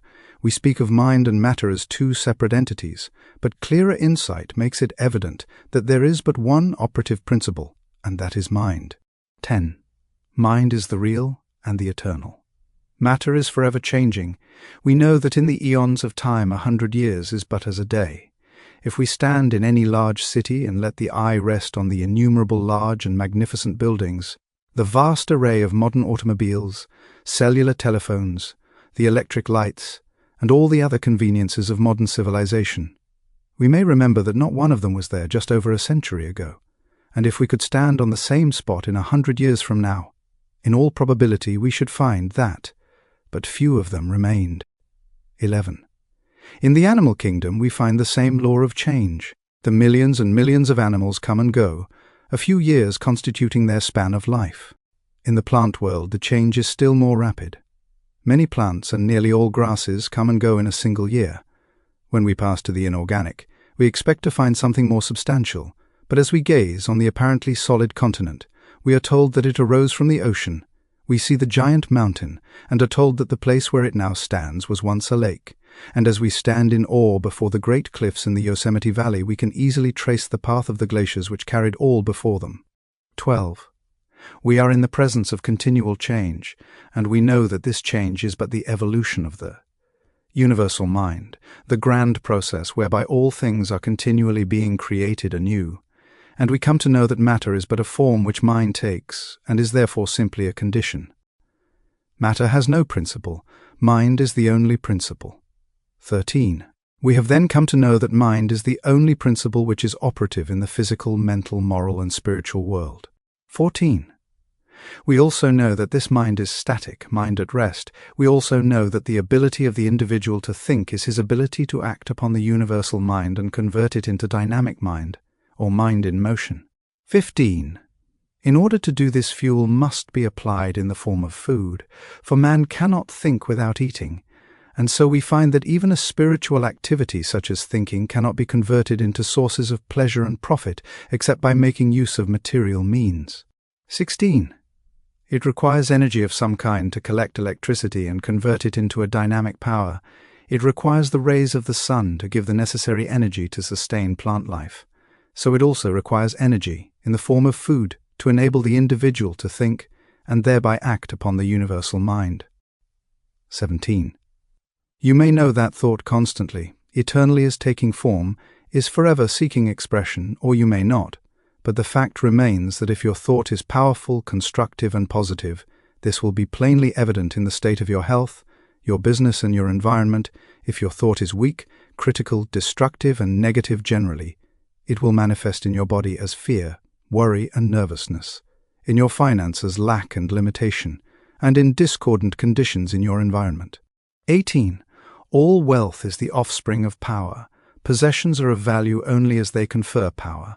Events are significant only as they affect power. All things represent certain forms and degrees of power. 19. A knowledge of cause and effect as shown by the laws governing steam, electricity, chemical affinity and gravitation enables men to plan courageously and to execute fearlessly. These laws are called natural laws because they govern the physical world. But all power is not physical power. There is also mental power, and there is moral and spiritual power. 20. What are our schools, our universities, but mental powerhouses, places where mental power is being developed? 21. As there are many mighty powerhouses for the application of power to ponderous machinery, whereby raw material is collected and converted into the necessities and comforts of life, so the mental powerhouses collect the raw material and cultivate, and develop it into a power which is infinitely superior to all the forces of nature, marvelous though they may be. 22. What is this raw material which is being collected in these thousands of mental powerhouses all over the world, and developed into a power which is evidently controlling every other power? In its static form it is mind, in its dynamic form it is thought. 23. This power is superior, because it exists on a higher plane, because it has enabled man to discover the law by which these wonderful forces of nature could be harnessed and made to do the work of hundreds and thousands of men. It has enabled man to discover laws whereby time and space have been annihilated and the law of gravitation overcome. 24. Thought is the vital force or energy which is being developed and which has produced such startling results in the last half-century as to bring about a world which would be absolutely inconceivable to a man existing only 50 or 25 years ago. If such results have been secured by organizing these mental powerhouses in 50 years, what may not be expected in another 50 years? 25. The substance from which all things are created is infinite in quantity. We know that light travels at the rate of 186,000 miles per second, and we know that there are stars so remote that it takes light 2,000 years to reach us. And we know that such stars exist in all parts of the heaven. We know, too, that this light comes in waves, so that if the ether on which these waves travel was not continuous, the light would fail to reach us. We can then only come to the conclusion that this substance, or ether, or raw material, is universally present. How then does it manifest in form? In electrical science, a battery is formed by connecting the opposite poles of zinc and copper, which causes a current to flow from one to the other and so provides energy. This same process is repeated in respect to every polarity, and as all form simply depends upon the rate of vibration and consequent relations of atoms to each other, if we wish to change the form of manifestation, we must change the polarity. This is the principle of causation. 27. For your exercise this week, concentrate. And when I use the word concentrate, I mean all that the word implies. Become so absorbed in the object of your thought that you are conscious of nothing else, and do this a few minutes every day. You take the necessary time to eat in order that the body may be nourished. Why not take the time to assimilate your mental food? 28. Let the thought rest on the fact that appearances are deceptive. The earth is not flat, neither is it stationary. The sky is not a dome. The sun does not move. The stars are not small specks of light, and matter, which was once supposed to be fixed, has been found to be in a state of perpetual flux. 29. Try to realize that the day is fast approaching. Its dawn is now at hand, when modes of thought and action must be adjusted to rapidly increasing knowledge of the operation of eternal principles. Silent thought is, after all, the mightiest agent in human affairs. Channing. For many years there has been an endless discussion as to the origin of evil. Theologians have told us that God is love, and that God is omnipresent. If this be true, there is no place where God is not. Where then is evil, Satan, and hell? Let us see. God is spirit. Spirit is the creative principle of the universe. Man is made in the image and likeness of God. Man is therefore a spiritual being. The only activity which spirit possesses is the power to think. Thinking is therefore a creative process. All form is therefore the result of the thinking process. The destruction of form must also be a result of the thinking process. Fictitious representations of form are the result of the creative power of thought, as in hypnotism. Apparent representation of form are the result of the creative power of thought, as in spiritualism. Invention, organization, and constructive work of all kinds are the result of the creative power of thought, as in concentration. When the creative power of thought is manifested for the benefit of humanity, we call the result good. When the creative power of thought is manifested in a destructive or evil manner, we call the result evil. This indicates the origin of both good and evil. They are simply words which have been coined in order to indicate the nature of the result of the thinking or creative process. Thought necessarily precedes and predetermines action. Action precedes and predetermines condition. Part 20 will throw more light upon this important subject. Part 20. 1. The spirit of a thing is that thing. It is necessarily fixed, changeless, and eternal. The spirit of you is you. Without the spirit you would be nothing. It becomes active through your recognition of it and its possibilities. 2. You may have all the wealth in Christendom, but unless you recognize it and make use of it, it will have no value. So with your spiritual wealth, unless you recognize it and use it, it will have no value. The one and only condition of spiritual power is use or recognition. 3. All great things come through recognition. The scepter of power is consciousness, and thought is its messenger, and this messenger is constantly molding the realities of the invisible world into the conditions and environments of your objective world. 4. Thinking is the true business of life. Power is the result. You are at all times dealing with the magical power of thought and consciousness. What results can you expect, so long as you remain oblivious to the power which has been placed within your control? 5. So long as you do this, you limit yourself to superficial conditions and make of yourself a beast of burden for those who think, those who recognize their power, those who know that unless we are willing to think we shall have to work, and the less we think the more we shall have to work, and the less we shall get for our work. 6.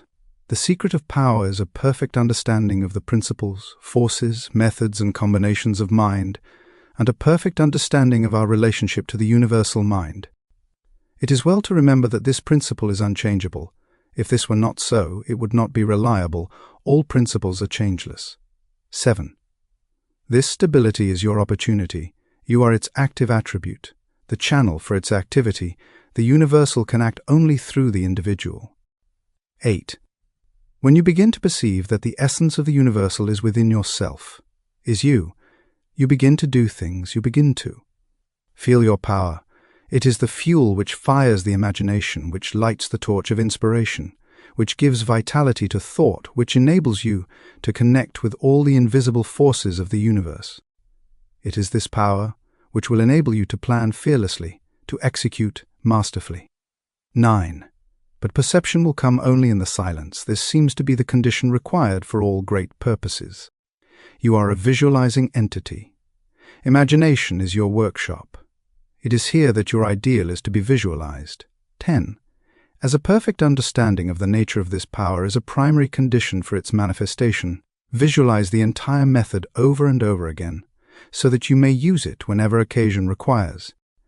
The infinity of wisdom is to follow the method whereby we may have the inspiration of the omnipotent universal mind on demand at any time. 11. We can fail to recognize this world within, and so exclude it from our consciousness, but it will still be the basic fact of all existence. And when we learn to recognize it, not only in ourselves but in all persons, events, things, and circumstances, we shall have found the kingdom of heaven which we are told is within us. 12. Our failures are a result of the operation of exactly the same principle. The principle is unchangeable. Its operation is exact. There is no deviation. If we think lack, limitation, discord, we shall find their fruits on every hand. If we think poverty, unhappiness, or disease, the thought messengers will carry the summons as readily as any other kind of thought, and the result will be just as certain. If we fear a coming calamity, we shall be able to say with Job, "The thing I feared has come upon me." If we think unkindly or ignorantly, we shall thus attract to ourselves the results of our ignorance. 13. This power of thought, if understood and correctly used, is the greatest labor-saving device ever dreamed of.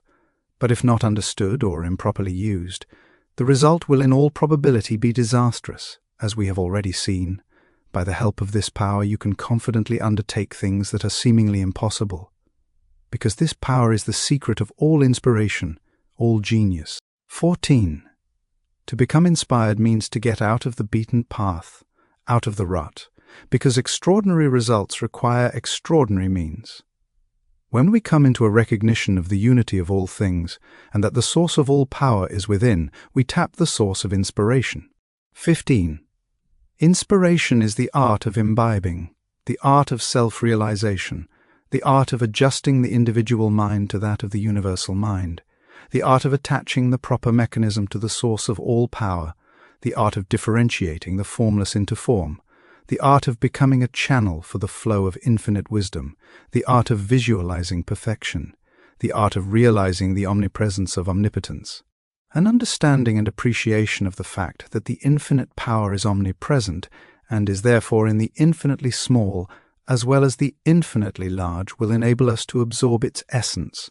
A further understanding of the fact that this power is spirit and therefore indivisible will enable us to appreciate its presence at all points at the same time. 17. An understanding of these facts, first intellectually and then emotionally, will enable us to drink deeply from this ocean of infinite power. An intellectual understanding will be of no assistance. The emotions must be brought into action. Thought without feeling is cold.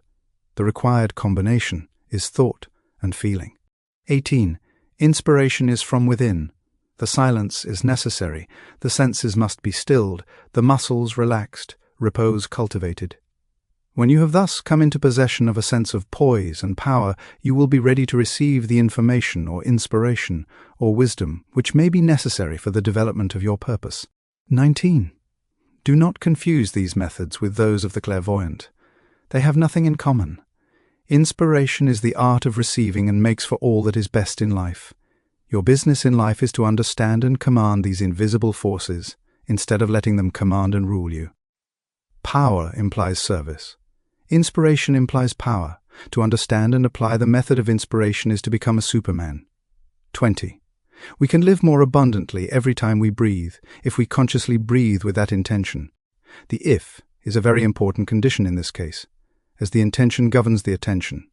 And without the attention you can secure only the results which everyone else secures. That is, a supply equal to the demand. 21. In order to secure the larger supply, your demand must be increased, and as you consciously increase the demand, the supply will follow. You will find yourself coming into a larger and larger supply of life, energy, and vitality. 22. The reason for this is not difficult to understand, but it is another of the vital mysteries of life, which does not seem to be generally appreciated. If you make it your own, you will find it one of the great realities of life. 23. We are told that in Him we live and move and have our being, and we are told that He is a spirit, and again that He is love, so that every time we breathe this life, love, and spirit. This is pranic energy, or pranic ether. We could not exist a moment without it. It is the cosmic energy. It is the life of the solar plexus. 24. Every time we breathe, we fill our lungs with air, and at the same time vitalize our body with this pranic ether which is life itself, so that we have the opportunity of making a conscious connection with all life, all intelligence, and all substance. 25. A knowledge of your relation and oneness with this principle that governs the universe and the simple method whereby you can consciously identify yourself with it gives you a scientific understanding of a law whereby you may free yourself from disease, from lack or limitation of any kind. In fact, it enables you to breathe the breath of life into your own nostrils. 26. This breath of life is a superconscious reality. It is the essence of the I Am. It is pure being or universal substance, and our conscious unity with it enables us to localize it, and thus exercise the powers of this. Creative energy. 27. Thought is creative vibration, and the quality of the conditions created will depend upon the quality of our thought, because we cannot express powers which we do not possess. We must be before we can do, and we can do only to the extent to which we are. And so what we do will necessarily coincide with what we are, and what we are depends upon what we think. 28. Every time you think, you start a train of causation, which will create a condition in strict accordance with the quality of the thought which originated it. Thought which is in harmony with the universal mind will result in corresponding conditions. Thought which is destructive or discordant will produce corresponding results.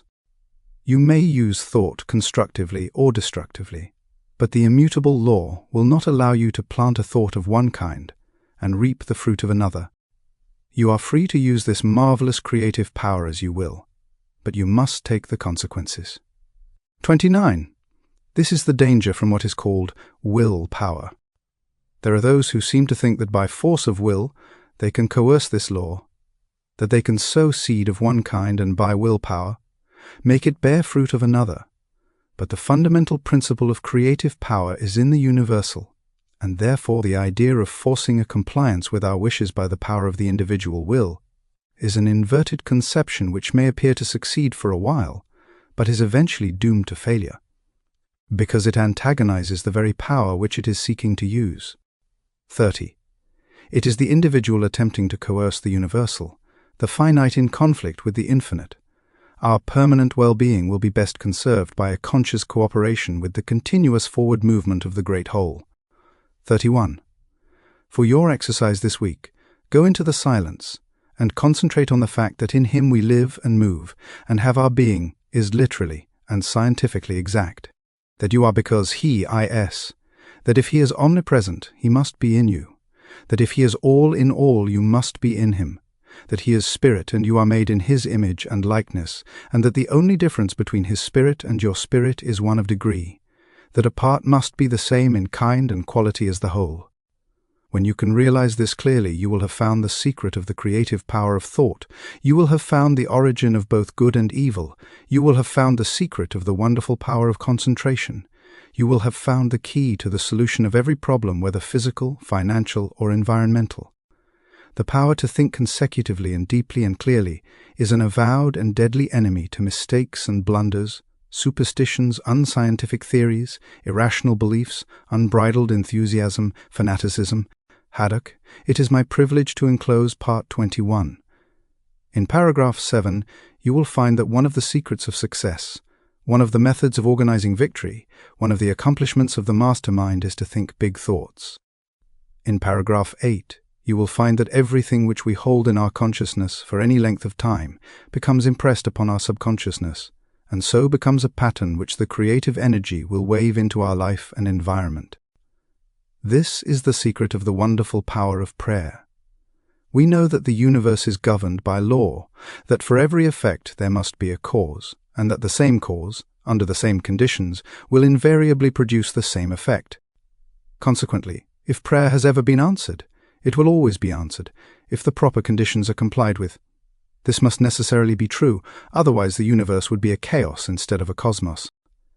The answer to prayer is therefore subject to law, and this law is definite, exact, and scientific, just as are the laws governing gravitation and electricity. An understanding of this law takes the foundation of Christianity out of the realm of superstition and credulity and places it upon the firm rock of scientific understanding. But unfortunately, there are comparatively few persons who know how to pray. They understand that there are laws governing electricity, mathematics, and chemistry, but for some inexplicable reason, it never seems to occur to them that there are also spiritual laws, and that these laws are also definite, scientific, exact, and operate with immutable precision. Part 21. The real secret of power is consciousness of power. The universal mind is unconditional, therefore. The more conscious we become of our unity with this mind, the less conscious we shall become of conditions and limitations. And as we become emancipated or freed from conditions, we come into a realization of the unconditional. We have become free. 2.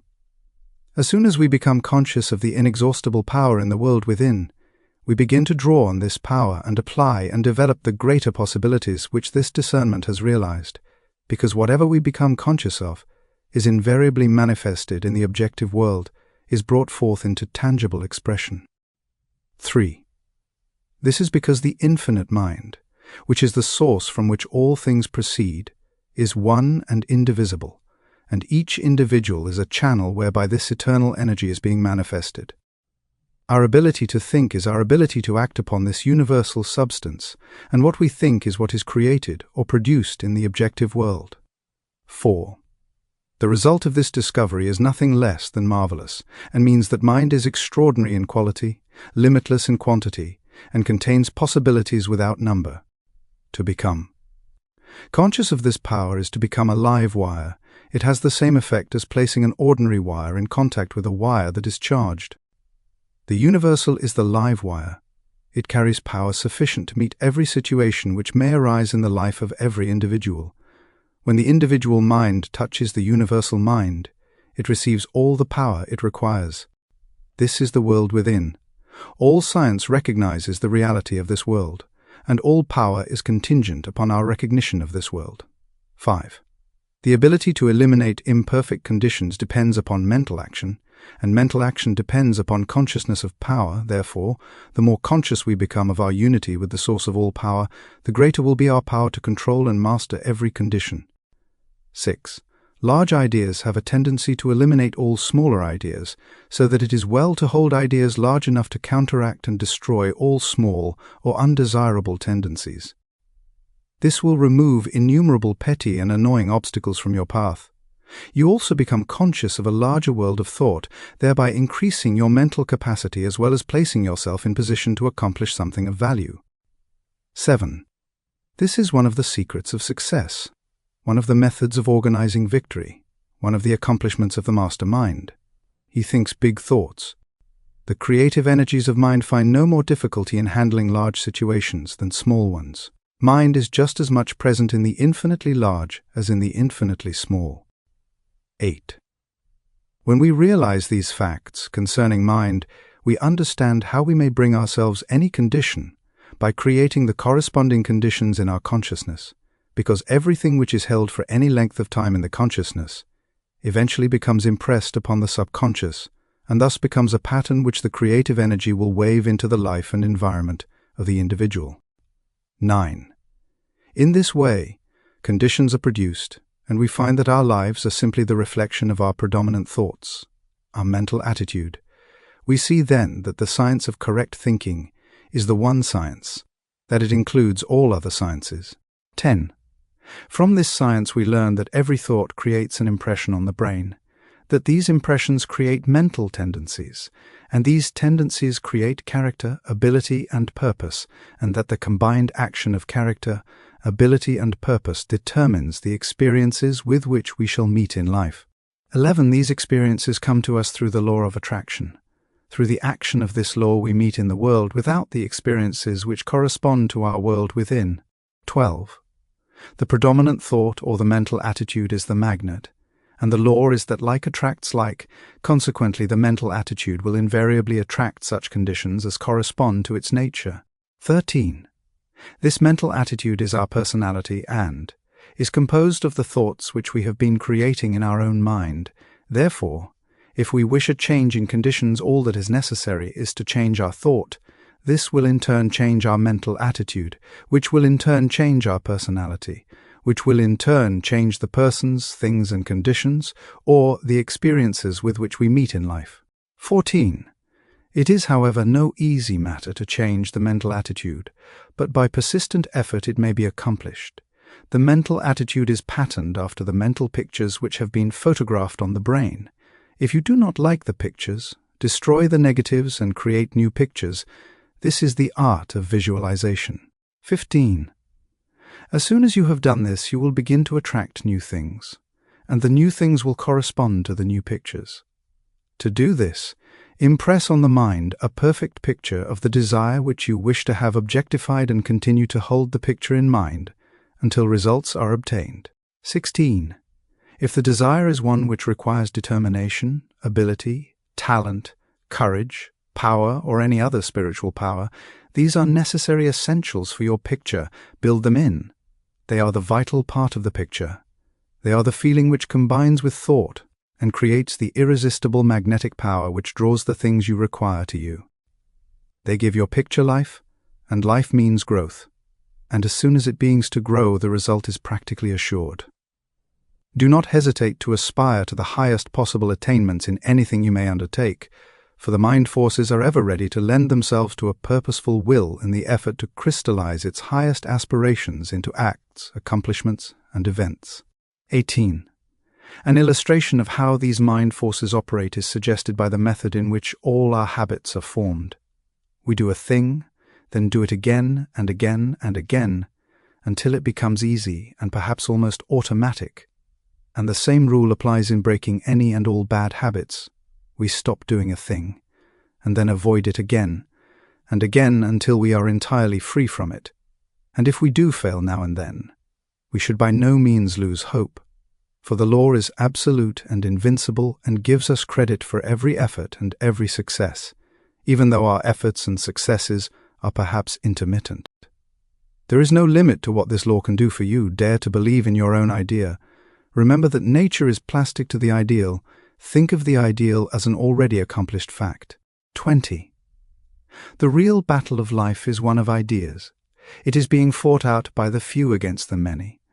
On the one side is the constructive and creative thought. On the other side, the destructive and negative thought. The creative thought is dominated by an ideal. The passive thought is dominated by appearances. On both sides are men of science, men of letters, and men of affairs. 21. On the creative side are men who spend their time in laboratories or over microscopes and telescopes side by side with the men who dominate the commercial, political, and scientific world. On the negative side are men who spend their time investigating law and precedent. Men who mistake theology for religion, statesmen who mistake might for right, and all the millions who seem to prefer precedent to progress, who are eternally looking backward instead of forward, who see only the world without, but know nothing of the world within. 22. In the last analysis, there are but these two classes. All men will have to take their place on one side or the other. They will have to go forward or go back. There is no standing still in a world where all is motion. It is this attempt to stand still that gives sanction and force to arbitrary and unequal codes of law. 23. That we are in a period of transition is evidenced by the unrest which is everywhere apparent. The complaint of humanity is as a roll of heaven's artillery, commencing with low and threatening notes and increasing until the sound is sent from cloud to cloud, and the lightning splits the air and earth. 24. The sentries who patrol the most advanced outposts of the industrial, political, and religious world are calling anxiously to each other. What of the night? The danger and insecurity of the position they occupy and attempt to hold is becoming more apparent every hour. The dawn of a new era necessarily declares that the existing order of things cannot much longer be. 25. The issue between the old regime and the new, the crux of the social problem, is entirely a question of conviction in the minds of the people as to the nature of the universe. When they realize that the transcendent force of spirit, or mind of the cosmos, is within each individual, it will be possible to frame laws that shall consider the liberties and rights of the many instead of the privileges of the few. 26. As long as the people regard the cosmic power as a power non-human and alien to humanity, so long will it be comparatively easy for a supposed privileged class to rule by divine right, in spite of every protest of social sentiment. The real interest of democracy is therefore to exalt, emancipate and recognize the divinity of the human spirit, to recognize that all power is from within, that no human being has any more power than any other human being, except such as may willingly be delegated to him. The old regime would have us believe that the law was superior to the lawmakers. Herein is the gist of the social crime of every form of privilege and personal inequality, the institutionalizing of the fatalistic doctrine of divine election. 27. The divine mind is the universal mind. It makes no exceptions, it plays no favorites, it does not act through sheer caprice or from anger, jealousy or wrath, neither can it be flattered, cajoled, or moved by sympathy or petition to supply man with some need which he thinks necessary for his happiness or even his existence.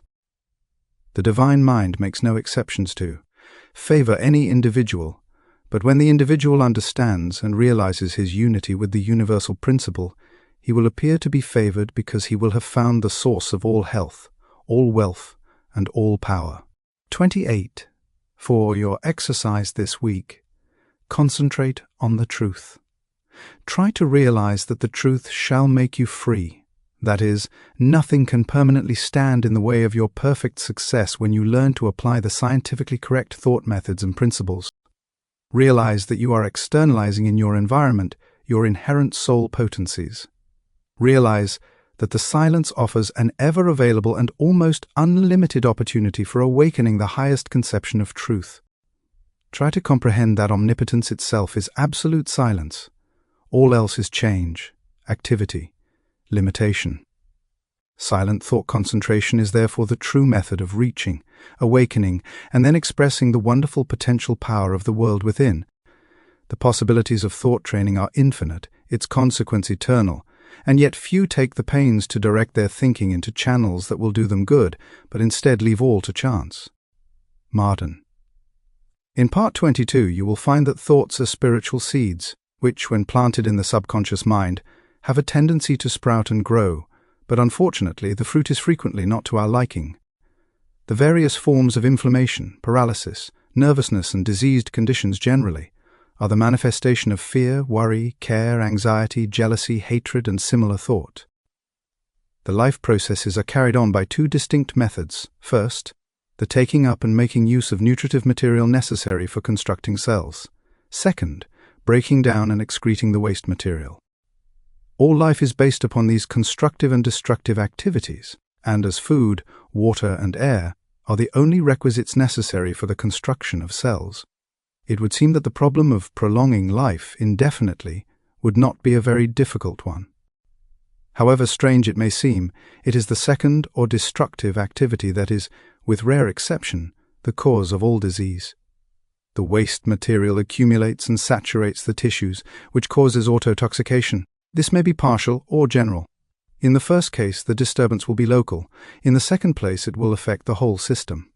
The problem, then, before us in the healing of disease is to increase the inflow and distribution of vital energy throughout the system, and this can only be done by eliminating thoughts of fear, worry, care, anxiety, jealousy, hatred, and every other destructive thought, which tend to tear down and destroy the nerves and glands, which control the excretion and elimination of poisonous and waste matter. Nourishing foods and strengthening tonics cannot bestow life, because these are but secondary manifestations to life. The primary manifestation of life, and how you may get in touch with it, is explained in the part which I have the privilege of enclosing herewith. Part 22. 1. Knowledge is of priceless value, because by applying knowledge we can make our future what we wish it to be. When we realize that our present character, our present environment, our present ability, our present physical condition are all the result of past methods of thinking, we shall begin to have some conception of the value of knowledge. 2. If the state of our health is not all that could be desired, let us examine our method of thinking. Let us remember that every thought produces an impression on the mind. Every impression is a seed which will sink into the subconscious and form a tendency. The tendency will be to attract other similar thoughts, and before we know it, we shall have a crop which must be harvested. 3.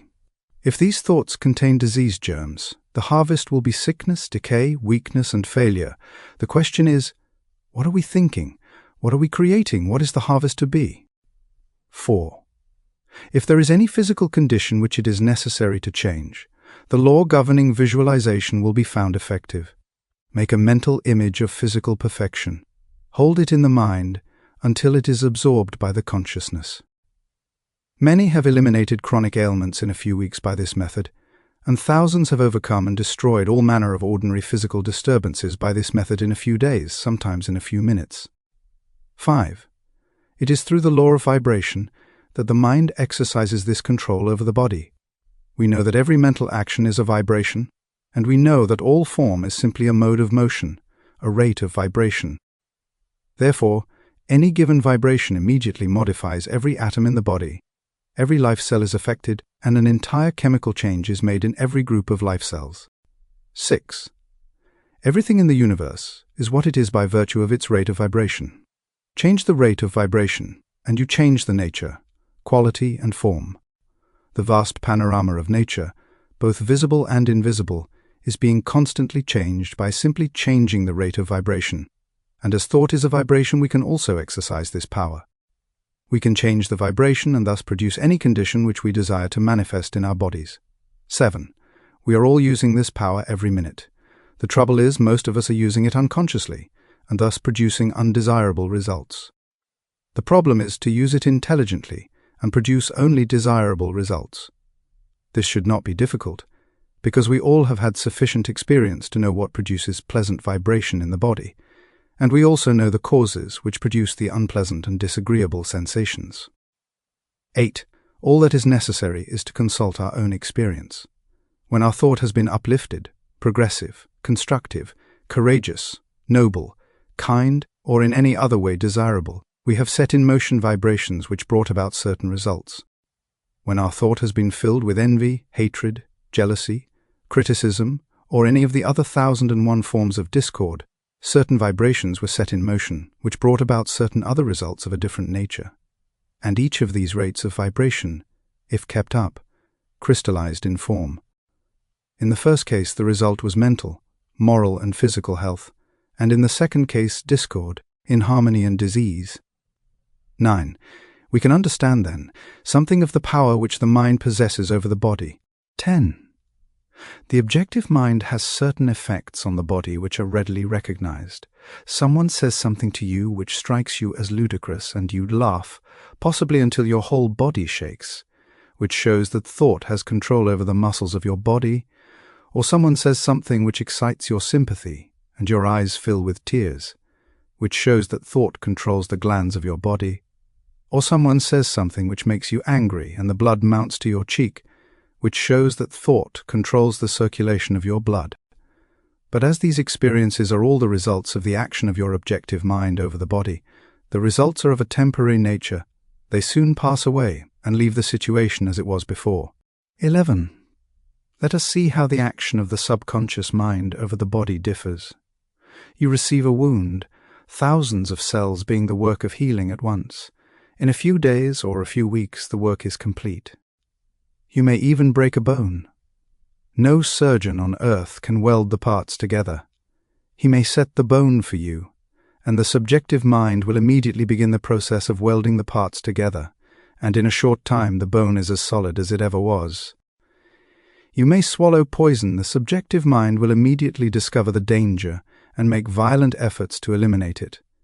You may become infected with a dangerous germ. The subjective will at once commence to build a wall around the infected area and destroy the infection by absorbing it in the white blood, corpuscles, which it supplies for the purpose.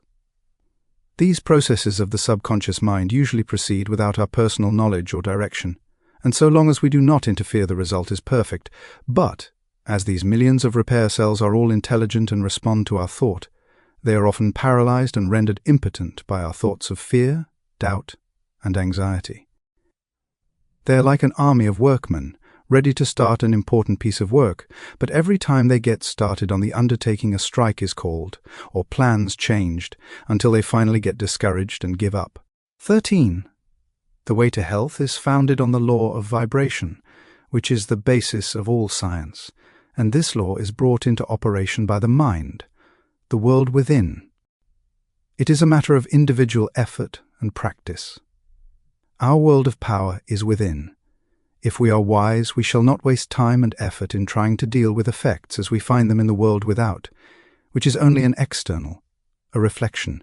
14. We shall always find the cause in the world within. By changing the cause, we change the effect. 15.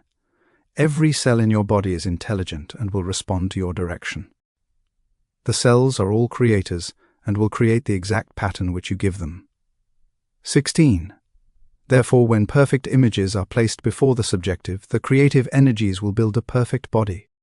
17. Brain cells are constructed in the same way.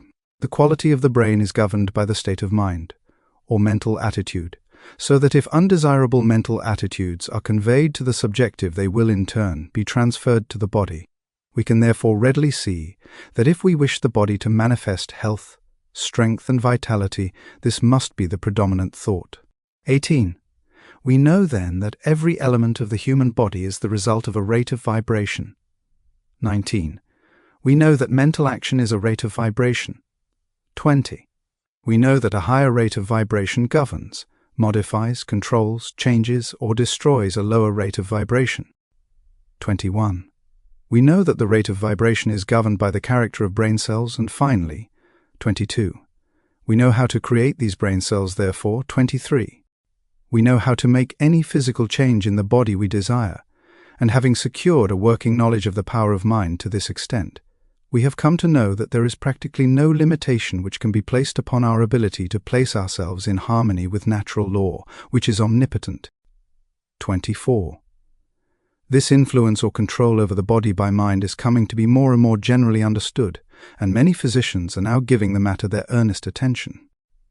Dr. Albert T. Schofield, who has written several important books on the subject, say, the subject of mental therapeutics is still ignored in medical works generally. In our physiologies, no references is made to the central controlling power that rules the body for its good, and the power of the mind over the body is seldom spoken of. 25. No doubt many physicians treat nervous diseases of functional origin wisely and well, but what we contend is that the knowledge they display was taught at no school, was learned from no book, but it is intuitive and empirical. 26. This is not as it should be.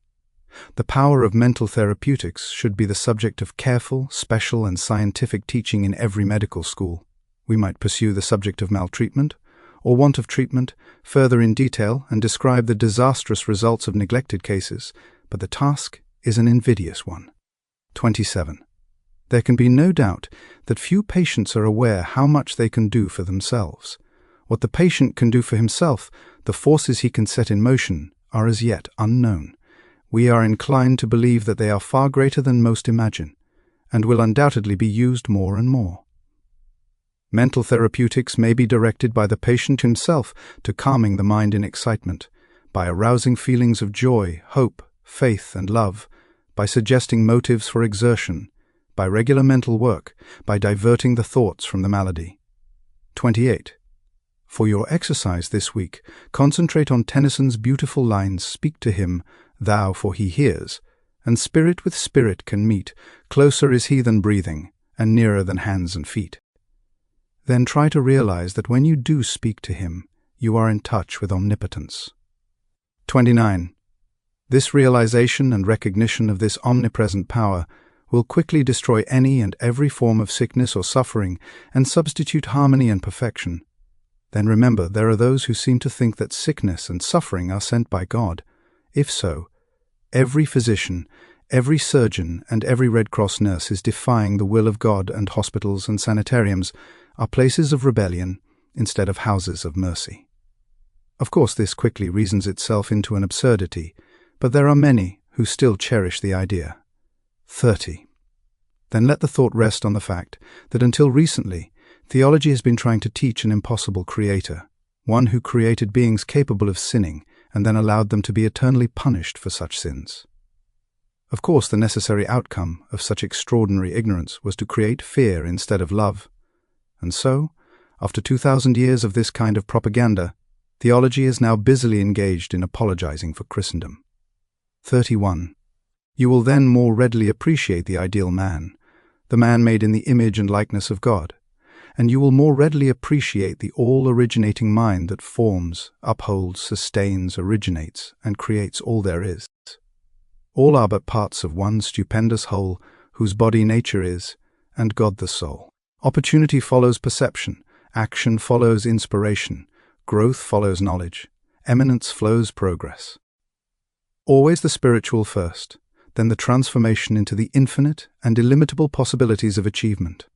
In the part which I have the honor to transmit herewith, you will find that money weaves itself into the entire fabric of our very existence, that the law of success is service, that we get what we give, and for this reason we should consider it a great privilege to be able to give. We have found that thought is the creative activity behind every constructive enterprise. We can therefore give nothing of more practical value than our thought. Creative thought requires attention, and the power of attention is, as we have found, the weapon of the Superman. Attention develops concentration, and concentration develops spiritual power, and spiritual power is the mightiest force in existence. This is the science which embraces all sciences. It is the art which, above all arts, is relevant to human life. In the mastery of this science and this art, there is opportunity for unending progression. Perfection in this is not acquired in 6 days, nor in 6 weeks, nor in 6 months. It is the labor of life. Not to go forward is to go backward.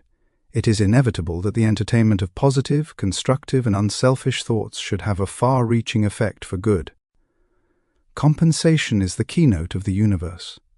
Nature is constantly seeking to strike an equilibrium. Where something is sent out, something must be received, else there should be a vacuum formed. By observance of this rule, you cannot fail to profit in such measure as to amply justify your effort along this line. Part 23. 1. The money consciousness is an attitude of mind. It is the open door to the arteries of commerce. It is the receptive attitude. Desire is the attractive force which sets the current in motion, and fear is the great obstacle by which the current is stopped or completely reversed, turned away from us. 2. Fear is just the opposite from money consciousness. It is poverty consciousness, and as the law is unchangeable, we get exactly what we give. If we fear, we get what we feared. Money weaves itself into the entire fabric of our very existence. It engages the best thought of the best minds. 3. We make money by making friends, and we enlarge our circle of friends by making money for them, by helping them, by being of service to them. The first law of success then is service, and this in turn is built on integrity and justice. The man who at least is not fair in his intention is simply ignorant. He has missed the fundamental law of all exchange. He is impossible. He will lose surely, and certainly he may not know it.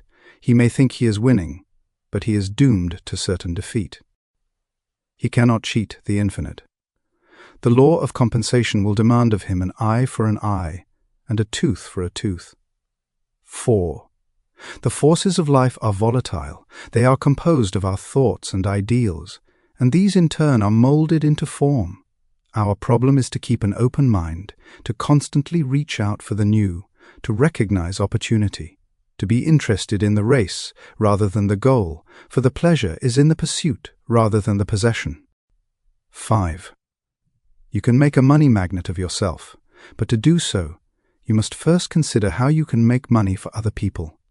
If you have the necessary insight to perceive and utilize opportunities and favorable conditions and recognize values, you can put yourself in position to take advantage of them, but your greatest success will come as you are enabled to assist others. What benefits one must benefit all. 6. A generous thought is filled with strength and vitality. A selfish thought contains the germs of dissolution. It will disintegrate and pass away. Great financiers are simply channels for the distribution of wealth. Enormous amounts come and go, but it would be as dangerous to stop the outgo as the income. Both ends must remain open. And so our greatest success will come as we recognize that it is just as essential to give as to get.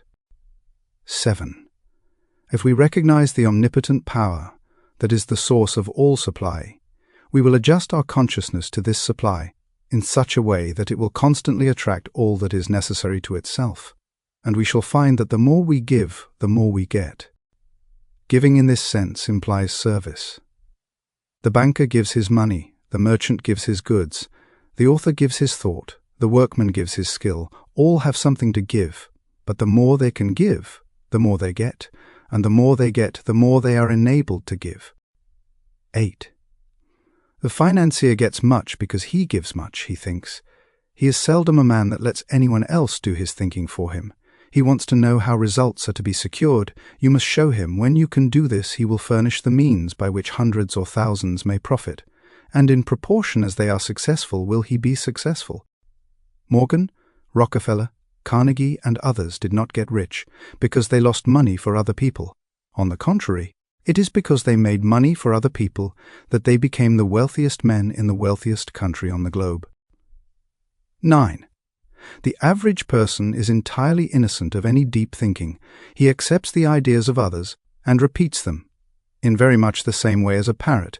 This is readily seen when we understand the method which is used to form public opinion, and this docile attitude on the part of a large majority who seem perfectly willing to let a few persons do all their thinking for them, is what enables a few men in a great many countries to usurp all the avenues of power and hold the millions in subjection.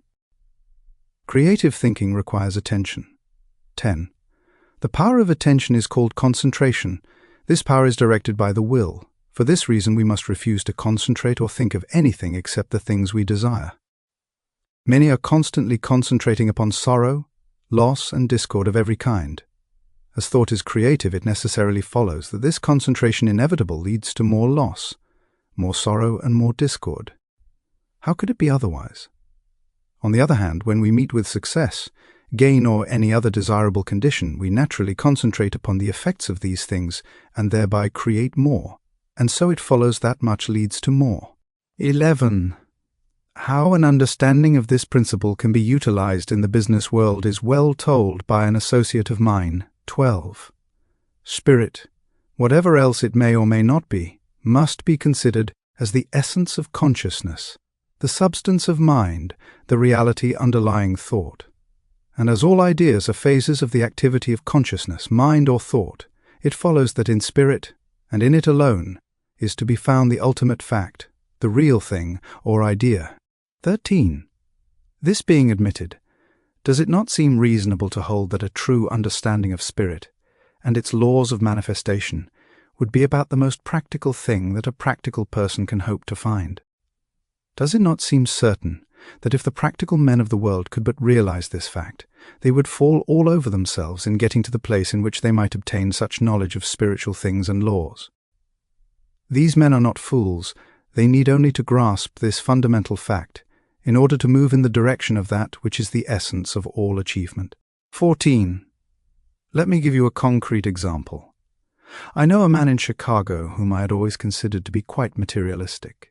He had made several successes in life, and also several failures. The last time I had a talk with him, he was practically down and out, as compared with his former business condition. It looked as if he had indeed reached the end of his rope, for he was well advanced into the stage of middle age, and new ideas came more slowly and less frequently to him than in former years. 15. He said to me, in substance, I know that all things that work out in business are the result of thought. Any fool knows that. Just now, I seem to be short on thoughts and good ideas.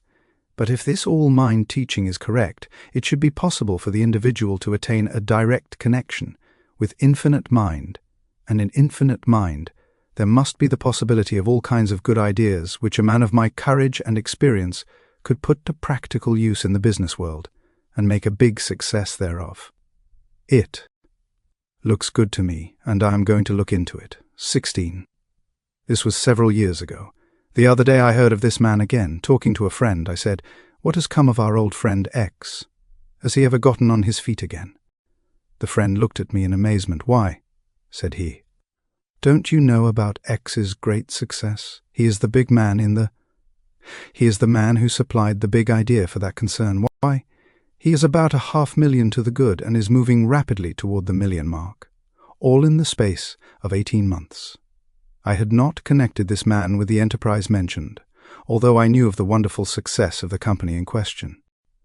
Investigation has shown that the story is true and that the above stated facts are not exaggerated in the slightest. 17. Now what do you think of that?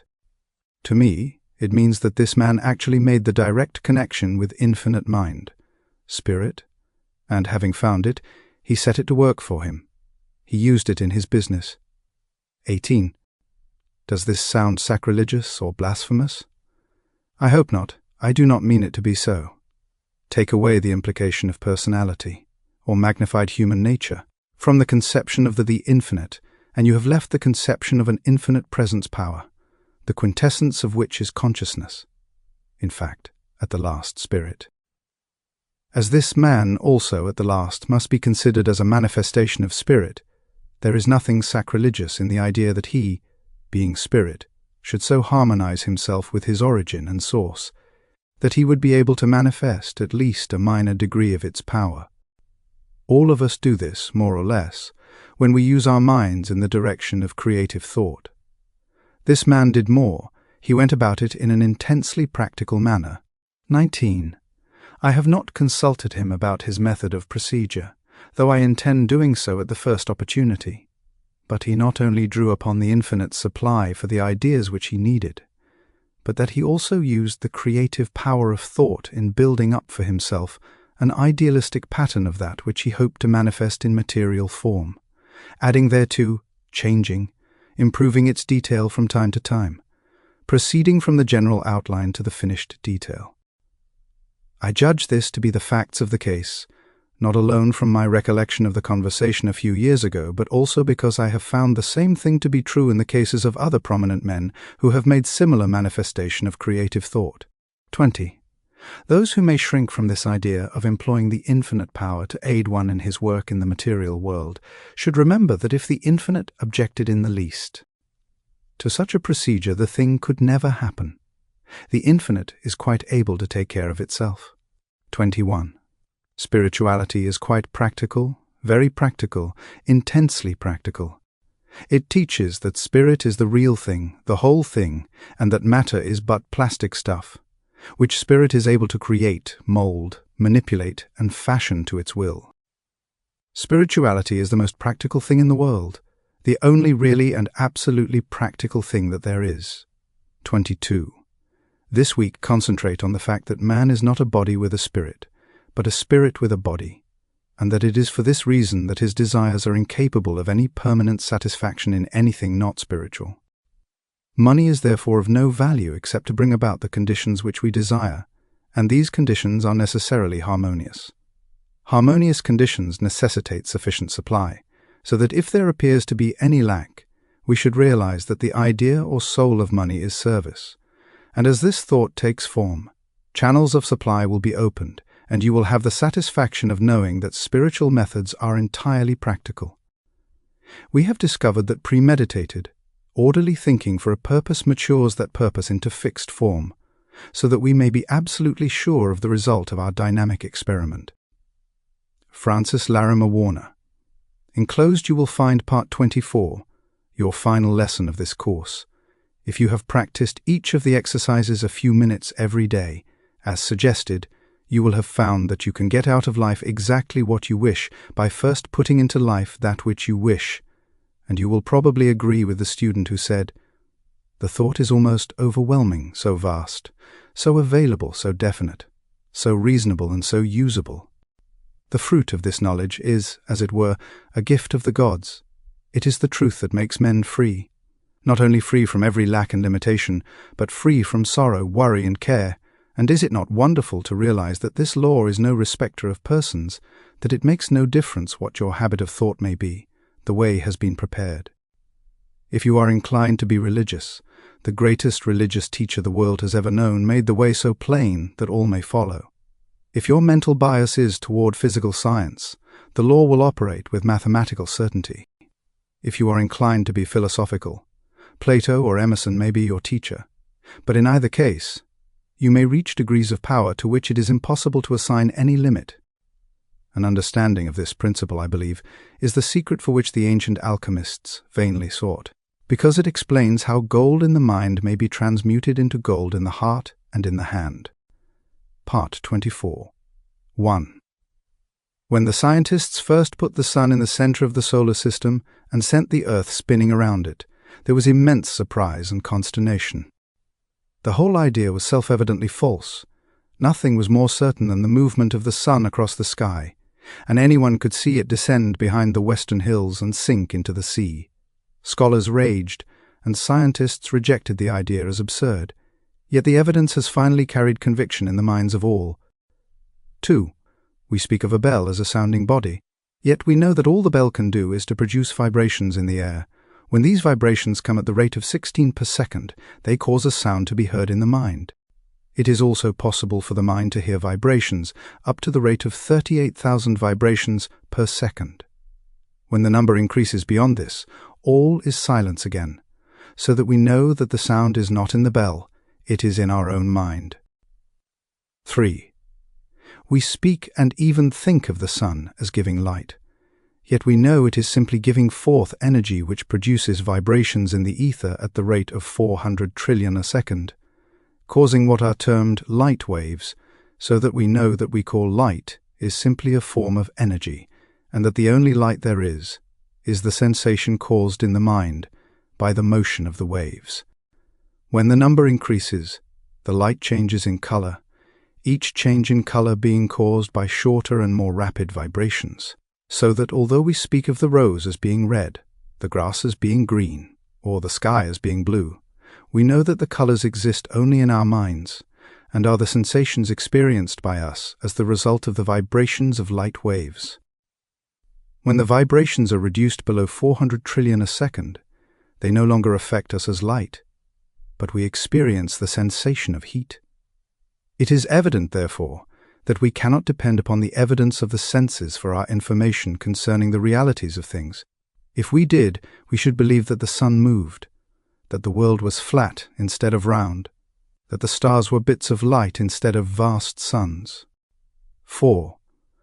The whole range, then, of the theory and practice of any system of metaphysics consists in knowing the truth concerning yourself and the world in which you live, in knowing that in order to express harmony, you must think harmony, in order to express health, you must think health, and in order to express abundance, you must think abundance. To do this, you must reverse the evidence of the senses. 5.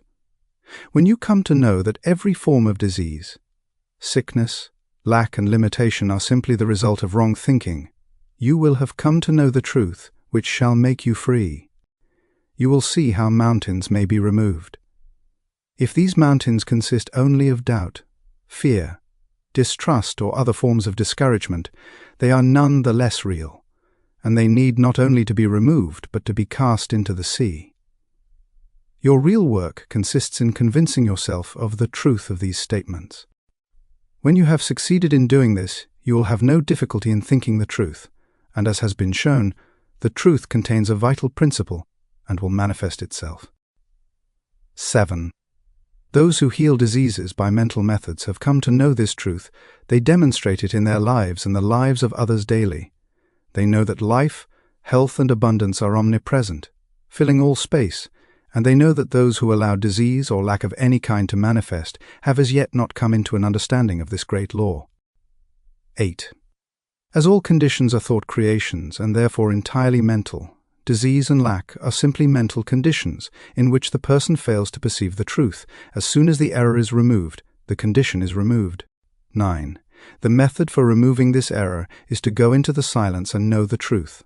As all mind is one mind, you can do this for yourself or anyone else. If you have learned to form mental images of the conditions desired, this will be the easiest and quickest way to secure results.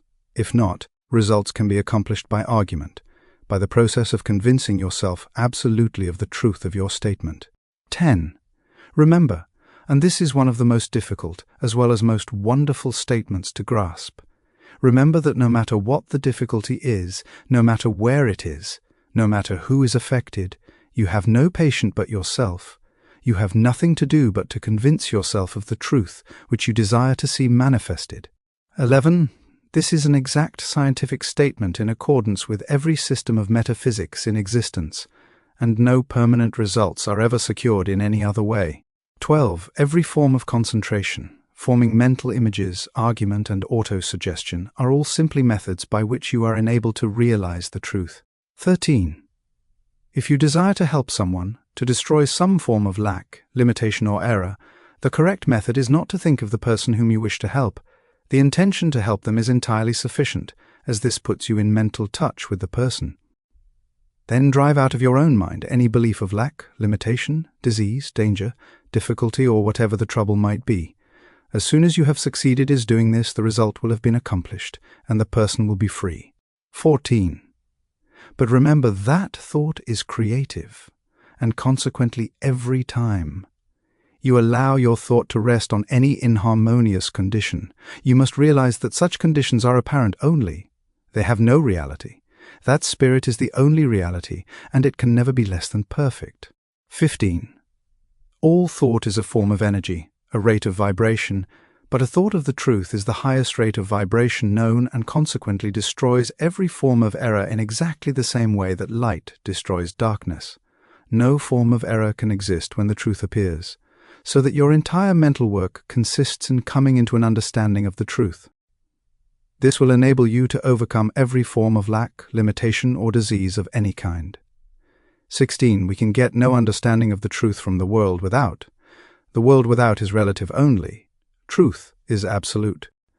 We must therefore find it in the world within. 17. To train the mind to see truth only is to express true conditions only. Our ability to do this will be an indication as to the progress we are making. 18. The absolute truth is that the I is perfect and complete. The real I is spiritual and can therefore never be less than perfect. It can never have any lack, limitation, or disease. The flash of genius does not have origin in the molecular motion of the brain. It is inspired by the ego, the spiritual I which is one with the universal mind, and it is our ability to recognize this unity which is the cause of all inspiration, all genius. These results are far-reaching and have effect upon generations yet to come. They are the pillars of fire which mark the path that millions follow. 19. Truth is not the result of logical training or of experimentation, or even of observation. It is the product of a developed consciousness. Truth within a Caesar manifests in a Caesar's deportment, in his life and his action, his influence upon social forms and progress. Your life and your actions and your influence in the world will depend upon the degree of truth which you are enabled to perceive, for truth will not manifest in creeds, but in conduct. 20. Truth manifests in character, and the character of a man should be the interpretation of his religion, or what to him is truth, and this will in turn be evidenced in the character of his possession.